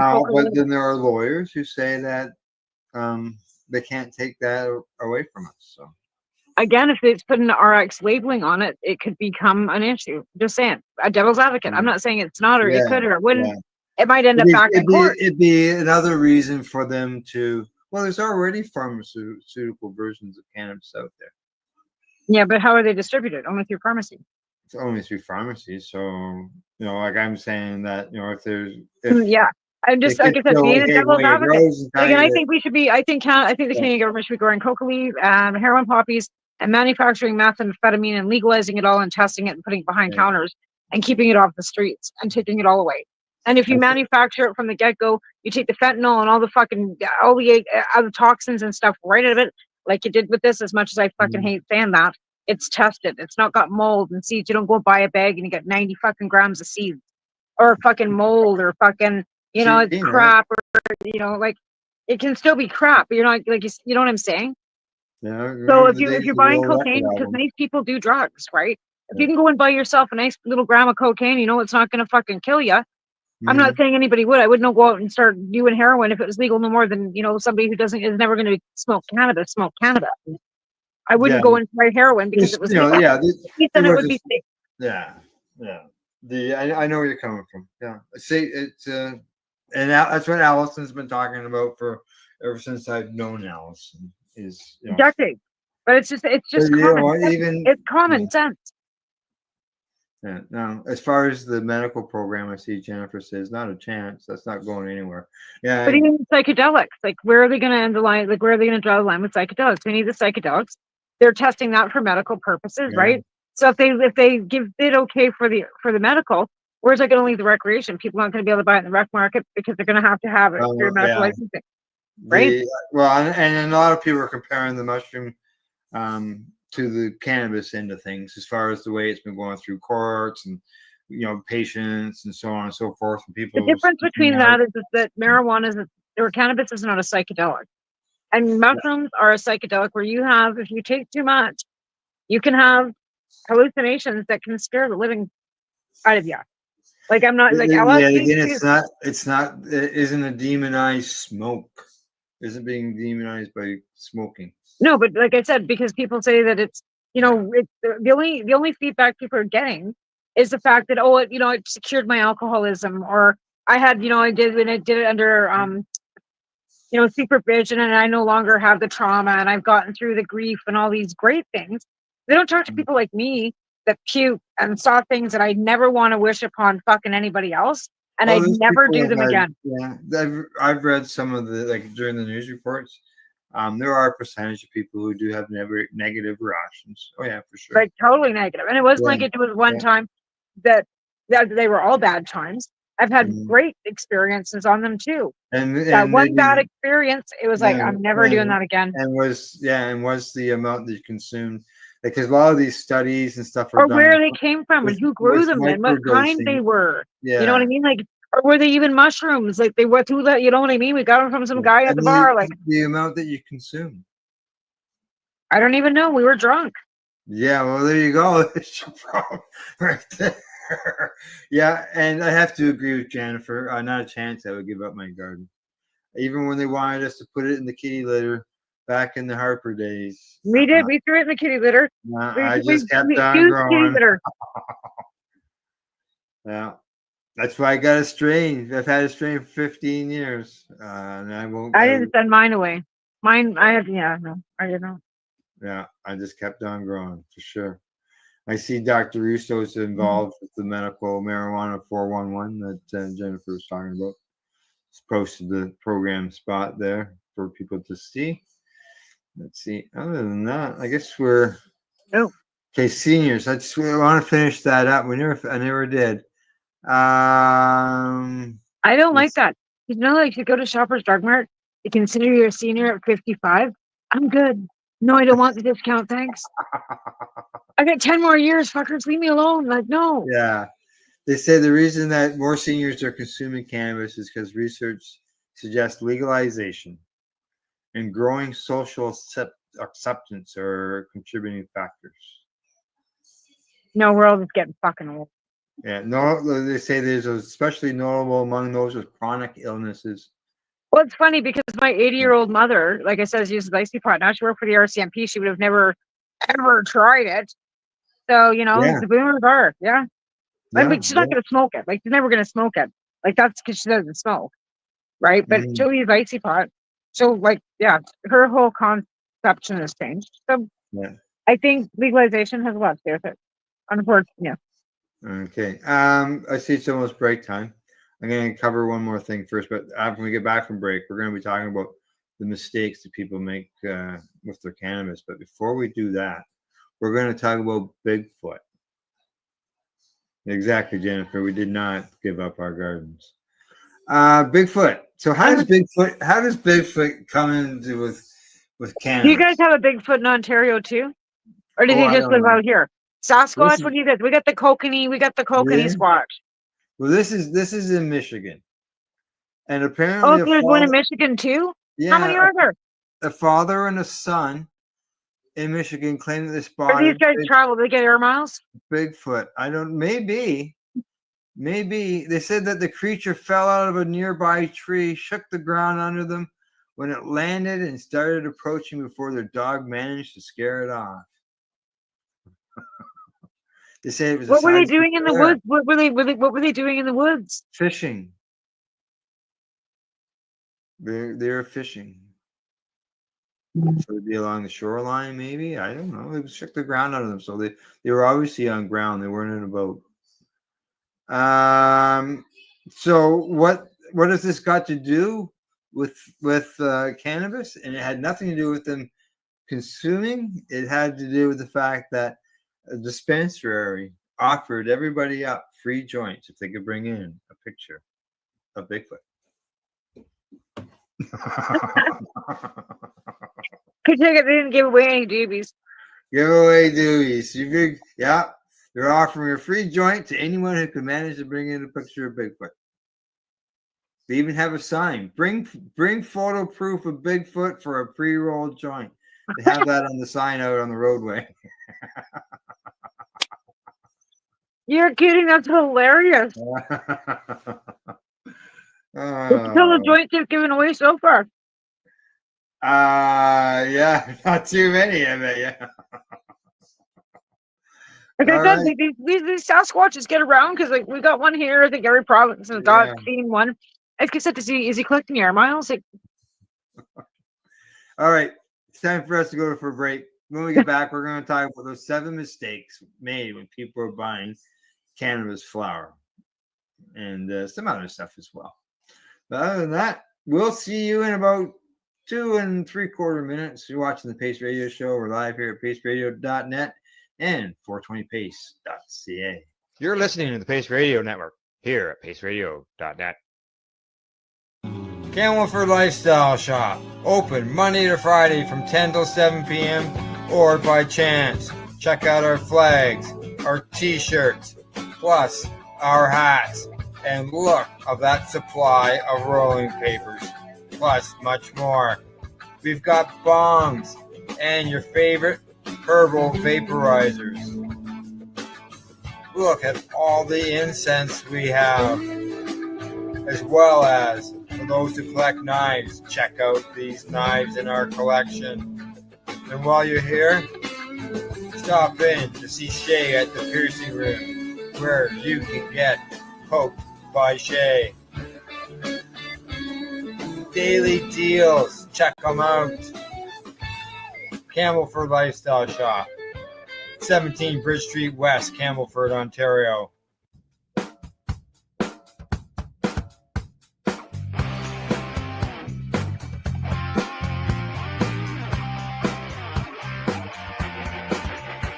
I'm having an awesome day, and I'm gonna make sure it stays that way. I'm having an awesome day, and I'm gonna make sure it stays that way. Limestone City Hydroponics is Kingston, Ontario's hydroponics shop. Take your growing to the next level and create the optimal environment with a tent kit, or maximize your yield with an ebb and flow flood table kit. Either way, Limestone City Hydroponics has more sizes and options to fit your needs. Are you looking for the power of the sun that adapts to your budget? Then look no further, as they have professional grow lighting. They have indoor grow systems that are easy and cost effective, with many options to fit your living space and lifestyle. Cultivate your growing potential. We have everything you need to succeed. And if you can't make it to the store, they offer local delivery to the greater Kingston area. Remember, when you're looking for experts to help you grow, then look no further than the locally owned Limestone City Hydroponics, 105 Sunderland Drive in Kingston, Ontario. Call them at 613-548-0420. Rerolled Saturdays. Check it out. Nothing but non-stop cannabis and psychedelic programming.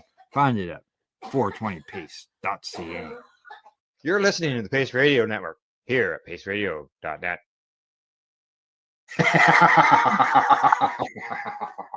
I made it back in time. Yeah.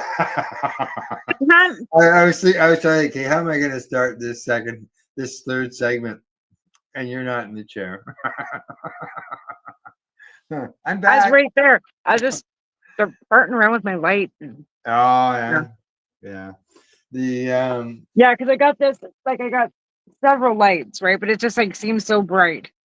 right, okay. Maybe that's better. Maybe I need it to be brighter. Yeah, that's better. Maybe. Anyways.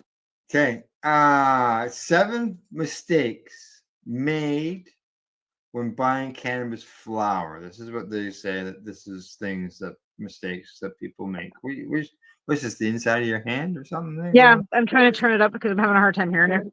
Oh, okay. The first mistake, well, the first listed one anyway, so I don't know if these are in any certain order or anything. Judging only by THC percentage. Absolutely. You agree? Absolutely. Absolutely. Yeah. As they say, there's so much more to it because of all the different terpenes and cannabinoids and I was gonna say, like, that's one thing we look for when we're looking for vapes is no botanical additives. Like, we don't want any botanical flavoring in the vaping, or you know what I mean? Yeah, Like, with we want botan- we want usually resin.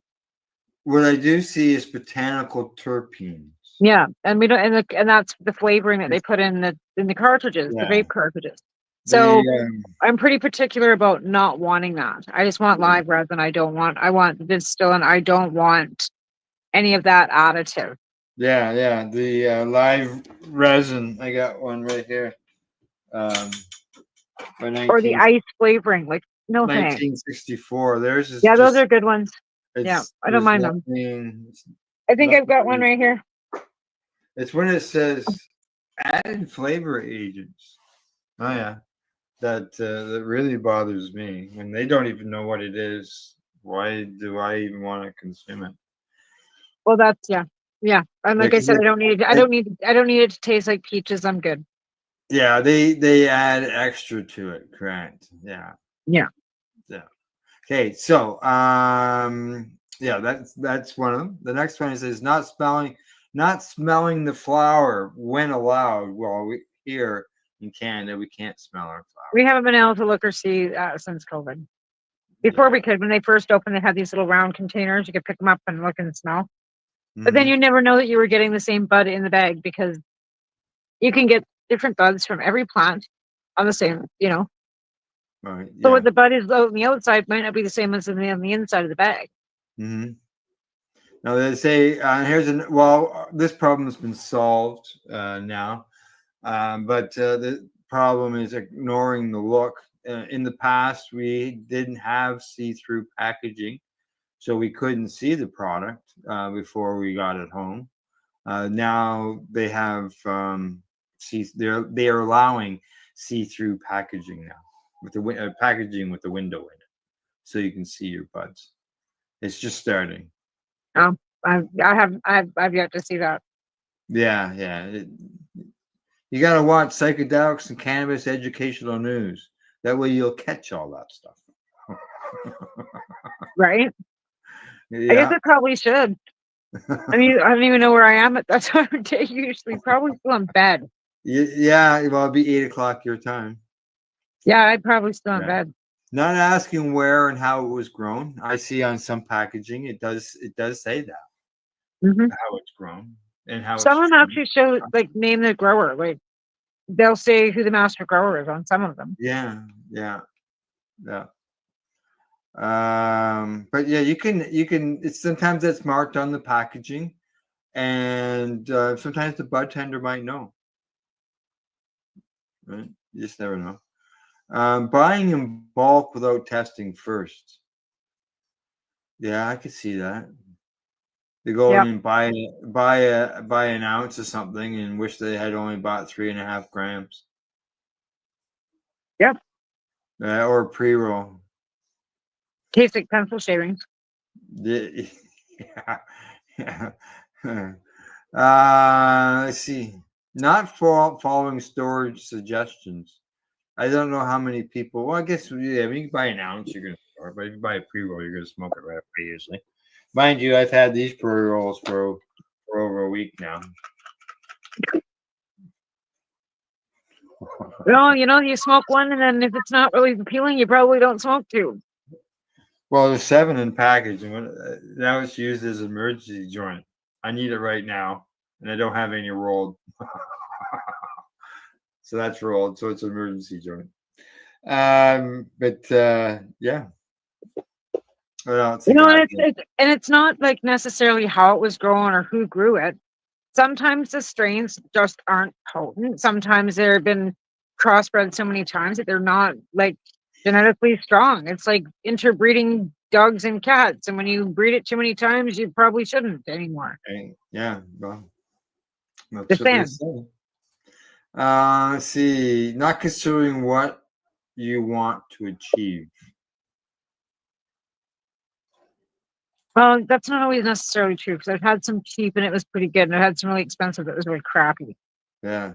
You say at times consumers pick a strain for its popularity or great name without ever thinking through and at the end the goal.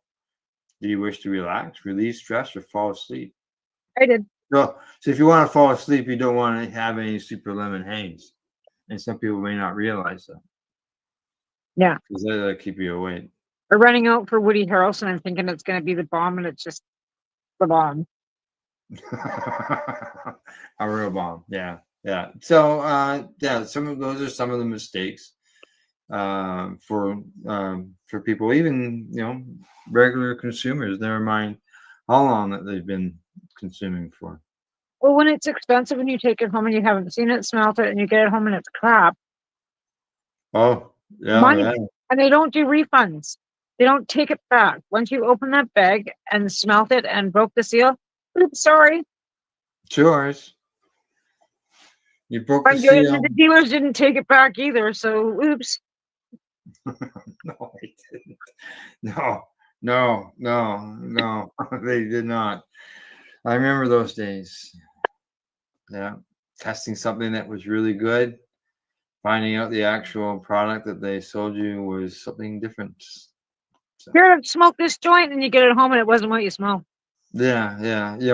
Those experiences, that experience for me was 45 years ago.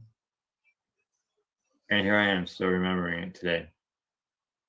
And I almost picture being there and stuff going Right? through the whole thing. Yeah.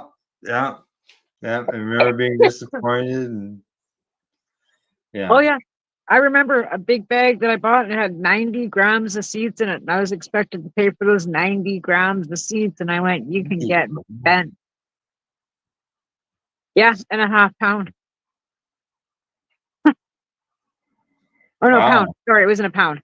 Yeah, 90 Yes. grams of seeds in a pound. And, 90. and I was expected to pay for the pound at whatever it was, like $3,000. And then Wow. like, I ain't paying for the 90 grams of seeds. You can get fucking bent. I'll just throw a few in each bag. You can get rid of it. No, man, you can take this bag back. It was fucking, Wow. yeah. So yeah, I remember those days too. Yeah. Things are a little different these days. So here's one thing I never even thought about, and I bet you a lot of people didn't think about either. But when it comes to cannabis, that it has shown a significant boost in revenue for. Good thing you're not bald on the top of your head. Sorry. Yeah. You're going through some issue, bit of pain. A lot of pain, I should say. Yeah. Hotels, of all things, have noticed a boost in income because of cannabis. They say that where there is, this is because of dispensaries. People are traveling, going around to places, making sure that the dispensaries are nearby and they go to them. Or cannabis friendly Airbnbs too. Yeah, I could see that for sure. Right? Yeah. Yeah. Somewhere where you can feel like you're at home, like where you're comfortable, right? Yeah. Where you walk in and there's a couple DBs rolled on a plate for you with some papers and like here you're welcome. Don't smoke in my house, like like no smoking, like don't you dare smoke. Yeah. They say that hotels in Colorado and in Mexico, on average, monthly hotel revenue increased by 25%, which is Is that equivalent now? Is to. that recently since all this hoopla with the hoop orange potato, or is this like when are the stats for this? Because they're Well, saying this that is stats travel across the U.S. and Canada is down by right. 38%. Yeah. This isn't. This would be just the U.S. end of things. Yeah. I mean, Yeah. I think that because it's legal here, I think we should be embracing the fact that we are going to be doing more domestic travel. I noticed that travel rates for flights are down by a lot for domestic Oh, travel. are they? And then we should be embracing interprovincial trade and opening lounges and bistros and Airbnbs and throwing out our community as a welcoming community that, hey, because We've got legalization now, and the Yeah. statistics are that, 28% of Canadians consume cannabis. So we should be Yeah. able to utilize that 28% of the economy and be able to promote it. But you can't even promote it, advertise it. You can't do anything on the legal Oh market. no, it's just like here in Ontario, we just finally got alcohol in our convenience stores and grocery stores. Oh, if they can So have alcohol in fucking convenience stores, then they should be able to have cannabis in a convenience store. oh, big time. You see That's a bullshit. box of beer sitting there. Yeah. You see a box of cannabis sitting there. Yeah. You're Just not. saying. But you know what's Yeah. funny? You see people taking their kids into a liquor store, but it says Oh, I know. specifically no minors in a cannabis store. Correct. Like no minors. No, correct. Like That's I what can it take is. my teenage son in to get a case of beer. In fact, they didn't even let him pack it out to the car.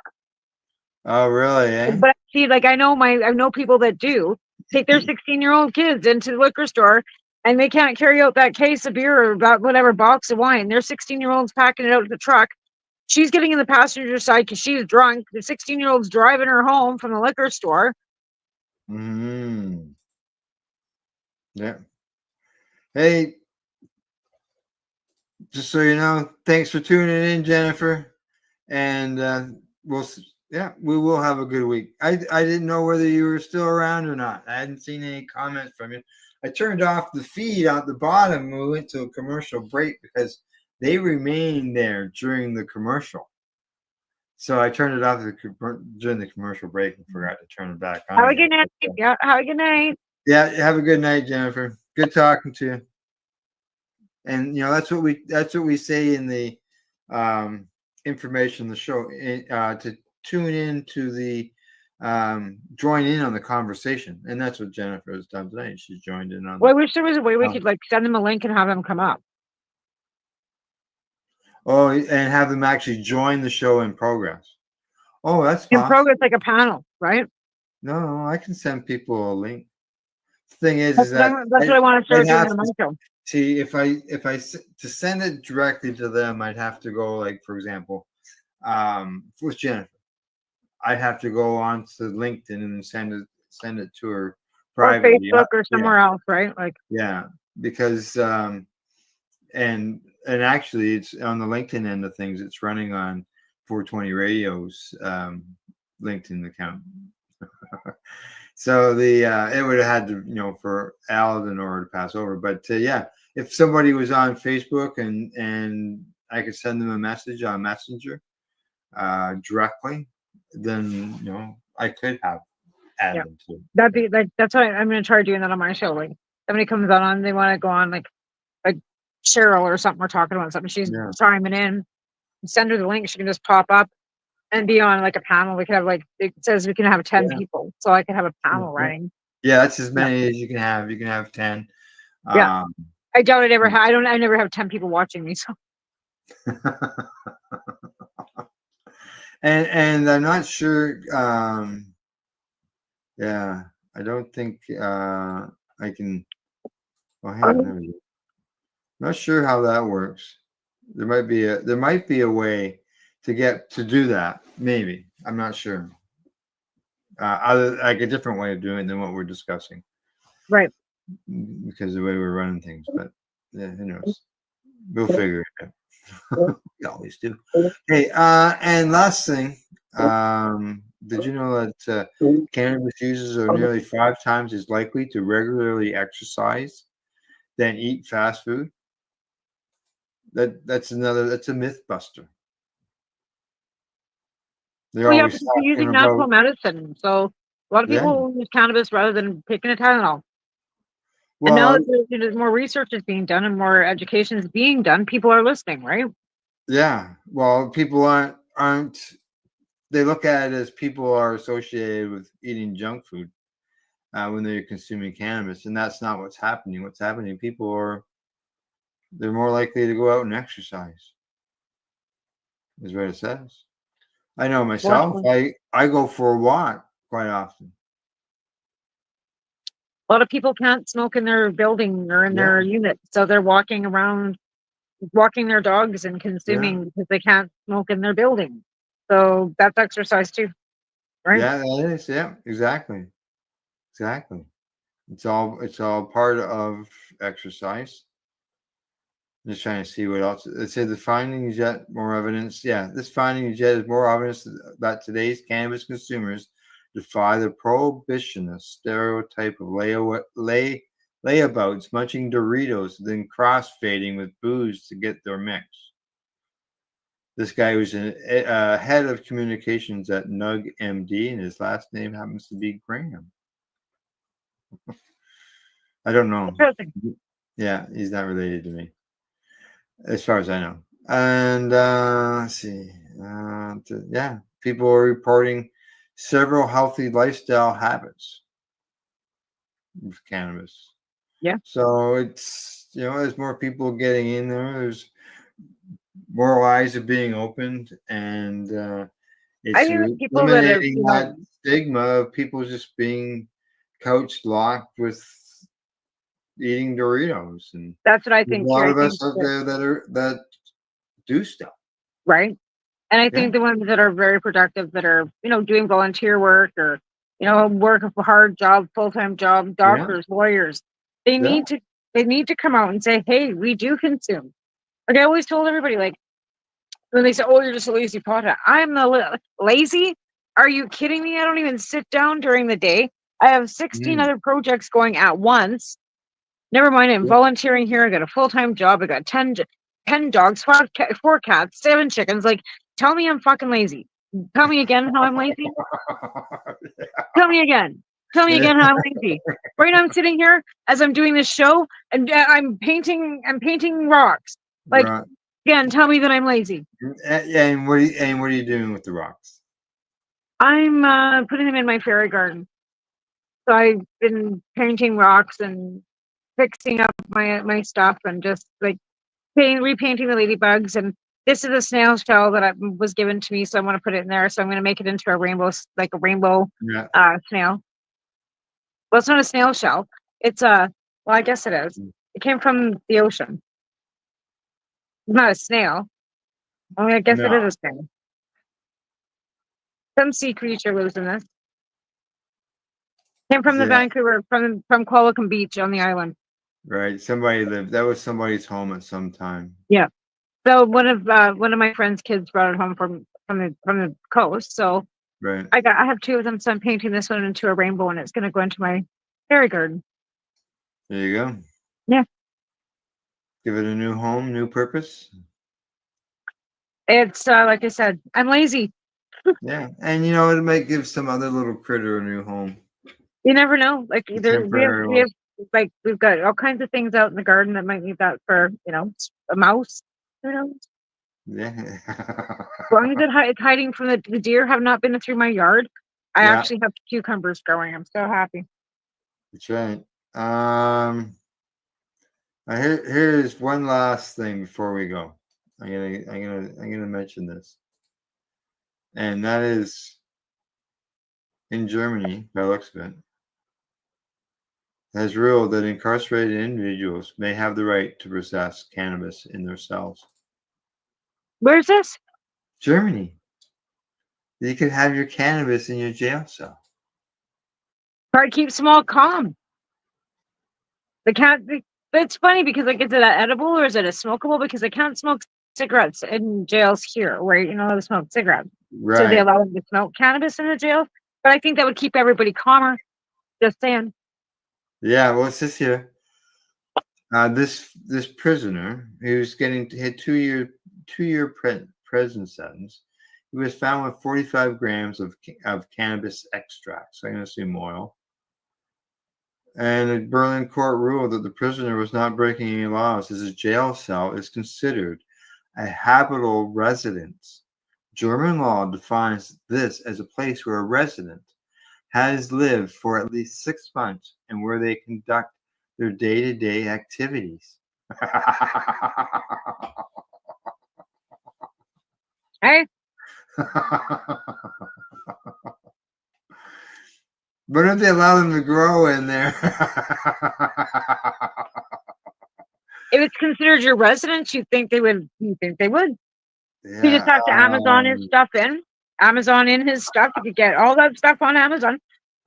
I don't know. I don't know about seeds, but I'm sure you could find seeds in Germany, probably from Netherlands or somewhere, Yeah. fairly easily. Yeah. Okay. Well, the court noted that the recently passed law does not restrict possession in the prisons, but it does ban cannabis on military bases, school grounds, and other places where children gather. Correctional facilities are allowed to have their own rules around cannabis consumption. Interesting. Yeah, and where this guy was jailed at, they didn't have any rule against cannabis. So the judge ruled that this guy can have his cannabis in jail. Good for them. I think they should be able to Yeah. have cannabis at rehab and detox and all these places. Yeah. And they say that advocates in the U.S. have argued the same thing, and claiming the restriction violates the Eighth Amendment's ban on cruel and unusual punishment, but it's never been successful in any American court. That's what happened to Grant Krieger here in Canada. That's what got me involved. Really, he was taken to jail in Calgary, and he had a medical licensing. He had MS. They wouldn't even give him access to his medicine, and then he ended up in a wheelchair, and they wouldn't give him access to a wheelchair. Yeah. No. No, that's hey, good for that fellow. Anyways, and Right. obviously now that I would think that has been exposed, that that facility will be probably changing its rules. Maybe not. If they were smart, they'd embrace it. Let everybody consume cannabis. Well, I completely agree. If I'd have them growing it. I'd have a garden out in the back and having them at like they have to go work in the kitchen. They have to go work in the laundry. They have to go work in the garden, grow vegetables, grow cannabis. They got a vegetable garden, have cannabis garden. It's an agricultural crop. The sales off that can then go back into the prison, so the prison facility has better resources, so that they can give the prisoners a better quality of life while they're in there. Yeah, They have to be in there. Back to what Jennifer said at the beginning, the fact that what it can do just to balance our bodies out, and it could prove. I think it would be a great thing. Yeah, for sure. I completely agree. It's a great idea. Like I said, then you have gardens, and they're consuming and contributing, and maybe then come out to be a better person for society. I don't know. Then maybe teaching them garden skills they wouldn't have. Cannabis does already get into the prisons, and as it does. Yeah, as I was told several years ago, many years ago. Didn't you see that story about the cat that was wrapped up with fucking pills and cannabis that they caught trying to get into the jail? Yes, I did see that. Poor cat. I think it even had a phone. Yeah. Attached to it. The cat was wrapped in cellophane, and it had all these things like wrapped around the poor cat, and it was going into the jail. Yeah. So I was going to say, if you can't keep drugs out of a locked society, how are you going to keep them out of a legal, an open society? Right. Yeah. So, the funny thing is, they would have let them keep the cat. Like they would have taken the drugs to let them keep the cat. Send the cat on its way. Yeah. They didn't say what happened to the cat, I don't think. No, that's what I mean. Like, what happened to the poor cat? What would have happened if the cat would have got to the person that needed it to get to? What would they have done to the cat then? Yeah. Well, I would think that the cat would have been picked up in the yard. By who? Yeah. And what would have happened to the cat then? Because the cat couldn't be brought into the jail, right? Yeah, like they were going to wonder where the hell this cat came from, and where then the lockdown's on, and who got you got to think about whose bright idea was that for the cat? What was going to happen to the cat? What was the end game for the cat? Yeah, who knows? Exactly. All righty. I see it's the bottom of the hour. Anything else you want to touch on before we sign off here? CSP needs help. If anybody wants to contribute, please send it to Tamerlee9 at hotmail.com. And the sooner I can get some things rolling, the sooner I can help people again. And hopefully EI start sending me money, because once I get money, I can help them. But yeah, like I said, when I was with me without a job too. Yeah. and me on medical and, you know, You can cutting my always wages back. And I remember I promised my husband I wasn't going to put my wages into it anyway. So Right. yeah, there's that. Right, that's right. And you know, even if you had a job, you still need help. Yeah, Right? absolutely. I do. Yeah. Yeah. I mean, I've had some great help along the way. Like, don't get me wrong. Like, I'm not ungrateful for what has, you know, For and I sure. was able Oh, to go up until last week. Like, I mean, seriously, I've been able to help people from last October, November on, right? yeah. Yeah. So almost a full year. And then getting through the worst part of the year too that you were in there. That's over the In winter. the winter, right? In those winter months and stuff, when we started, it was cold. Yeah. So, you know, and like I said, and now, you know, there's been some issues up there again, and they've moved around. A bunch of them have bounced around, and it's kind of dangerous up there right now. And I've got no volunteers again either. Like Right. it's just hit and miss. And Yeah. now volunteers that I've been working with are, it's just there's just a whole bunch of dynamics. Anyways, Yeah. I completely understand.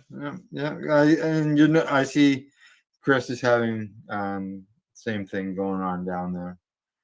well, it's a matter of like two here where you've got a skate park that the kids want to, you know, and there's drug abuse going on at the skate park, and there's, you know, parents fighting with, you know, the city about the skate park, and it's just not the time and the place. Yeah. All righty.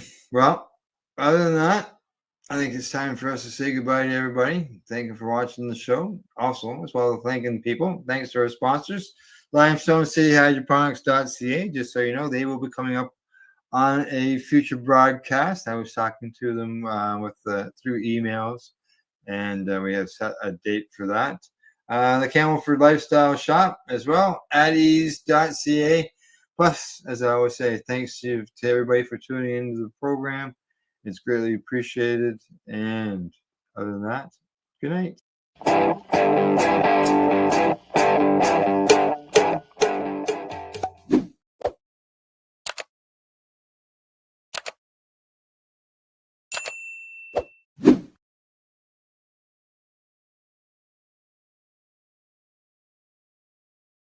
Let's share PACE everywhere. That way it can help create peace. People everywhere advocating cannabis education. You're listening to the PACE Radio Network here at paceradio.net. You're watching the 420 Pace Reroll Saturday. You're listening to the PACE Radio Network here at paceradio.net. The views expressed by the individuals during this broadcast are their own opinions, and they may not be the same as those of their group or other organizations they may be involved with. All medical advice during our broadcast is not a medical opinion and should be checked with your medical physician.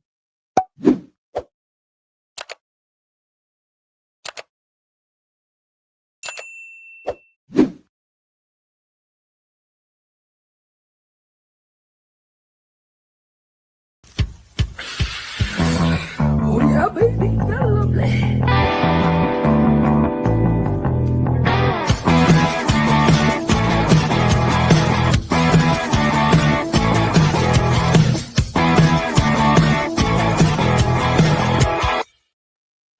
Good morning, it's June the 12th, and welcome to Psychic Alex and Cannabis Educational News.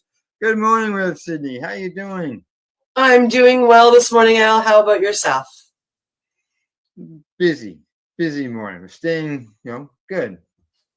Much better than I have been in the last couple of days. Been a bit sore, so today it's nice to be a little bit, the weather is cool, but it's not too bad on. Well, that's good. Yeah. Yeah, and yourself? You know, things are good. I have people visiting from British Columbia. I'm pretty excited. My friend Amy has come down to spend some time here in Nova Scotia and hopefully drive back out west with me in the summer. Yeah, sometime in the summer. Yeah, exactly. Hi, Amy. How you doing? I'm good, thank you. Adjusting to the time change. Yes. Yeah, you just imagine, you had 3 hours. 4. 4 hours. Oh, right. Because I'm an hour ahead of you too, right? Yes, that's right. Yes. Yeah. Oh yeah, forgot about that end of things. Mhm. 4 hours. Yeah, that's adjustment. Yeah.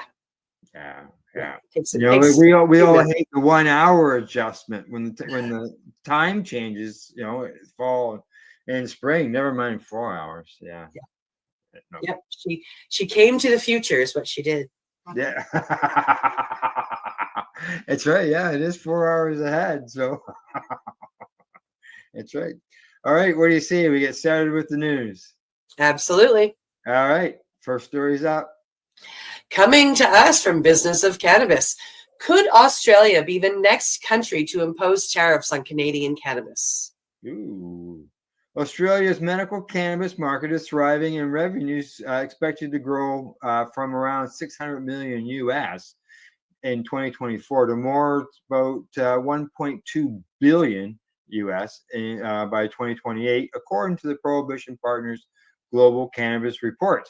This would see it significantly outpace the growth of its European counterparts, with the collective value of all medical cannabis sales in Europe predicted to top $2.2 billion US by 2028, meaning Australia would represent nearly half the entire region. Wow. However, just like its European counterparts in Germany, Poland, and elsewhere, this runaway growth is fueling a major pushback from both industry stakeholders who are calling for measures to stem the tide of imports and lawmakers who are calling for a crackdown on prescriptions. According to the latest available official data, medical cannabis imports nearly doubled between 2022 and 2023, rising from 24,887 kilogram to 42. Just over 42,000 kilograms. Oh. Vast majority of this came from Canada, which imported nearly 20 times that of the next highest exporter, which is South Africa, in 2023, seeing imports rise from 21,200 kilograms to 34,000 kilograms year on year. This means Canadian products from Canada represented 85% of the total imports in 2022 and 80% in 2023. In comparison, domestically grown cannabis grew modestly in 2023, rising from almost 25,000 kilograms to 26,500 kilograms. The stock of cannabis held in Australia at the end of 2023, meanwhile, saw imported product just over 23,000 kilograms, significantly outweigh domestically grown cannabis, which was just under 15,000 kilograms. Now, last month, the Australian Cannabis Cultivators Guild, which represents about 80% of Australia's local medical cannabis cultivars, wrote the government to demand new protections from local growers amid concerns of an import-flooded market. Without immediate change, the group said they expect catastrophic failures across local cultivators, resulting in bankruptcies, which impact Australian supply in the long term. It added that the industry's current trajectory would end with few or no local producers and a market dominated entirely by imports from countries that don't allow reciprocal imports. One cultivar speaking to ABC News claimed that imported cannabis was subject to lower quality control thresholds than that, and that the flood of imports is ultimately squashing the ability for domestic producers to meet domestic demand. These concerns have been bubbling underneath the rapid growth of the sector for some time, and the vast import volumes are now impacting other ancillary sectors. Now, according to Cannabis, the Australian Department of Agriculture, Fisheries and Forestry met with the Australian Medicinal Cannabis Association in late May to help solve capacity storage issues at its post-entry quarantine facility, after seeing a 700% increase in cannabis imports since 2022. One proposed solution is to construct an offshore DAF-approved facility, most likely in Canada, to store plant material destined for the Australian market. Australia is not the only country seeing a growth pushback against the flood of cheap Canadian imports. So they want to tariff our cannabis, but they want to store their cannabis in Canada? Okay. Since last year, Israel has been threatening to impose sizable tariffs on Canadian cannabis to restore balance to its domestic market. while the implementation of these 165% tariffs is currently stuck in political limbo. Israel's government looks all but set on pushing these through. Back in February 2024, when the tariffs were first being threatened by the Israeli Ministry of Economy, Australian industry stakeholders were already paying close attention.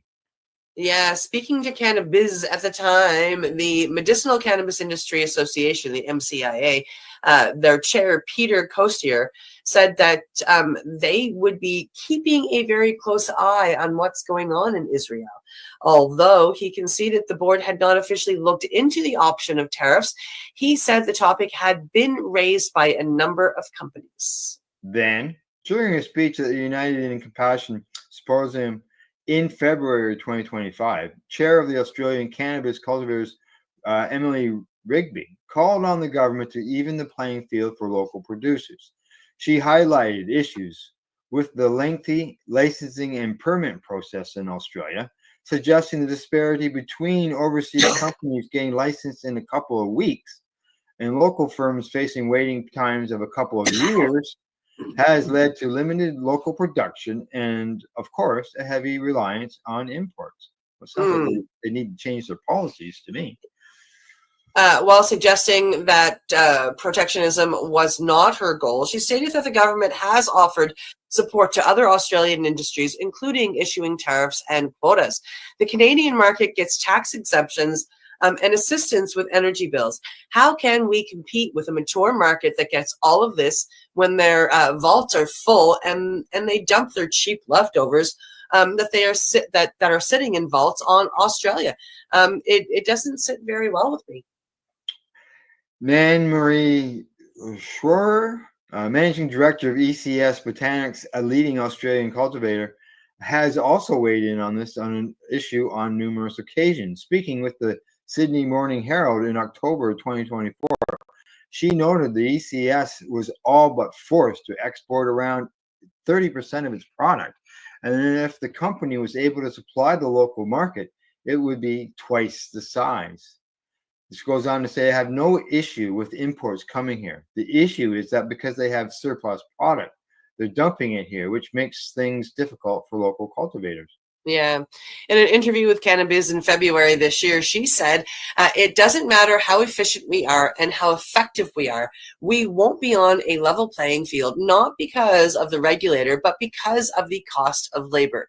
Most of us don't want tariffs, but I think the only way we're going to get this playing field level is if there's some sort of tariff for low cost producing countries. Yeah.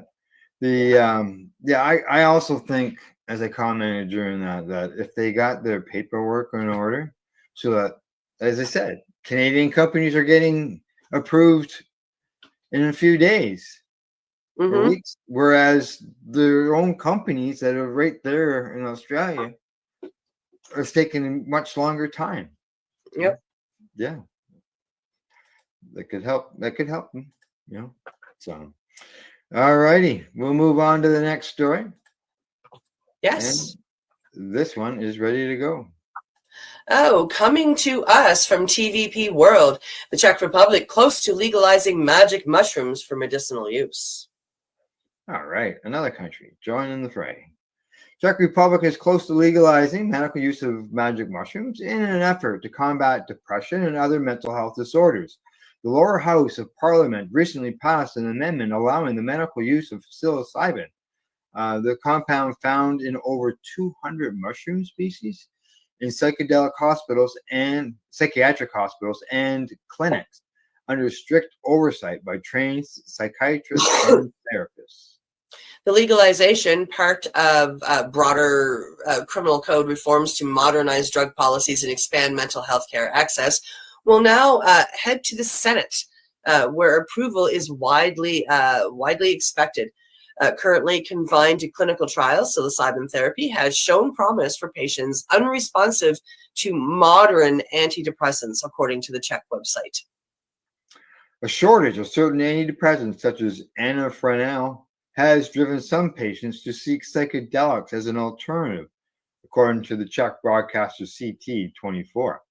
Now, Jerry Horek, head of the Center for Advanced Brain and Consciousness Studies at the National Institute of Mental Health, noted that psychedelics can reduce suffering where conventional medications prove inadequate.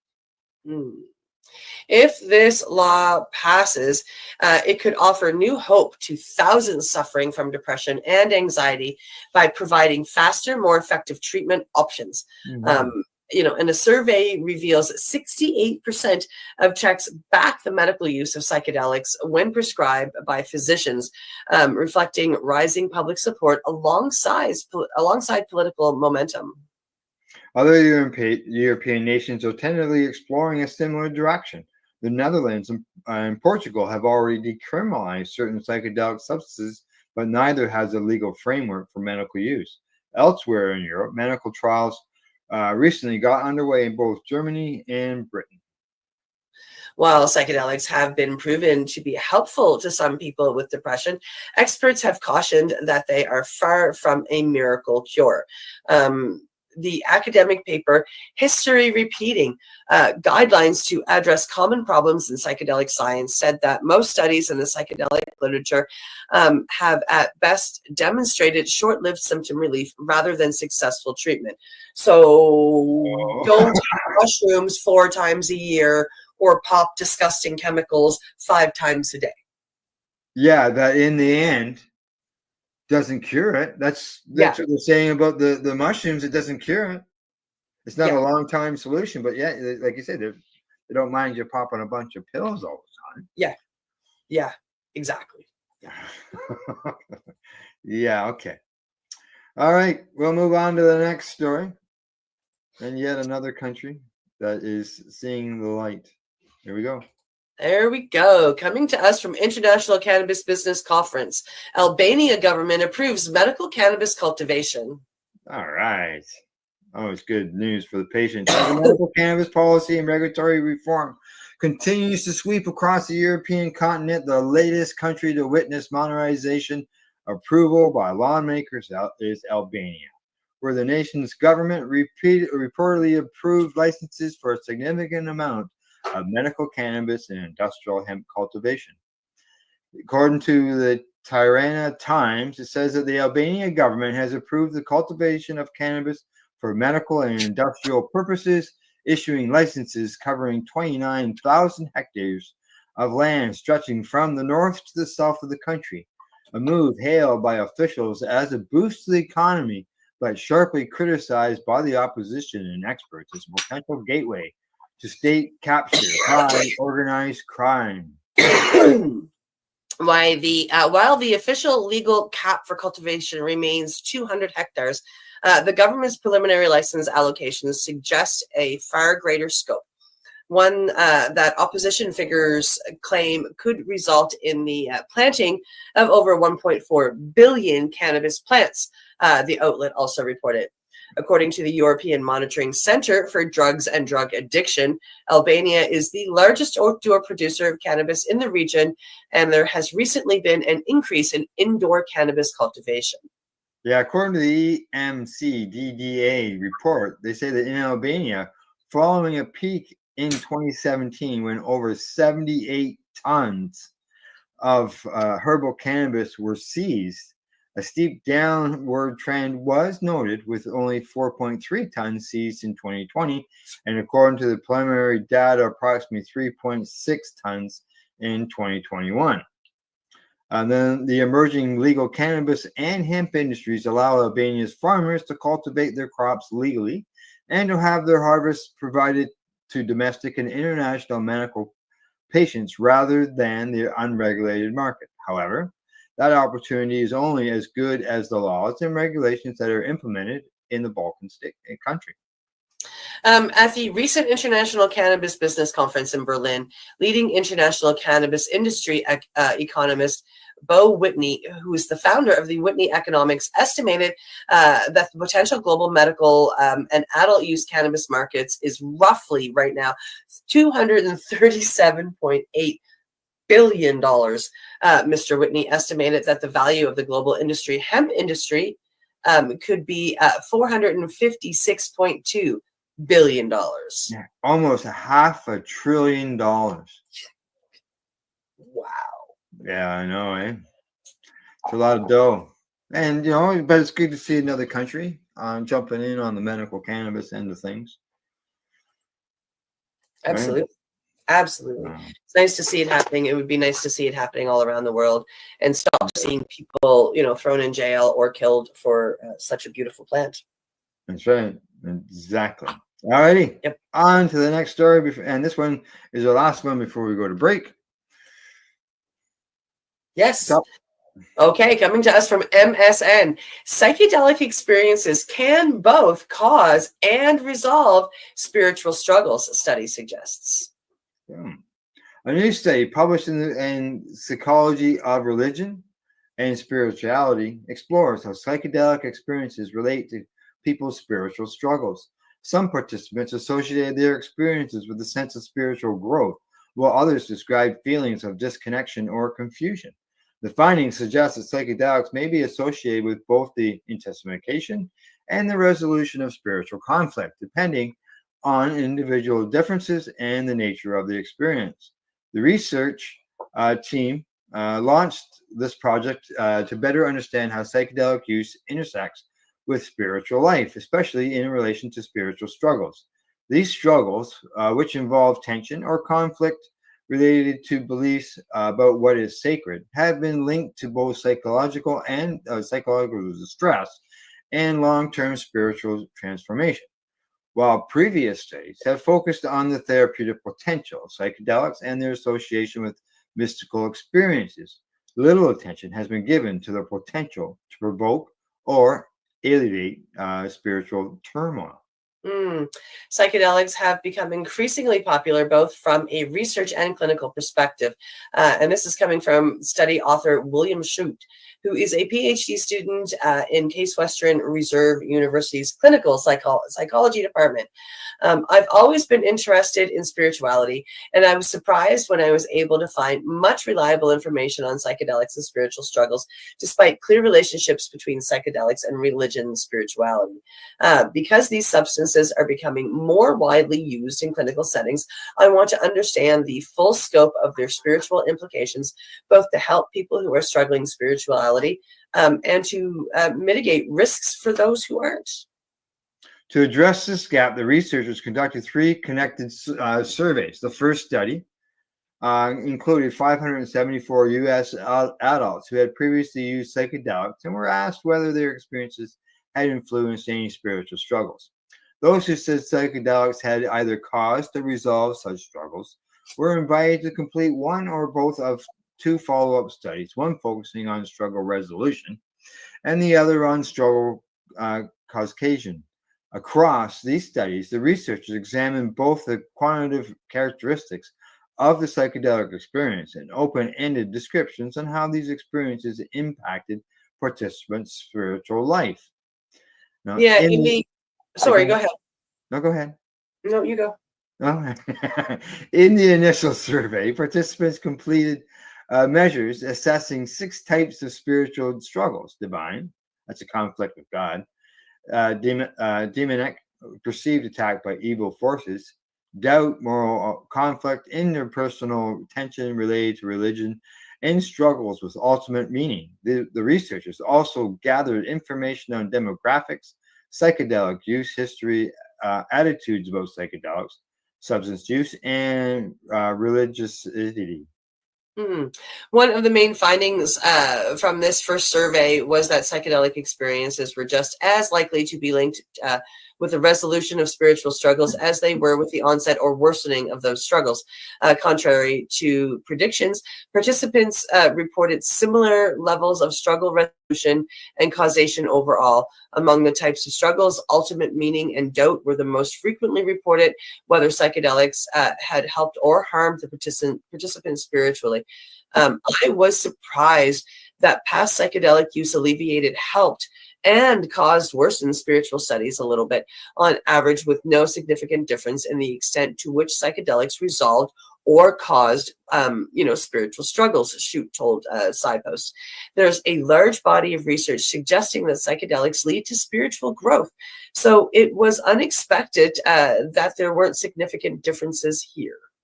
The researchers also identified individual characteristics that made certain people more likely to report either struggle resolution or Caucasian.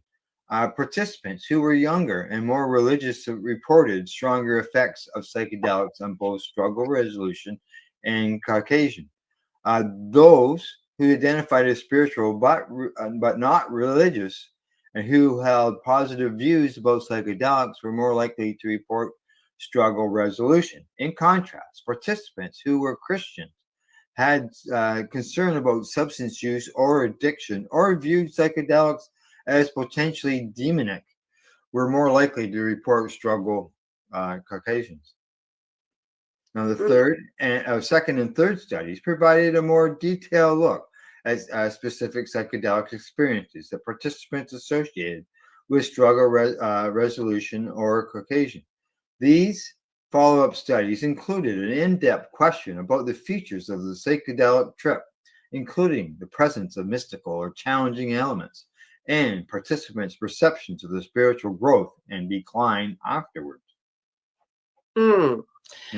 Participants who described experiences of struggle resolution reported more mystical features, such as feelings of unity, transcendence, and connection, as well as more spiritual growth and fewer challenging experiences. They also described long-term benefits such as greater clarity, a deeper sense of purpose, and improved relationships with death, loss, or the sacred. Participants often attributed these benefits to psychological factors like gaining new perspectives, reducing stress, or letting go of control. Others describe overtly spiritual interpretations, such as encountering a divine presence or receiving guidance from otherworldly realms.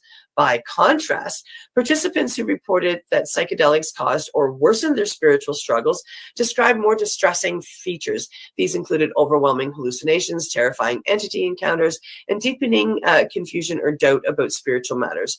The most common reason given for struggle causation was that the psychedelic experience challenged existing religious or spiritual beliefs, leading to increased uncertainty. Other explanations included heightened emotional distress, a sense of disconnection, or being forced to confront unwanted thoughts or unresolved trauma. Interestingly, many participants in both groups described mixed experiences. Some said that the same psychedelic trip both deepened their spiritual confusion and ultimately helped them grow. The researchers found that mystical and challenging elements of the experience were largely independent, meaning a trip could be spiritually transformative and disturbing at the same time. Similarly, spiritual growth and decline were not opposite ends of a single continuum, but could occur in parallel. These results highlight the complexity of psychedelic experiences. The same substance can produce widely different outcomes depending on the user's beliefs, expectations, psychological state, and context. The researchers suggest that psychedelics might offer new perspectives or spiritual insights for some individuals, while triggering spiritual crises in others. Experiences that feel profound and healing to one person might be disturbing or disorienting to another. The relationship between psychedelic experiences and spirituality is complicated and can differ depending on the type of spiritual struggle, according to Schutt. For anybody, he goes on to say that for anybody considering using these substances for clinical or recreational reasons, know that psychedelics have the potential to alleviate, help, cause, or worsen spiritual struggles, leading to spiritual growth, spiritual decline, or even both. For a lot of folks, it's not always clear how broad the spiritual implications of using these substances can be. Yeah, the study has some limitations. The sample was drawn from online survey participants and was not representative of the broader population. Most respondents were white, cisgender men with relatively high levels of education, and the majority used psychedelics recreationally rather than in clinical or ceremonial contexts. The findings also relied on retrospective self-reports, which can be shaped by memory biases and personal interpretations. This study was preliminary, cross-sectional, and retrospective, Schultz said. Think of this as an early conceptual study to be built upon by future research. Despite these limitations, the research offers important insights into the spiritual risks and benefits of psychedelic use. As interest in psychedelic-assisted therapy continues to grow, the findings underscore the need for clinicians to assess clients' spiritual history, struggles, and beliefs when planning treatment. Now, Chet goes on to say that I would really like this line of research to assist the development of psychedelic-assisted psychotherapy protocols, perhaps by integrating tools like the religious and spiritual struggle scale. I hope that identifying common qualitative themes related to spiritual struggles and psychedelics will inform the development of more nuanced therapeutic interventions targeted at specific types of spiritual struggles. Tailoring psychedelic-assisted psychotherapy to individual needs would help clinicians maximize potential benefits while minimizing the spiritual risks associated with psychedelic use. For example, by considering the specific nature of a client's spiritual struggles and how factors such as religion, age, and psychedelic attitudes relate to psychedelic effects, clinicians can better prepare clients who are interested in psychedelic-assisted psychotherapy. There you go. I'm done. Okay, so basically, it sounds like people who are, believe in the religion or spirituality, they can have some, up and down on that. Well, it can. Like, I mean, when you go into, like, I mean, especially the medicine that I work with, 5-MeO, it's nicknamed the God molecule for a reason. It truly is, and that can, what people experience when they go in, the oneness can shake people. Atheists have a hard time because all of a sudden they go from believing there's nothing to knowing there's something, and then people who especially people who are very, very religious, they can learn stuff that shakes that belief, and it becomes very distressful for some folks. Oh yeah, I can see that. All right, I see it's also the bottom of the hour. Time for us to take a break. All right, that means it's that time to medicate. We're right back. You're watching Psychedelics and Cannabis Educational News. We're live here at paceradio.net and 420pace.ca. We are people advocating cannabis education here at paceradio.net. Limestone City Hydroponics is Kingston, Ontario's hydroponics shop. Take your growing to the next level and create the optimal environment with a tent kit, or maximize your yield with an ebb and flow flood table kit. Either way, Limestone City Hydroponics has more sizes and options to fit your needs. Are you looking for the power of the sun that adapts to your budget? Then look no further, as they have professional grow lighting. They have indoor grow systems that are easy and cost effective, with many options to fit your living space and lifestyle. Cultivate your growing potential. We have everything you need to succeed. And if you can't make it to the store, they offer local delivery to the greater Kingston area. Remember, when you're looking for experts to help you grow, then look no further than the locally owned Limestone City Hydroponics, 105 Sunderland Drive in Kingston, Ontario. Call them at 613-548-0420. Rerolled Saturdays. Check it out. Nothing but non-stop cannabis and psychedelic programming. Find it at 420pace.ca. Enjoy the buzz of legalization with Campbellford Lifestyle Shop. From lights to plant nutrients, books, consumption accessories, and more, we've got all your basics to grow or consume cannabis. Visit our info center or take a look at our piercing services and body jewelry, now available in-store through Campbellford Lifestyle Shop, 17 Bridge Street West, Campbellford. Are you looking to get your medical cannabis grow license? Limestone City Hydroponics can help patients through the process of obtaining their license to grow medical cannabis. What's that? You don't have a doctor. If you meet the medical criteria, Limestone City Hydroponics has a nurse practitioner who can assess and provide medical cannabis prescriptions. What are you waiting for? Contact Limestone City Hydroponics at limestonecityhydroponics.ca or call them at 613-548-0420. Pace Radio, is the People Advocating Cannabis Education Radio Network. I'm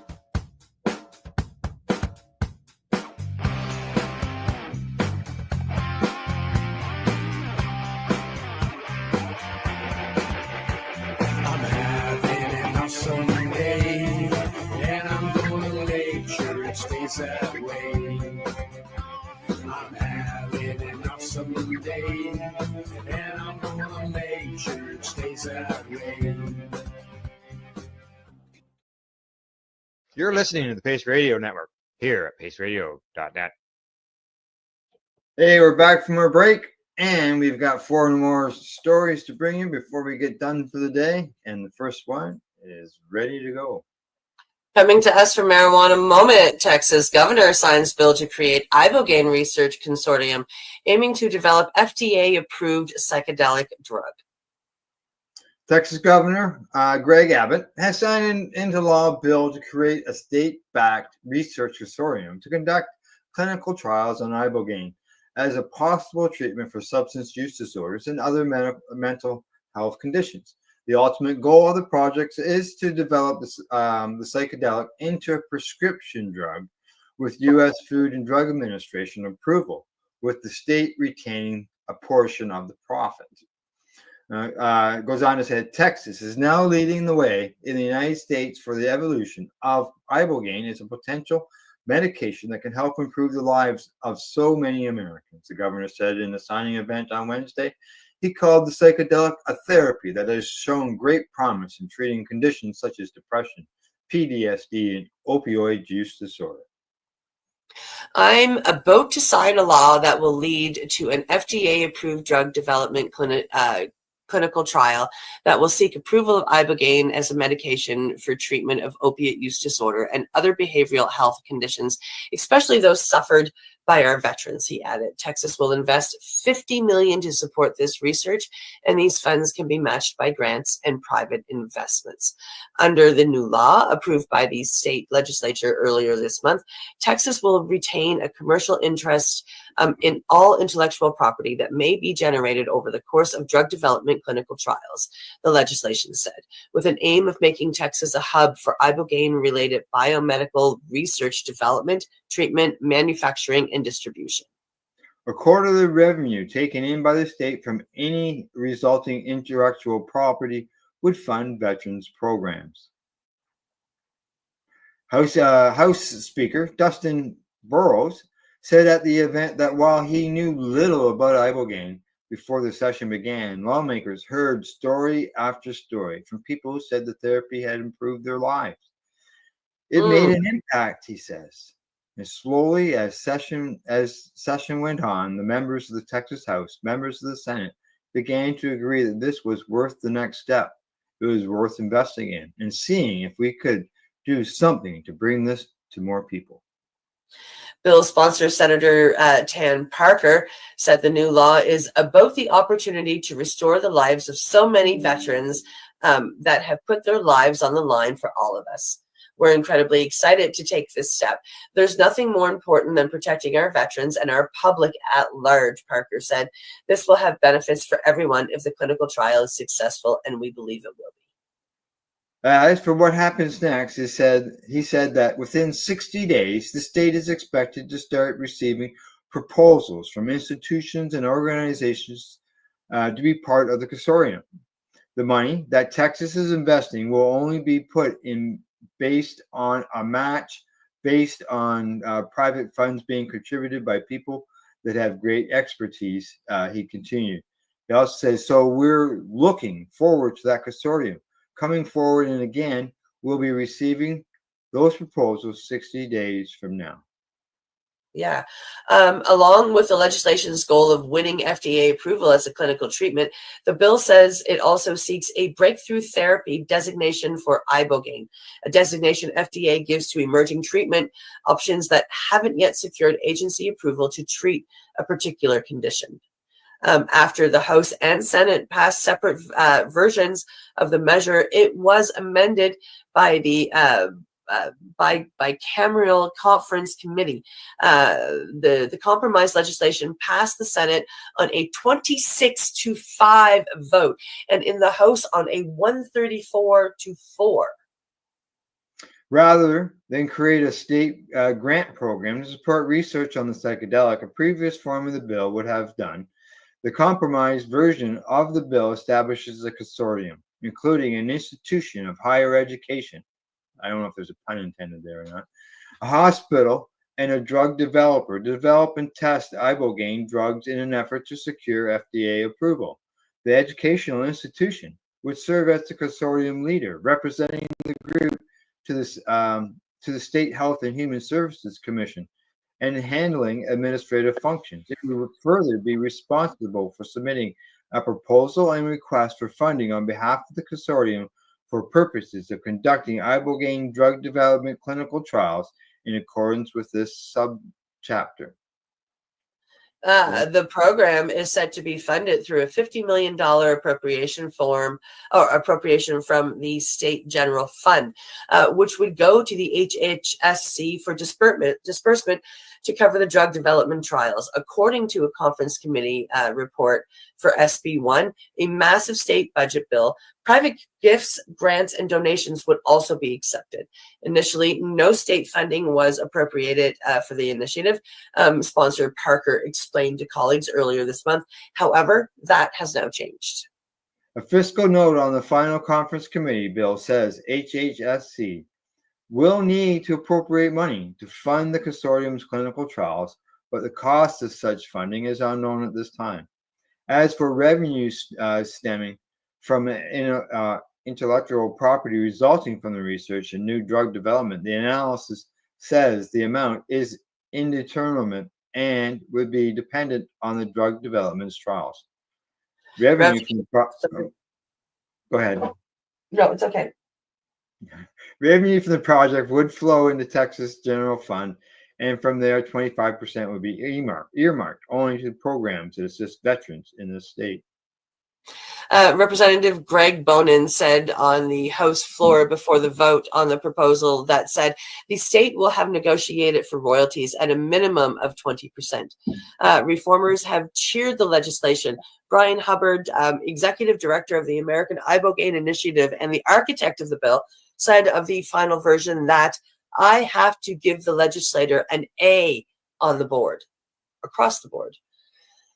I think that if it can stand up as a national model for other states that wish to replicate it in some form of fashion, he said in an interview with Marijuana Moment after the bill's passage in the legislature, thanking in particular sponsors Parker and Rep. Cody Harris, as well as House Speaker Burrows and Lieutenant Governor Dan Patrick, who presides over the Senate. Without the courage and vision of these four individuals, none of this would have happened. I am forever grateful to Texas leadership for making this, in my estimation, one of the greatest single achievements in the history of the American psychedelic movement. That was from Hubbard. Yeah, Hubbard said at the time that he believes in the state having a vested interest in the intellectual property produced by the research will ensure Texans see a perpetual return on their investment. Most Americans, I believe, have had enough of public dollars going into pockets of private corporations with no return on investment for the taxpayer, he said. With the way in which Texas has set this project up, Texas taxpayers are going to be fully vested partners in this endeavor, and the people of Texas will see, if we're successful, perpetual return on the investment that will hopefully be used to assure universal treatment access through a top-notch ibogaine-based treatment and recovery system as time and circumstances evolve. Yeah.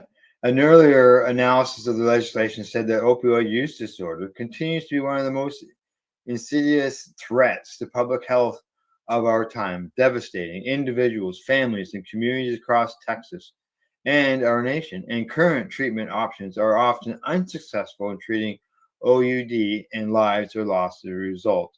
Hubbard noted that the new Texas plan is similar to an ibogaine research proposal a few years ago in Kentucky. that he also helped design. That bill would have distributed at least $42 million in funding for research into ibogaine potential to treat opioid addiction. The effort fell through in late 2023 after the state's new attorney general replaced Hubbard, who was then serving as chair of the Kentucky Opioid Commission, with a former Drug Enforcement Administration official. Last year, advocates tried to enact a similar plan in Ohio. The legislation that you see is the Kentucky plan is implemented by the state of Texas, Hubbard said, in terms of the consortium. The way that they have set this up is to create cooperation framework on the front end that I have always envisioned occurring on the back end. When this program was designed for Kentucky, I had in mind that we would essentially send out an RFP, which is a request for proposals, for a drug developer, send out an RFP for trial site, and to pick the best, and to pair the drug developer with trial science on the back end, he explained. In the Texas framework, this is a cooperative partnership that will have to be built on the front end by those who want to be able to pursue the opportunity. He continued, there is a role for both universities and private hospitals, which is important because they each have significant things to contribute. HHSC will retain control over the consortium, he said, and the reason that the legal authority needs to be there is because you want the absolute best drug developer and you want the absolute best aggregation of the trial sites within Texas who can make sure that these trials are done safely, efficiently, and effectively. I see the rest of the article starts going into the THC ban, which is a completely different subject. So we'll just end that right here. Okay. Yeah, I was talking to a Texan the other day about that THC ban. There are some concerns. That's for sure. There's a lot. I have a friend who lives down in Texas, and his son manages a dispensary. I mean, Texas right now is like Canada pre-legalization. Like there's just dispensaries everywhere. And you know, from what I can understand, the cops are not interested in enforcing that law. Yeah, it's the same as the stupid cannabis laws that they're not enforcing now. To them, it just doesn't make sense. It doesn't make sense. This THC ban that they haven't, though, it hasn't come into effect yet, but it's on the governor's desk waiting for him to sign it. Yeah, you know, and we shall see. It's not there yet. Exactly. Oh, big shout out to Joe and Jacqueline. Thanks for the thumbs up. Appreciate that. All right, we're going on to a story here that is a bit strange. It was a bit odd when I saw the headline and I had to read it. So here we go. Here we go. Coming to us from Green State. Legal weed in jail? The court says yes. Prisons are typically high restricted environments, whether it's food, phone cells, or recreation. Everything is controlled. Intoxicating substances are usually prohibited, although contraband sometimes makes its way inside. However, a German court has ruled that incarcerated individuals may have the right to possess cannabis in their cells. The case centers around a defendant serving a 25-month prison sentence who was found with over 45 grams of cannabis extract in his cell.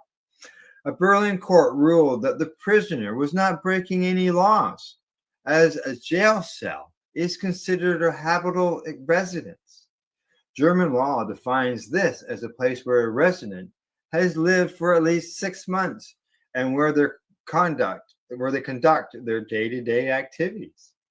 When Germany legalized recreational cannabis, it declared that people could have up to 50 grams of cannabis product at home, since the prisoner in this case was technically at their habitual residence. Their extract was not illegal. The court noted that the recently passed Cannabis Act does not restrict possession in prisons. It does ban cannabis on military bases, school grounds, and other places where children congregate. Correctional facilities are allowed to set their own rules around cannabis consumption, but the facility in question has not set any restrictions. The unique ruling could set a precedent for other countries as they enact cannabis reform. Advocates in the U.S. have argued that incarcerated medical cannabis patients should have access to the plant, claiming the restriction violates the Eighth Amendment's ban on cruel and unusual punishment. That argument has never been successful in American court, particularly since cannabis is still a Schedule I narcotic on the federal level. Illinois lawmakers even passed a bill after concerns that a potential loophole in the state's medical cannabis bill could grant prisoners the right to access the plant. Things could change if federal cannabis reform were to occur. Germany could be the model to show how to get it done. So there you go. They are allowed to have cannabis in their jail cells in Germany. So they're home. So having a home. And I when I read that, I thought, what? I have to dig into this a little bit more. So, all right, from jail cells, we're heading back to in Germany. We're heading back to Colorado. Here we go. Coming to us from Marijuana Moment, Colorado governor says bill he signed allowing psychedelic convictions to be pardoned marks a step towards a fairer future. Good stuff. The governor of Colorado says a bill he recently signed into law to facilitate pardons for low-level psychedelic possession convictions represents another step towards a fairer future. Governor Jared Polis last week gave final approval to legislation that empowers him and future governors to grant pardons to people who've been convicted of psychedelics-related offenses, which he's advocated for since the state legalized certain entheogenic substances. Paulus promoted the great news on Monday, sharing a leaked to Marijuana Moment article about the signing of the bill, as well as a separate measure aimed at reducing certain regulatory restrictions on cannabis businesses. The bill allows for low-level possession of psilocybin, ibogaine, and DMT, which is now legal today to be removed from criminal records. The governor said, "We're working towards a fairer future." The newly enacted legislation from Senator Matt Ball and Rep. Lisa Farrett authorizes governors to grant clemency to people with convictions for low-level possession of substances such as psilocybin, ibogaine, and DMT that have since been legalized for adults under a voter-approved ballot initiative in 2022. It will also require the Colorado Department of Public Health and Environment, Department of Revenue, and Department of regulatory agencies to collect information and data related to the use of natural medicine and natural medicine products. That must include data on law enforcement activities, adverse health events, consumer protection claims, and behavioral impacts related to psychedelics. Prior to passage by the Senate last month, a committee amendment removed a government appropriation to pay for data collection and tracking, replacing a reference to ongoing appropriations with appropriations of gifts, grants, or donations. Ball said at the time that lawmakers have a letter of intent from the Psychedelic Science Funders Collaborative, a nonprofit that supports advancing psychedelic therapy, to fund the program for the entirety of its 5-year duration. The bill will earmark $208,240 in those funds for Governor's Office of Information Technology. To implement this act, the office may use this appropriation to provide information technology services for the Department of Public Health and Environment. Now, the legislation further amends rules around licensing and ownership of psychedelic healing centers. For example, it removes a requirement for fingerprint background checks for owners and employees of licensed facilities, making it so they would only be subject to name-based criminal background checks. You had to give up your fingerprints for this? Come on. It additionally requires the state licensing authority to adopt rules related to product labels for regulated natural medicines and regulated natural medicine products, and permits the state licensing authority to adopt rules regarding the types of regulated natural medicine products that can be manufactured. The proposal overall earned support from an array of advocates, including psychedelic medicine proponents, as well as groups more skeptical of legalization. Public comments at a hearing seemed to agree that the bill's data collection provisions would help observers both inside and outside Colorado better understand the outcomes around regulated psychedelics. Late last month, Polis touted the fact that Colorado's legal psychedelics program is fully launched now that regulators have issued licenses for each part of the psilocybin supply chain. Yeah, there we go. There is a bit more going on there, but I also see that when I look at our time, and we still got another story to go, that I've dropped that one, and we'll move on to the next story. Sounds good. All righty, here we go. I'll get that all set up. And we're ready to go. What's up? Coming to us from News Medical Life Science, psilocybin rewires the brain for weeks, study finds. Good stuff. In a recent study published in the Journal of Scientific Data, researchers compared the acute and persistent effects of psilocybin and methylphenidate. Yeah. Yeah, on brain connectivity using precision functional magnetic resonating imaging, which is fMRIs, in healthy individuals. Can a single psychedelic dose change the brain for weeks? Psilocybin, a serotonin receptor 2 agonist, has been widely studied as a potential treatment for mental health conditions such as major depression, anxiety, alcohol use disorder, and obsessive compulsive disorder. The therapeutic effects of psilocybin suggest profound and possibly long-term shifts in brain activity. Importantly, traditional imaging methods are limited to their ability to capture these changes due to low resolution, motion artifacts, and between subject variability. Understanding how psilocybin reshapes neural circuits is essential for refining its therapeutic use in psychiatry. Further research is also needed to clarify how brain network changes contribute to sustained psychological and behavioral effects of this treatment approach. Now, the current randomized, double-blind, crossover precision image drug trial compared the effects of 25 milligrams of psilocybin and 40 milligrams of methylphenidate in 7 healthy adults between 18 and 45 years of age with prior psychedelic experience. Extensive baseline imaging sessions included structural MRI, resting state functional MRIs, and task-based fMRIs and diffusion-based spectrum imaging. Study participants were scanned 60 to 90 minutes after drug administration during the peak effect window and longitudinally for up to 2 weeks. 4 individuals returned for a replication protocol with a second psilocybin dose after 6 months. Functional imaging was performed using a Siemens Prisma 3 Tesla scanner with high-resolution multi-echo sequences. Each visit included multiple 15-minute scans.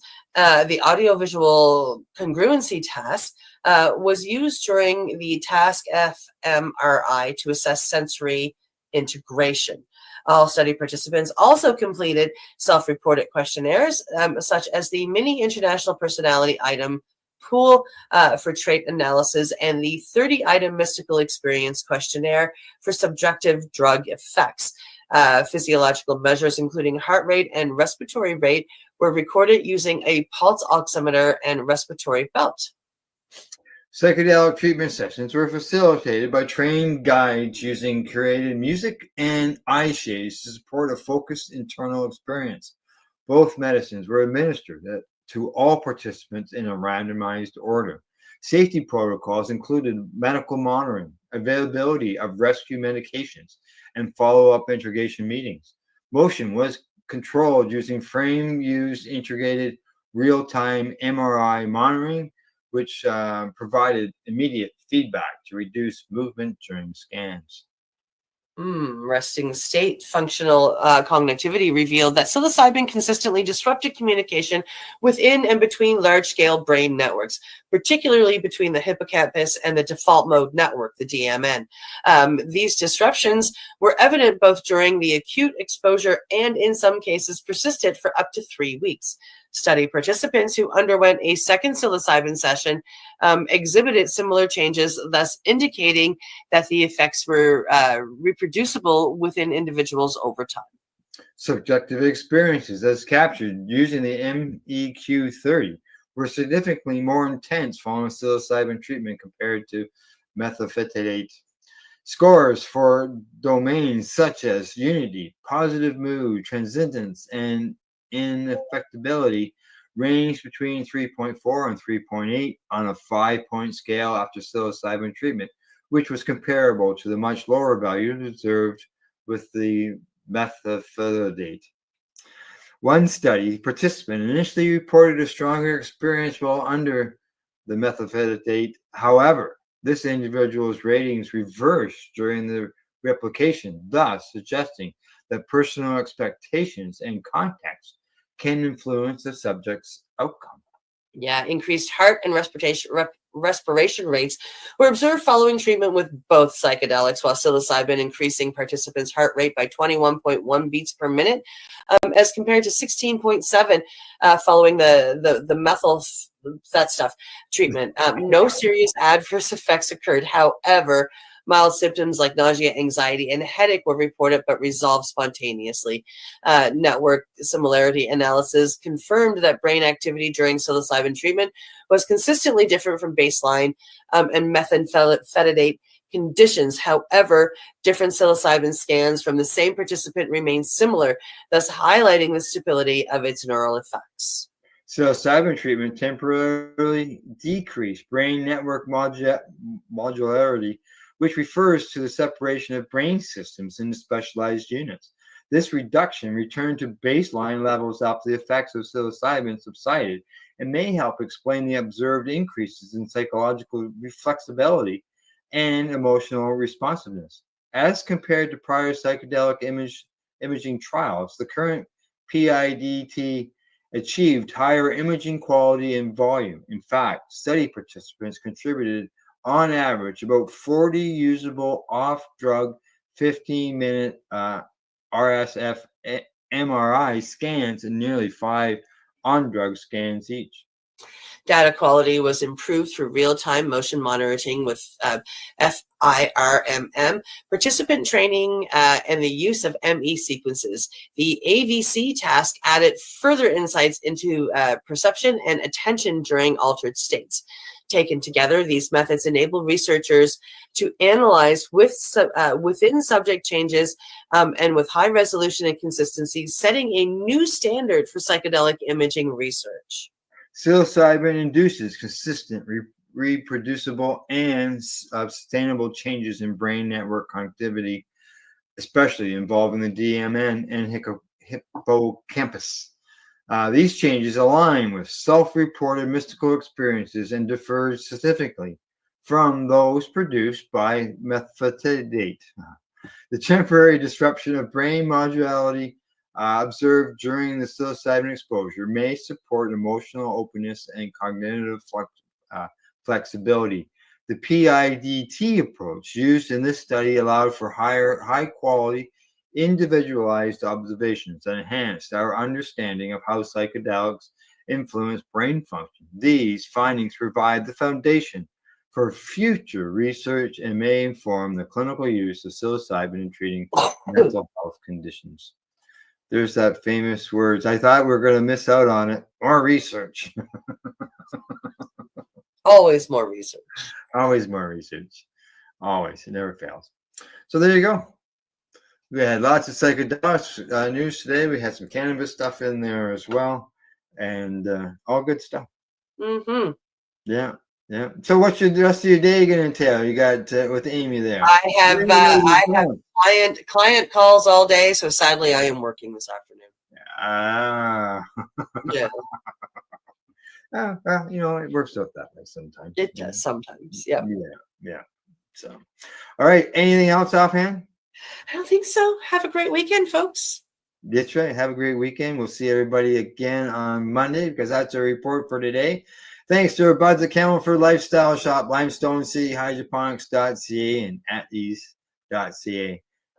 Thanks to everybody for tuning in, whether you're watching the video version or whether you're listening to the audio podcast.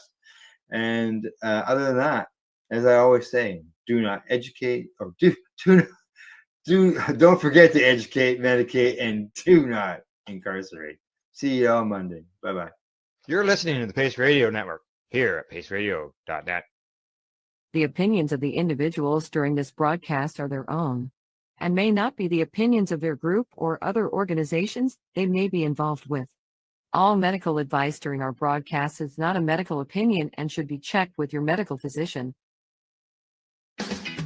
Enjoy the buzz of legalization with Campbellford Lifestyle Shop. From lights to plant nutrients, books, consumption accessories, and more, we've got all your basics to grow or consume cannabis. Visit our info center or take a look at our piercing services and body jewelry, now available in-store through Campbellford Lifestyle Shop, 17 Bridge Street West, Campbellford.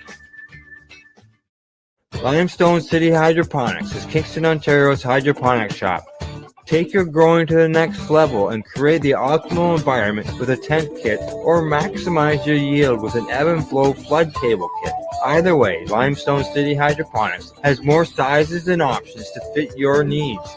Are you looking for the power of the sun that adapts to your budget? Then look no further, as they have professional grow lighting. They have indoor grow systems that are easy and cost effective with many options to fit your living space and lifestyle. Cultivate your growing potential. We have everything you need to succeed. And if you can't make it to the store, they offer local delivery to the greater Kingston area. Remember, when you're looking for experts to help you grow, then look no further than the locally owned Limestone City Hydroponics, 105 Sunderland Drive in Kingston, Ontario. Call them at 613-548-0420.